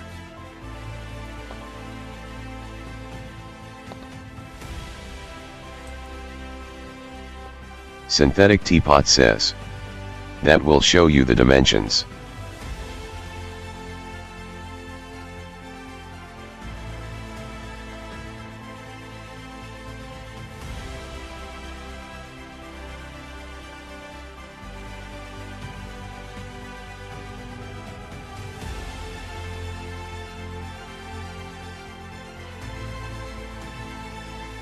Get rid of that. Get rid of this fucking layer too. What is it doing? Nothing. Alright. Fuck it. Get rid of the background too. Don't need that no more either. Alright. And then I'm at the point where it's just like, I wonder if I could do that. Huh. Let's see here.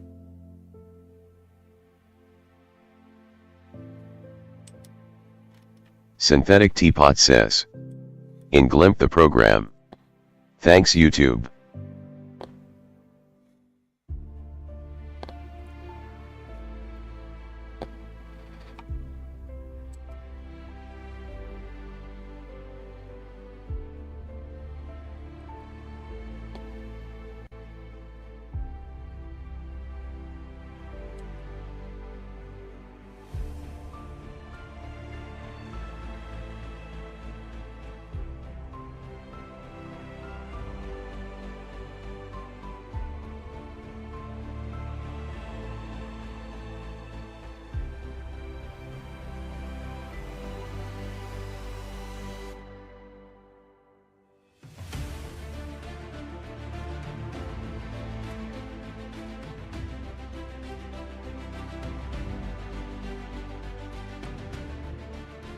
I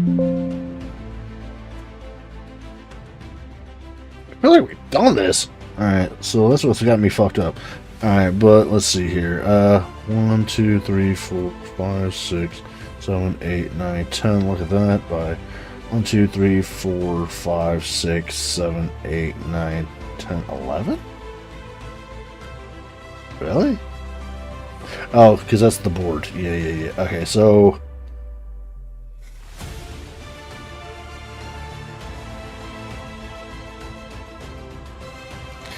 let's see here. I ain't gonna do shit. We can't resize to this enemy. No, that's just gonna crop it.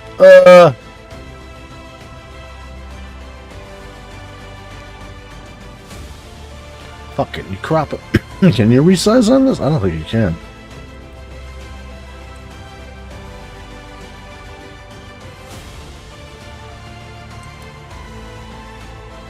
I don't think you can.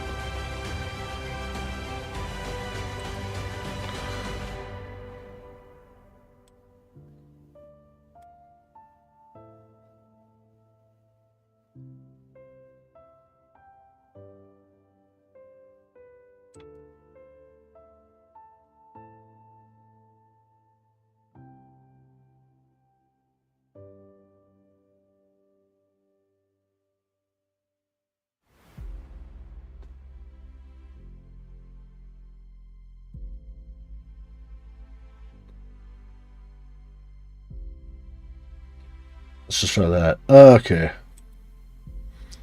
Inches. Let's see here. That's what's going on there. So maybe we can figure that out this way.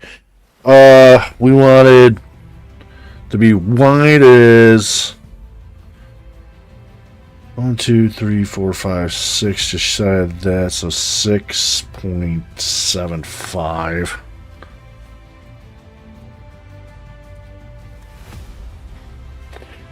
And the height, we gotta have that broken. The height again was 1, 2, 3, almost 4. Let's just call it 4. Fuck. 4?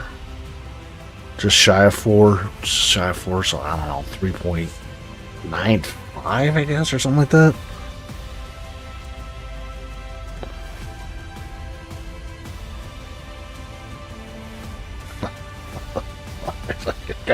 That was so painful. I think we might have did it though.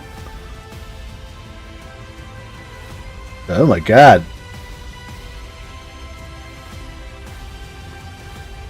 Damn, it's still fucked though. It's too wide.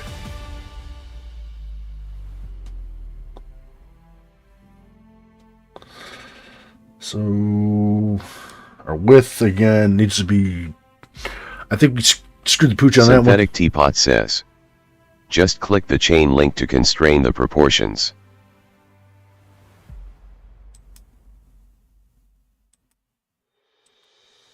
Nah, I'm just gonna do what I've been doing. Because, no. I actually figured it out, so I'm gonna go down this. Alright, and right click.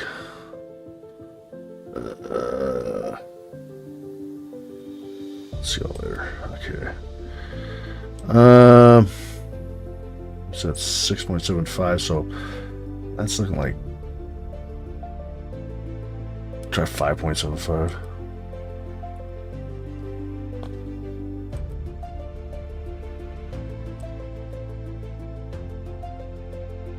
Synthetic Teapot says, LOLOL.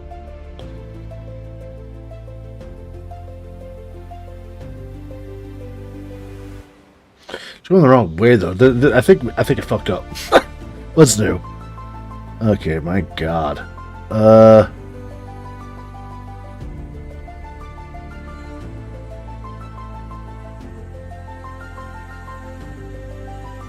Synthetic Teapot says, the voluntary choice to do math is sending me. Well, you saw what happens when I fucked with it before. I couldn't stretch it. It was all fucked up. It might let us do it now, but I really doubt it. I mean, look. It's doing that shit again. I don't know. Like I said, it's got me really fucked up. I can't just seemingly select just that. Select tool.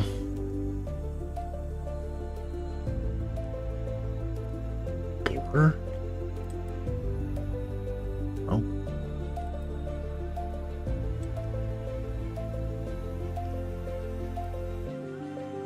Like, I can't just pick that and scale it up, which should be easy as fuck, like any other time. I feel like, I don't know, it's just fucking with me. Synthetic Teapot says, LOL, I meant that if you change the image size, it changes the canvas with it. Oh, well, yeah, that's been the problem.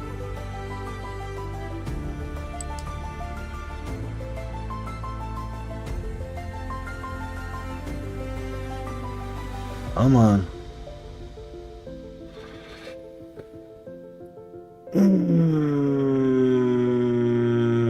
Shit.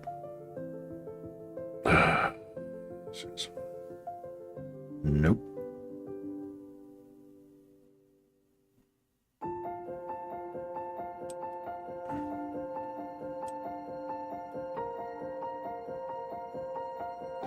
Like, I really wish I would just, like, there was some way that, like, it would just let me, like,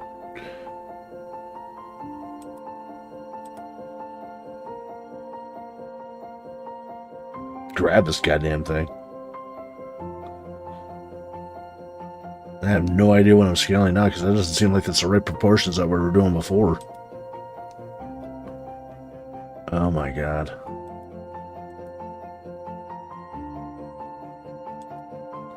Synthetic Teapot says, you using the scale tool? I was. Scale.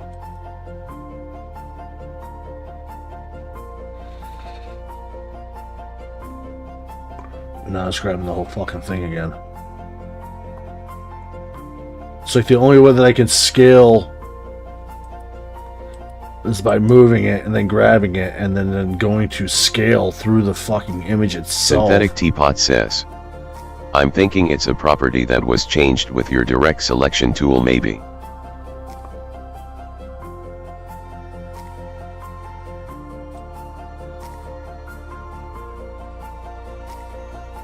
Alright, let's try that. Alright, let's see. See if that's it. Did I fix it? Please God, tell me we fixed it.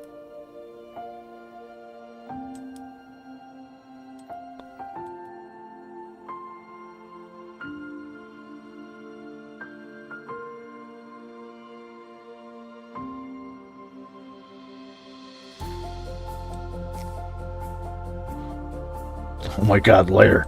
Ah! Oh my god. Thank you, Jesus. Alright.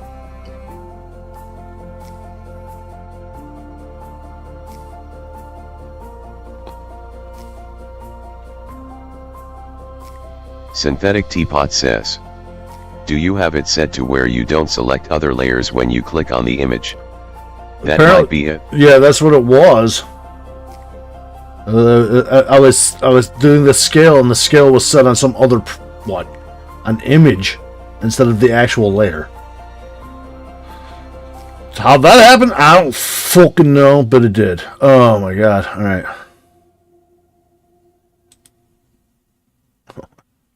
all right. So that's a little bit better. Oh my god.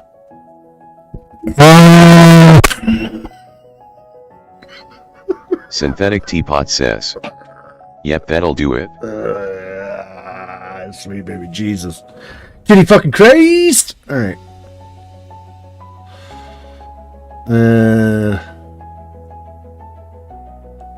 Alright. Well. A long way to go.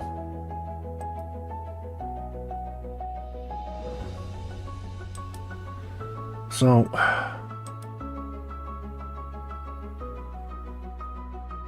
I already figured out that fucking problem. It's almost just like, let's see here, because we got to do this like so many other times, and I don't want to write. Let's see here. Can we slow this? Why is it just that though? We did did I not save the board before this? Like I could have swore that we saved this.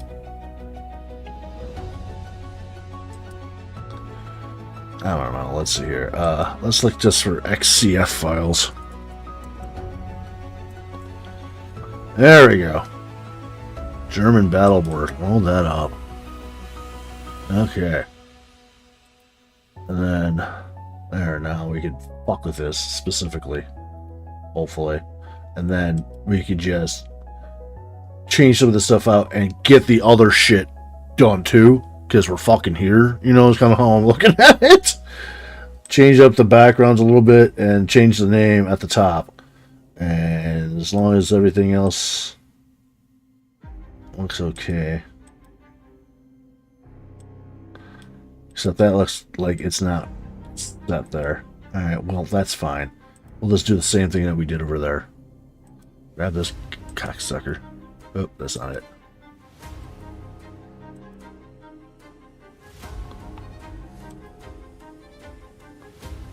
Whatever the fuck. Alright. And again, dropping another layer on top.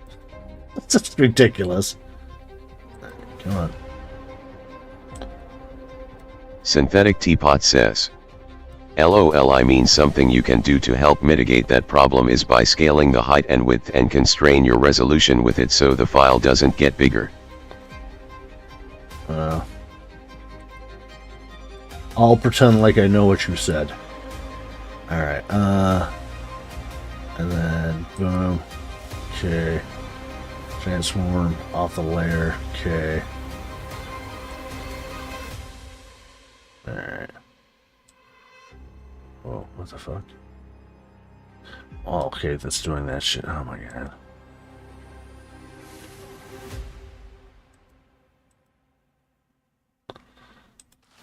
Spot. None. My god, thank you. Dedidix says, Teapot knows her stuff.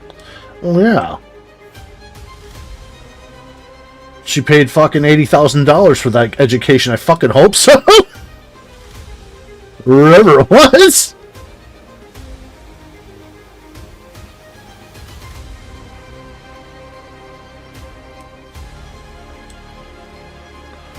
Only thing I got is a School of Hard Knocks, baby. Hard learning. Alright.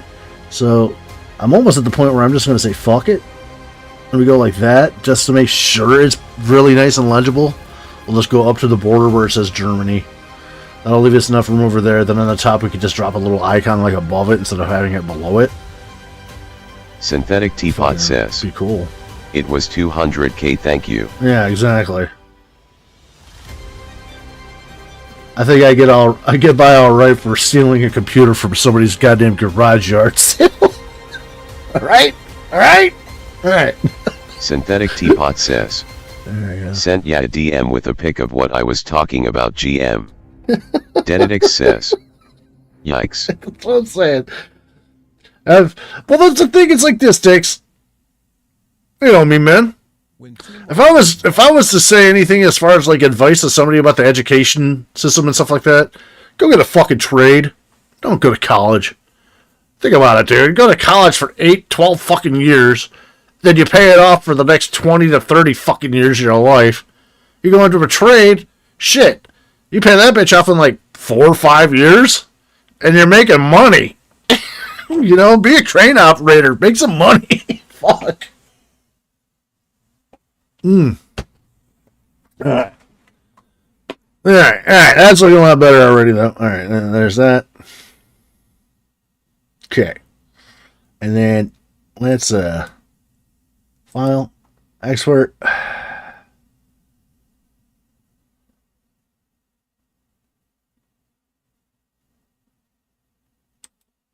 Dedidix says, yep, I told my kids to look at trades. Tell her, it's like you're just working. You go to school to work the rest of your life and pay it off. Teapot says, like, fuck, man. They preyed on me. It was the only free application. Just, I'm gonna get my welding certs, LOL. It's funny that you say that. Export. Okay, do you want to replace it? You bet your sweet ass I want to replace that motherfucker. Alright, export. Okay. There's that. Not too bad. Okay, but now we gotta do the same thing again because yeah, that thing like fucking Doug Duerino. And I used to know. I literally had to look it up, like how to draw a box. So go ahead, make it fun. You laugh at me from your college ivory tower. Dededic says, awesome teapot. Yeah, let's see here. I mean, all the power to you guys. Like I said, good on you. You know what I mean? good on you. But, jeez.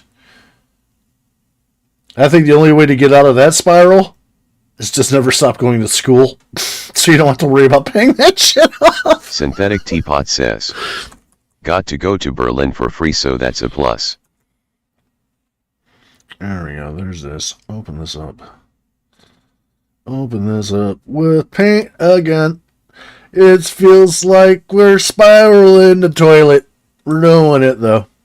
Going around. Looking at the stuff that we done. Alright, magnifier. Alright. And I'm spent. Where's this? There we go. And let's see. Can we I feel like a 12-year-old when I use this goddamn program. Who am I kidding? I'm a 12-year-old. Synthetic Teapot says, okay, where's the size? Nobody in my family had ever gone to college, so we had no clue what we were in for, LOL. Can't wait to go to school. Pay for everything for the rest of my life. Alright, let's do the 8. That might look better. 8 pixels. We're fancy here. We get 8 pixels. Hey! Holy shit, that's like right. Oh my god, sometimes, man, like they say, a clock is right. At least 2 times a day. Holy shit, that fits so beautifully. Oh my god. Oh my god. Look at Tim. Can we look a little bit closer? Are we allowed? Oh, well, nope. That's permanent. But it looks alright. Hey. Synthetic Teapot says, man. 200k to get better at making pretty pictures. That's what I'm saying, dude. I stole this bitch out the goddamn yard sale. It kind of shows, alright? Alright, I get it. It kind of shows. Let's go ahead and fucking save as PNG. Alright. I think we're, yeah. Alright, is this you want to replace it? God damn it, I hope so. Alright. And then, boop. Come back over here. And, let's put this guy over here. Look at that. Oh my god, I didn't even think of that. That's actually kind of cool. Be able to throw that right there. Alright. Sorry, Mr. Nazi. Didn't mean to interrupt your old Nazi party there. Alright, click and drag. Okay, can't, because that's not click and drag. We did that on purpose, so we would not fuck things up. Alright, so delete-o, click and drag all that. Delete-o. Alright.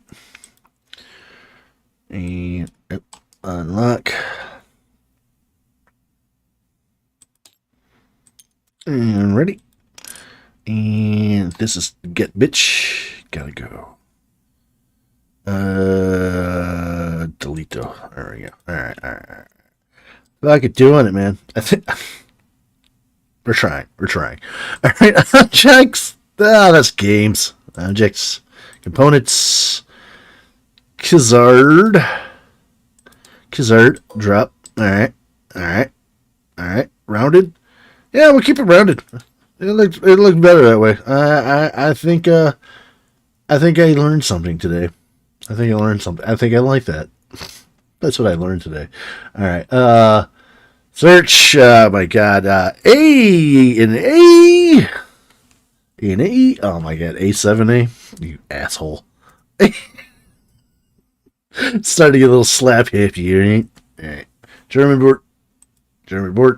Oh man. Wait a minute. No. Synthetic Teapot says, I like the rounded corners. I like them too. But I think we need to do something. Damn it. We need to do something.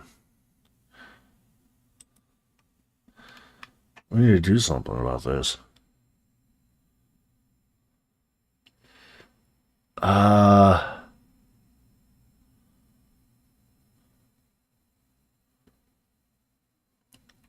Yeah.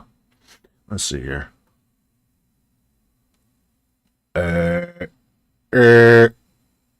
Gray. Light gray.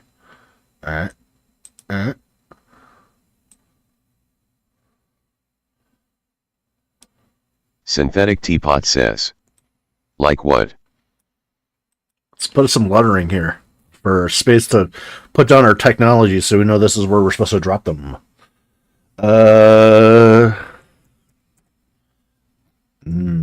Technologies. Oh my god. I don't know. What are they called? R&D, technology, something. I don't know. Let's see here. Just make sure we're using the right. We don't need another ICP incident. Let's use the right phrasing. What are they called? Research developments?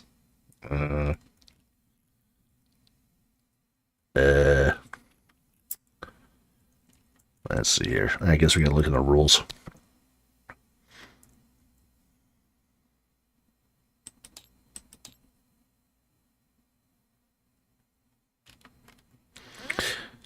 Purchase units and repair technologies. Oh my god, it's probably gonna be at the end. Winning the game. All right, page. Like party. Sorry, you guys probably don't see this because I'm kind of flipping around trying to get into this, get this goddamn thing figured out here. China. Every time I see the word China. All right, let's see here. Synthetic Teapot says. Technology sounds like a crypto cruise or hostel. Go to the technologies. Number of players. Global. Where the fuck is the goddamn thing? Alright, no, not there, not there. Global rules. Between maps. Germany. Nope. Japan, United, China. Anzac. No, not Anzac. Breakthrough chart. Oh. Is that what we call it? Research and development. Using this rule, you may attempt to develop improved military technology. So I guess it is technology. All right. Well. Man. I am the technology. We can build him. We can make him better. It is so far off the fucking board, though. Good lord. How did I do that? Yeah, come here. What? Oh my god. What? What?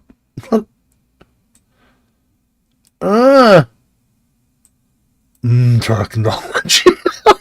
Let's I don't know, let's just drop the front side to about 150. Let's try that. Beep beep beep. Synthetic Teapot says. Just put tech. Technology. Well, that's the thing too. It's like technology is singular. Wouldn't technologies plural? How would that be? Would you drop the Y in IES? I guess. More than one technology. Synthetic Teapot says. 72 PTS maybe. Ah man, we gotta go down to 100. We'll keep it 100. Yo, that's 125. Let's go to 120. I want it to feel like that whole area because it seems kind of just. Synthetic blank. Teapot says. Yeah, technologies. Yeah, let's do that. I think that sounds more better. Okay. Technologies.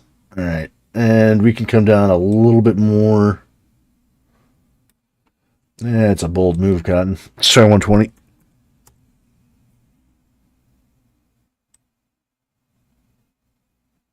Like, right about there. Ah! I had it. Alright. Booyah. Hey! Not too bad. Did I spell it right? Synthetic Oh, Teapot but says. Ah, yes, more better. Well, alright. Now, let's save that as a PNG, and hopefully it's already saved. Again, yes, already exists. Would you like to replace? Yes. Yes, I would. Alright. Woo-wee, where am I? We're back over here on the game board. Whoop. Alright. Objects, components, custom, music, Bueller. Did it not switch? Oh, there it goes. It just gets such a delay sometimes. Alright. Video pods. You want to meet your AI makes it easy to AI agent tasks and stay data focused brief on important work. fucknology? That's how work gets handled. Plural. I'm sorry, fucknologies. Fucker. Alright. Cut. There, rounded. And Synthetic Teapot says. Bueller. Bueller. Open. Cloud. Upload. You can do it. You can do it. Daddy, I got a lot of programs, right? There we go. Alright, back. White.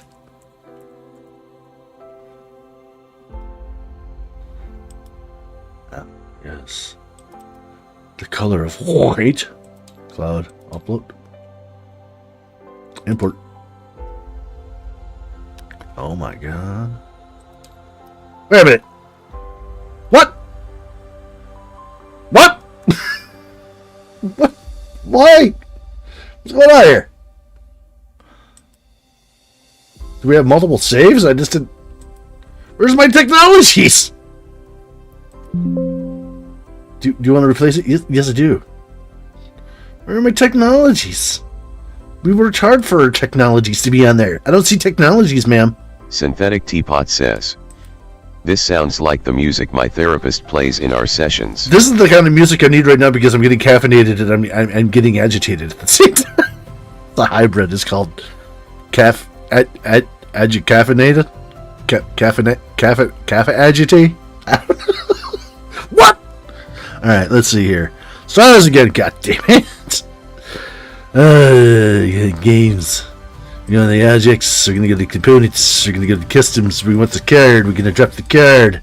We want to look and find the German board.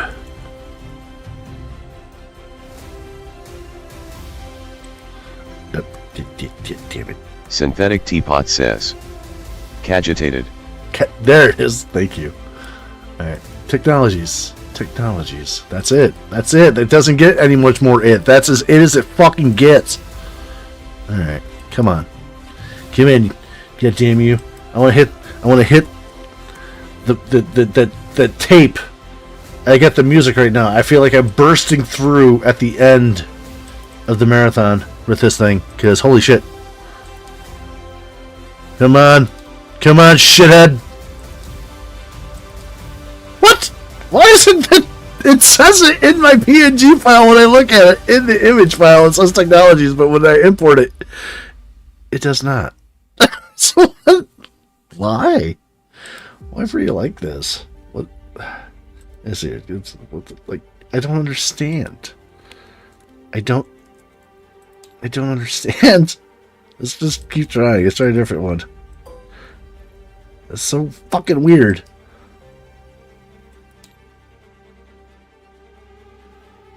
Like, I'm literally, like, looking at it over here. Like, so you guys don't think I'm, like, lying. Alright?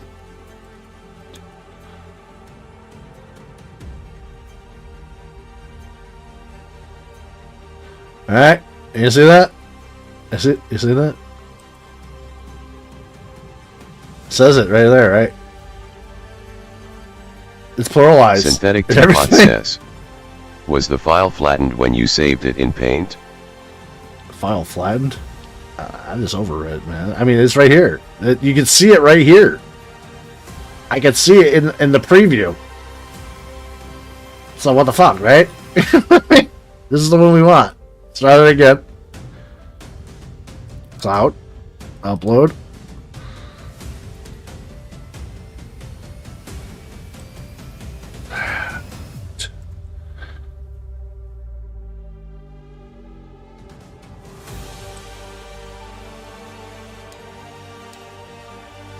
Synthetic Teapot says, LOL like no layers. Like, what the fuck, man? What the fuck is going on here?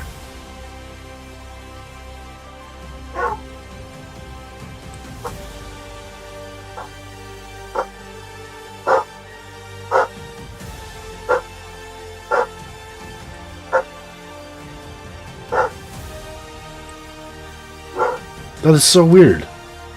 Like, what am I doing wrong? I mean, the list is very, very long there. But yeah, what the hell? Like, it's just a PNG file at this point. It's like like anything else. I think it would just load. That's that.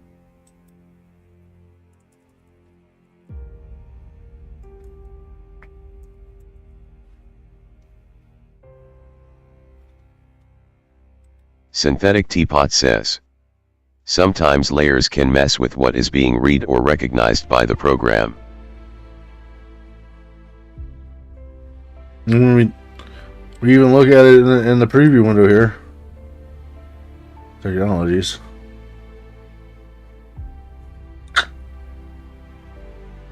So, what?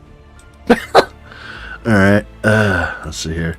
Maybe it's just given a different file name when we import it or something. Maybe it's just keeps re-importing the shit that we have saved, uploaded to the cloud, and it's just not recognizing as it something being new, and just keeps pulling the same thing over and over. That might be what's going on. Alright, so A and A, fucking A and A! Alright. Germany, technologies, boop boop. Cloud. Oh my gosh. We're gonna call it German. A&A German. B-A-T-L-E. What the fuck? Alright. Synthetic Teapot says, maybe delete it out of the game completely and then re-upload. Yeah, that too. That could be a good idea. But we're just gonna do it like this since I'm already doing this. Alright, and oi!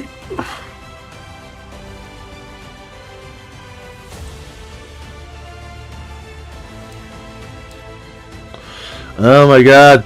Show me potato salad. Oh. Yeah, what is going on with this?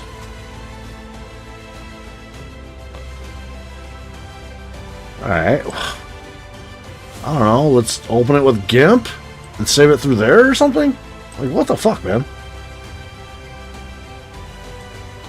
Reads it just finding GIMP. So what the fuck? Why isn't the game picking it? Alright, yeah, you got an idea. Maybe let's just go back. Let's see here. Saved objects. I'm gonna type in German. I don't even see it in here. That's so weird. Let's see here. A&A. It's not even in saved objects. What? Nothing here now all of a sudden. Let's delete this. Objects. German. Yeah, there's like nothing here. At all. Even when I type in Germany, nothing shows up. Huh. So it's like acting like it's not even in the game or in it at all. What the fuck is going on here? You know what? Let's try to do this. We've done a lot of bullshit. Let's go to... Here, I'll show you what's going on. Go to games and let's overwrite and save our games.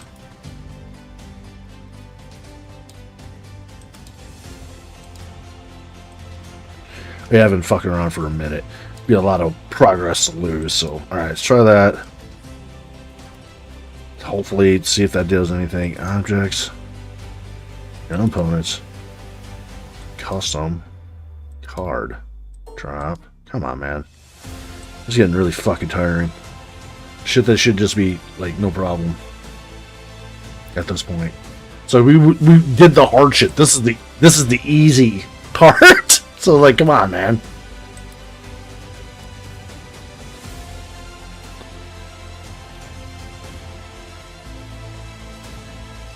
We even put it on PNG. Cloud.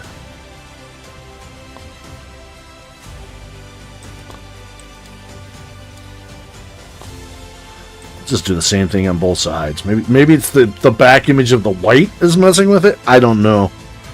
Let's see here. So we'll just make it double-sided. Same image.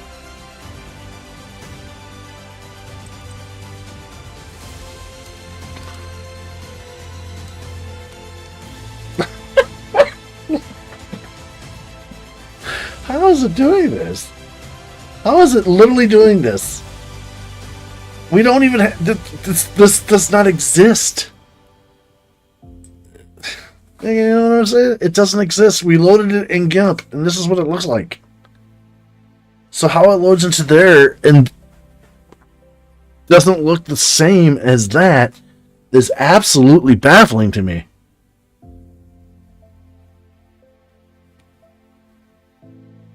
What? Alright. File... Overwrite from here? Let's try that. Synthetic Teapot says. Cache.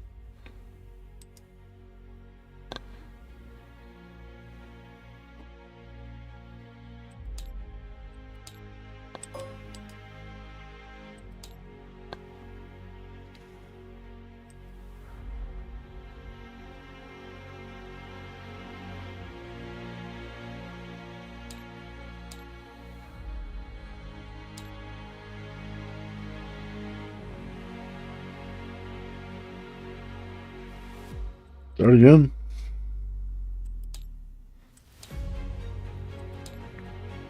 Synthetic Teapot says. Did you change the technology's opacity?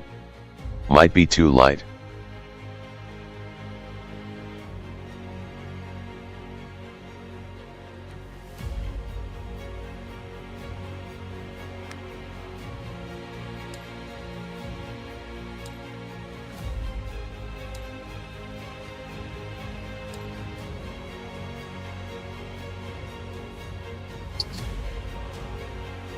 We can even, I don't know, go to gray, see how... Yeah, it doesn't really fuck with it much. That is so... Like, that has me so fucked up right now. I don't get this. I don't understand this at all. Like, this makes no sense to me. How is this happening?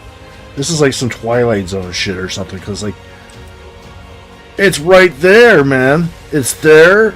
It's in the preview windows. This is the only version that we have saved on this computer of this.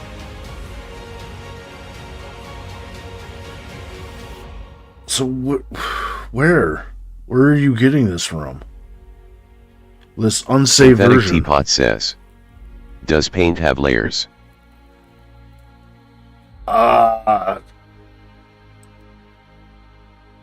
Paint's not even opened.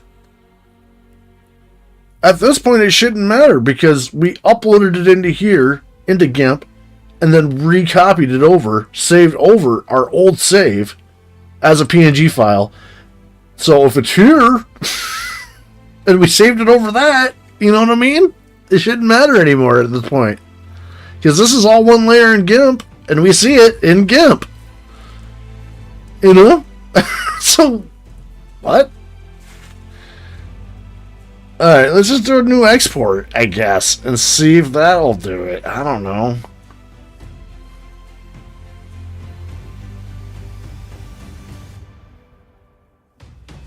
if you know, if my computer wants to stop dying of AIDS. It's really on the struggle bus here. Synthetic Teapot says. It shouldn't. It's weird.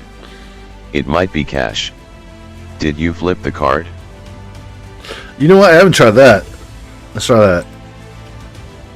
It's ass. It's ass. It's ass. Yeah. All right. Okay. German export. Already exists. You want to replace it? Yes. Let's do that again. Replace it again. Synthetic Teapot says. Maybe changing the file name with -2. Yeah, that's going to be the next. That's going to be the next test. And let's go. You guys seen it?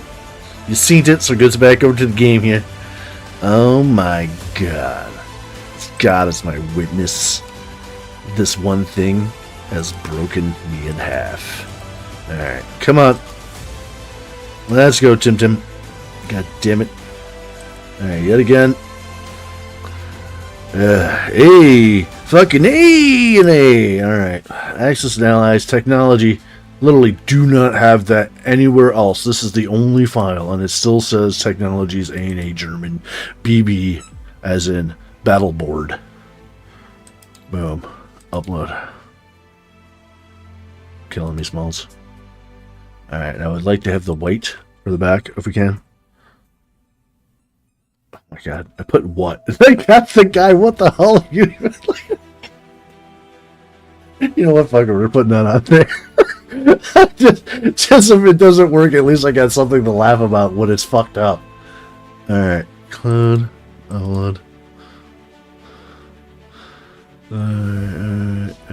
Import.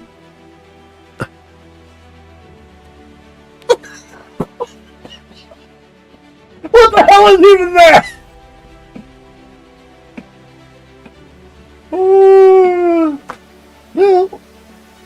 Well.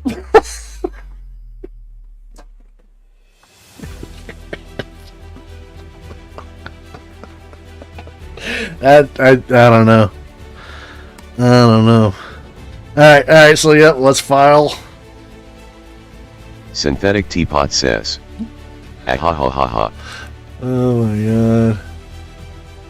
Let's try renaming it 2.0 or something at this point. Like, I don't know it, dude.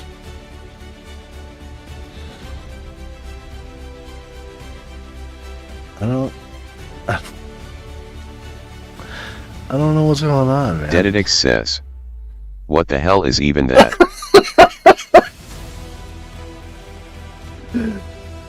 2.0. Hey, love. Oh, cool. Alright. Let's go ahead.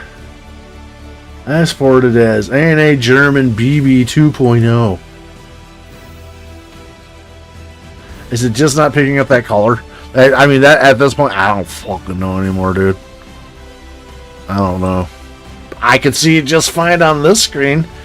And it's funny because my second monitor is like 720. It's not even a 1080 monitor that you guys are seeing this shit on. So you would think it would just work. Synthetic Teapot says. -2, period will confuse the file extension. Oh my God. Let's see if we can just slap this on. I keep re-importing it. Maybe if we just do this too and just go over here. Look at that. Oh my God, we got two of them now. BBPNG. This is the 2.0. Let's do that one.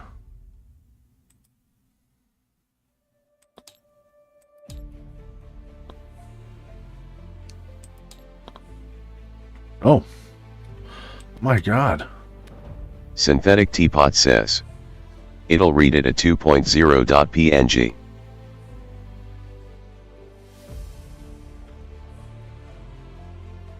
It'll read what? 2.0. It's not doing anything. It's like there's Synthetic just Teapot something's up, says. man. As.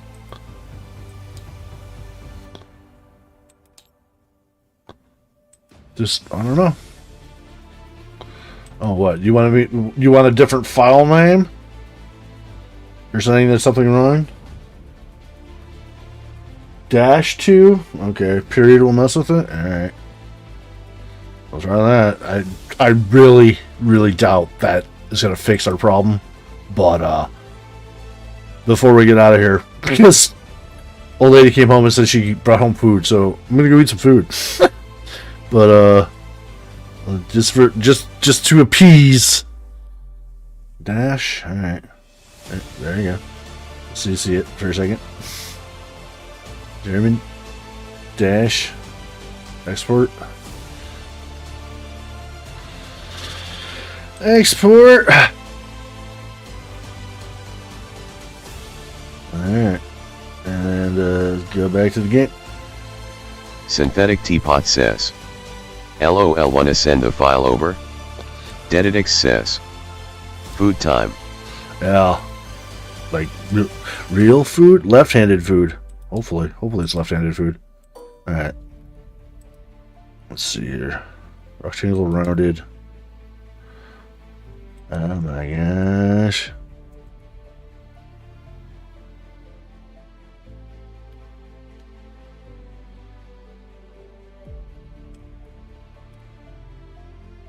Synthetic Teapot says, what ya gonna eat? I don't know.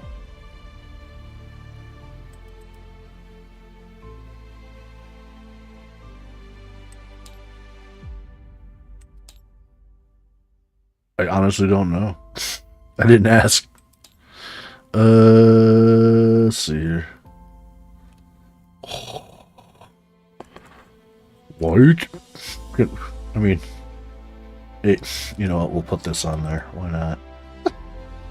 just for another reveal that when it's all jerked off again. Come on, man. Work. I don't know. I honestly don't know at this point. That makes little to no fucking sense at this point. Synthetic Teapot says, left-handed food is of the devil. The devil is left-handed after all. Who was it that I saw and I was just like, no shit, they're left-handed. And it fucking kind of blew my mind. Synthetic Teapot says, LMFAO.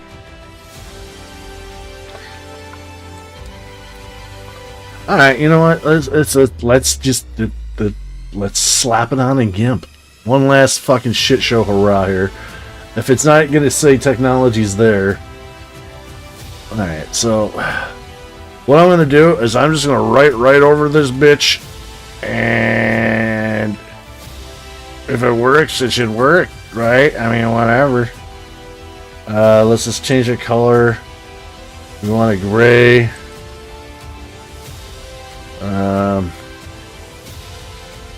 A little bit darker. Like, yeah, right about there. We'll go there. Okay, man. And then we'll change the font to, I don't know, bold. Or Synthetic Teapot says, it should work in GIMP hopefully. I want impact. That's what I want. Impact. Boom. Synthetic Teapot says, 125 PTS is what you used, I believe.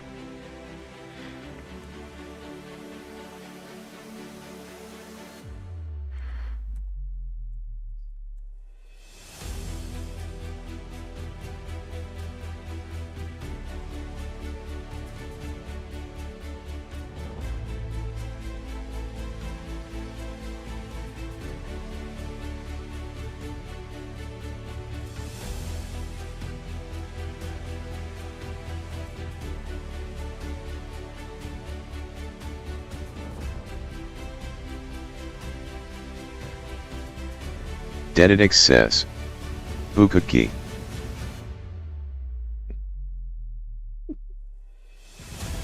Bukaki. Like, what? Oh, man.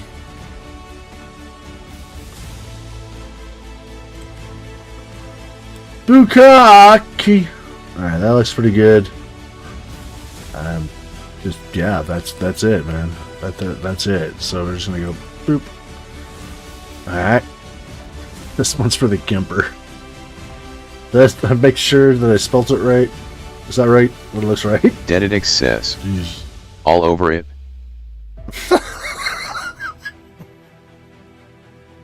All over the face of things. All right, export to BB-2. It's starting to sound like a fucking name for goddamn Star Wars robot. All right.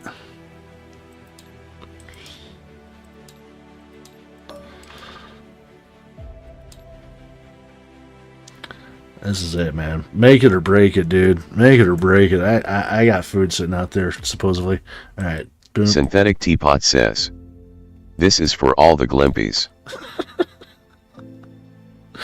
Oh my god.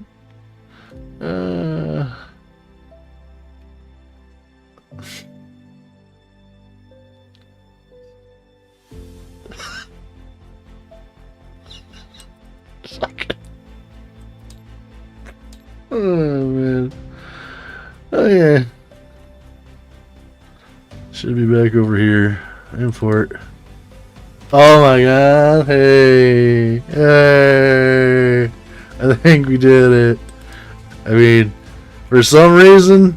But there it is. And when you turn over, it's Stone Cold Steve Austin. Synthetic Teapot says, this sounds like when I have to make change 200 and my file name is like try4. Please let this be the last time, my god. Oh, TIF. Fucking what? What? Alright. Synthetic Teapot says, yeah, you did it. I did it. I feel like we did this, guys. We did this. I didn't do this one. Fucking just. What if it was to kick the ever-living dog shit out of you? No, you did. You did pretty good today, game. You did pretty good. I thought we were going to come in here and it was just going to be a clinic. Like, we were just going to walk in here and walk out as champions.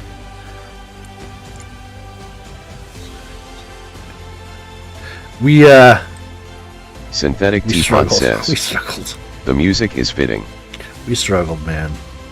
We all went along the old struggle bus. The gimpy arm. Gimpy arm using gimp. With a gimpy brain. But, man. When it all comes out in the wash.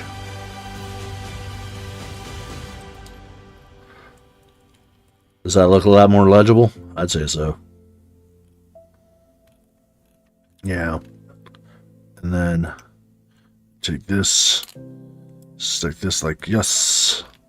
Take this stuff. Let's move that down here for a second. Synthetic Teapot says, that looks great. Oh my god, I think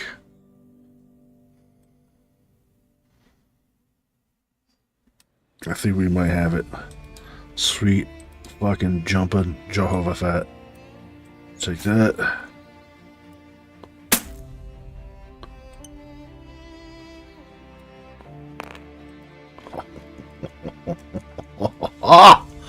Let me just take one of these right here. And let's shrink it a bit.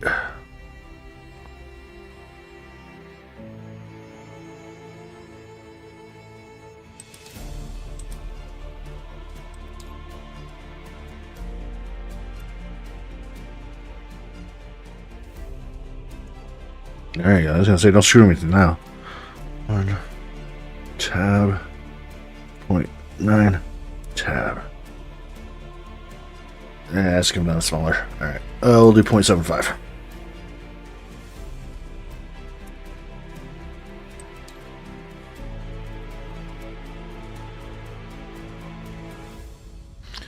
Move tool.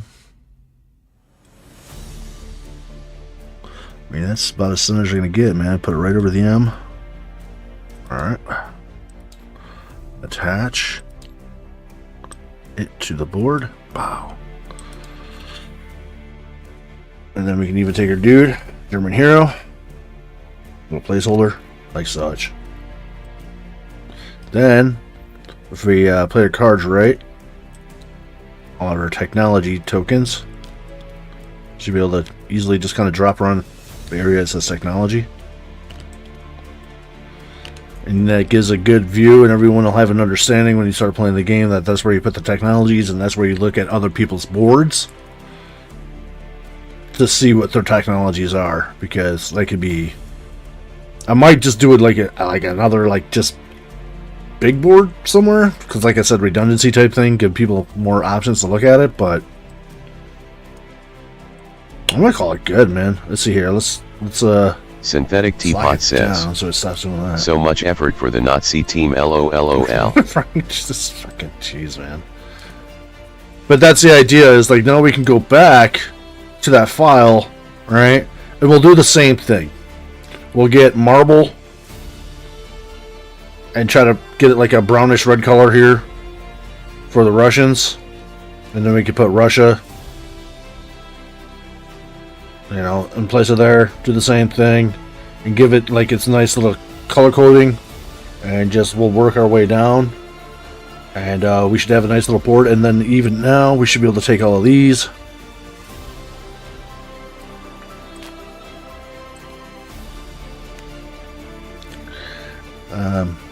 Scoot them under there. We might even consider doing snap points for these, because yeah, the idea of moving each one of these cards like this over and over, it's kind of ass, but we'll do it for now and just fucking just do it. We're so close to this. Might as well just get this completely set. We'll just say, oh, you know what, we might move it. Right on. We might move it.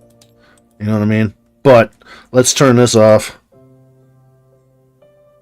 The grid projection. Oh my god. Oh, that stuff hurts my eyes after looking at it for so long. But there it is. Got our German hero. We got our board coming together. Everything's looking beautiful, man. Because like I was saying, like I was going to put snap points. I will eventually.